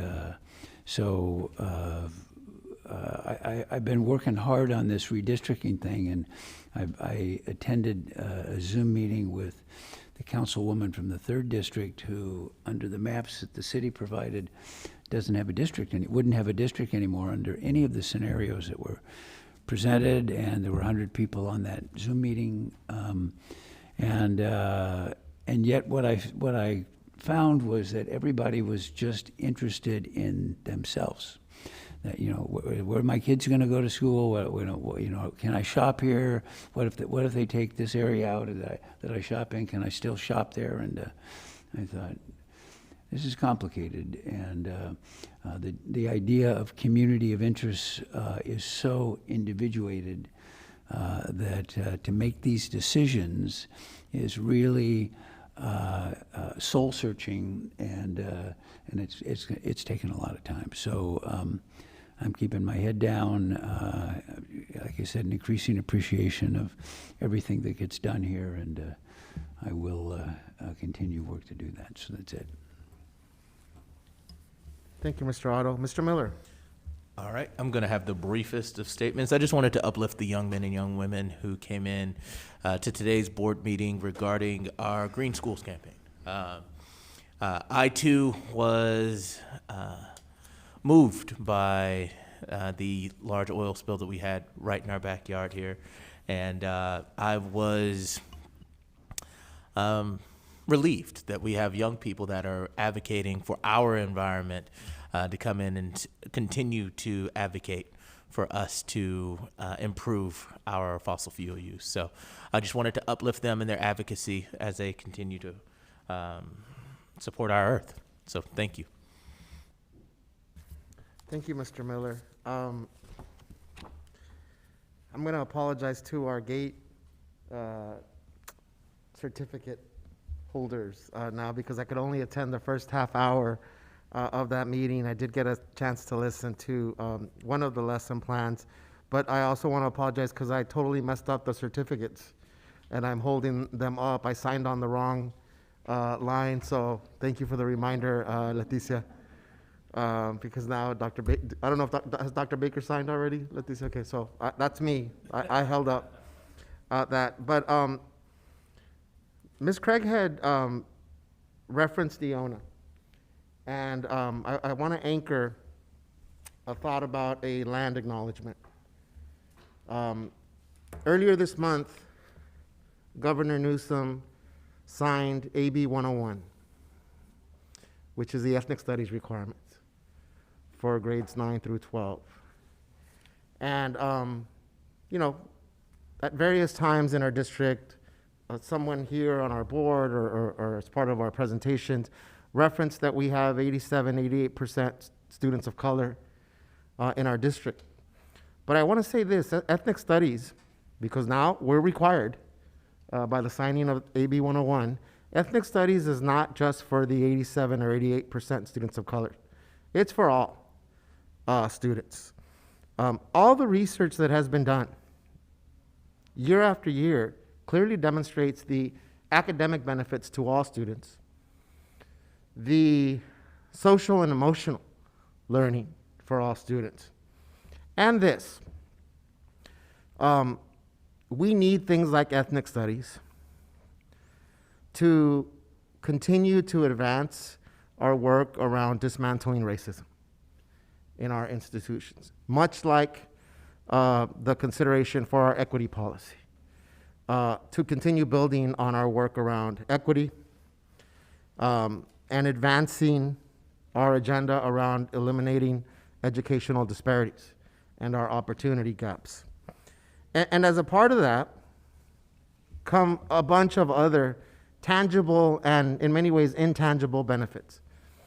A sense of pride and confidence in the contributions, the struggles, the experiences, the achievements that our Black, Indigenous communities of color have had for centuries in our country, and that ethnic studies anchors our work in not just acknowledging those contributions, but connecting those struggles, those experiences to our educational success.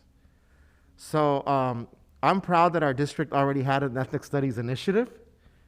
We didn't wait for that to be required, but this gives us now an opportunity to take a deeper look at how we advance these conversations. So when you mentioned Iona, when you mentioned our African American parent group, this is what we're talking about, things that our district was already doing, could be doing more of, but this provides an additional avenue that then align with our learning acceleration and support plan, that align with our urban math collaborative, that align with our male and female leadership academies.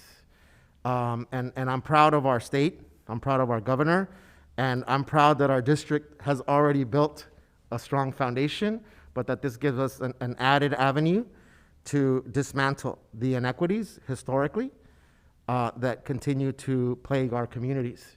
And so if I appeared passionate and emotional today with our redistricting issue, I had things like that in mind. I have things, so we're waiting for sort of next steps with our equity policy, Dr. Brown. And I'm looking for all of those things, as I know my colleagues are, as I know all of our team is, looking for those things that we're already doing to build on those, but also finding those areas that we have opportunities to grow and advance together. So it makes me really proud that even though this is a hard time to be in education, it's the right time for us. And I know that everyone on our team, the 10,000 plus employees, my colleagues here, our executive team, and all of our community partners are with us on this journey. So I'll close my comments with that. Before you close, I would just like to add, one of the reasons I wanted to mention all of these committees is to let people know what's available, to let people know that there are places for you to connect and celebrate your own culture, to have a support for your family, for your kids.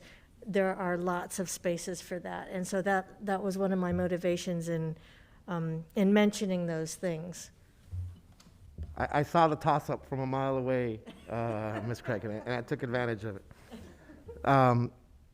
Superintendent's report. Thank you. I just have one thing. For 5 years, the month of October has had a personal significance to me because I've been celebrating survivorship from breast cancer for 5 years. And tonight I just want to shout out to all of our students who make Breast Cancer Awareness Month part of their school routine. They sell t-shirts, they honor staff on their own staff, teachers and others who are survivors or who they have lost at football games and in other ways on their campuses to raise awareness. And it just makes me proud of our students that they are out there raising awareness for things that are important, not just to them, but to others in the community. And so I want to celebrate them tonight and also take the opportunity. COVID has not been good for people getting their checkups. And so as this month closes, just to those who have not had a checkup, take a moment to say, get your checkup, get your mammogram, make sure that you are under doctor's care, and don't let COVID be the reason that you don't have an early diagnosis, in particular for breast cancer. So thanks to our students who have been out there raising awareness as this month comes to a close. Thank you, Dr. Baker. Any announcements?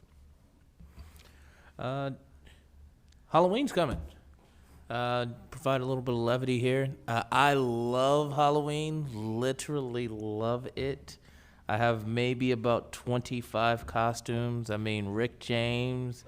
I got with the red boots? With the red boots? Oh, absolutely. Got the dreads, the whole nine. I got Don King. I have Fat Albert. I mean, I got some really good ones. I really enjoy Halloween. But the reason why Halloween is so cool, not just because of the costumes, is because life is so heavy. It gives you one day to just live in a fantasy world, right? And celebrate and party and laugh and get some fattening food. It's just separate from the heaviness of our world. And so I'm hoping that those that celebrate enjoy themselves on Halloween, but I'm going to ask for one big favor in that. Do it safely. There's been a couple of tragic situations that have happened on Halloween in our city as well. So I'm going to ask that people enjoy the holiday, relieve some of the pressures of the heavy world that we deal with on a daily basis, but just make sure you do it safely. So that's all I had. Thank you, Mr. Miller. Any other announcements? I'll do a quick shout out to our Long Beach Council PTA and all of our PTAs that were promoting wearing orange today as part of expressing kindness and inclusion and acceptance and highlighting anti-bullying. My daughter had picked out an orange flower for me, which I, of course, forgot. But she wore an orange bow on her head today, so big shout out to our PTAs advancing us highlighting wearing orange today in solidarity around acceptance, inclusion, kindness, and taking a stand against bullying. Do we have a motion to adjourn? Good night, everyone. Thank you.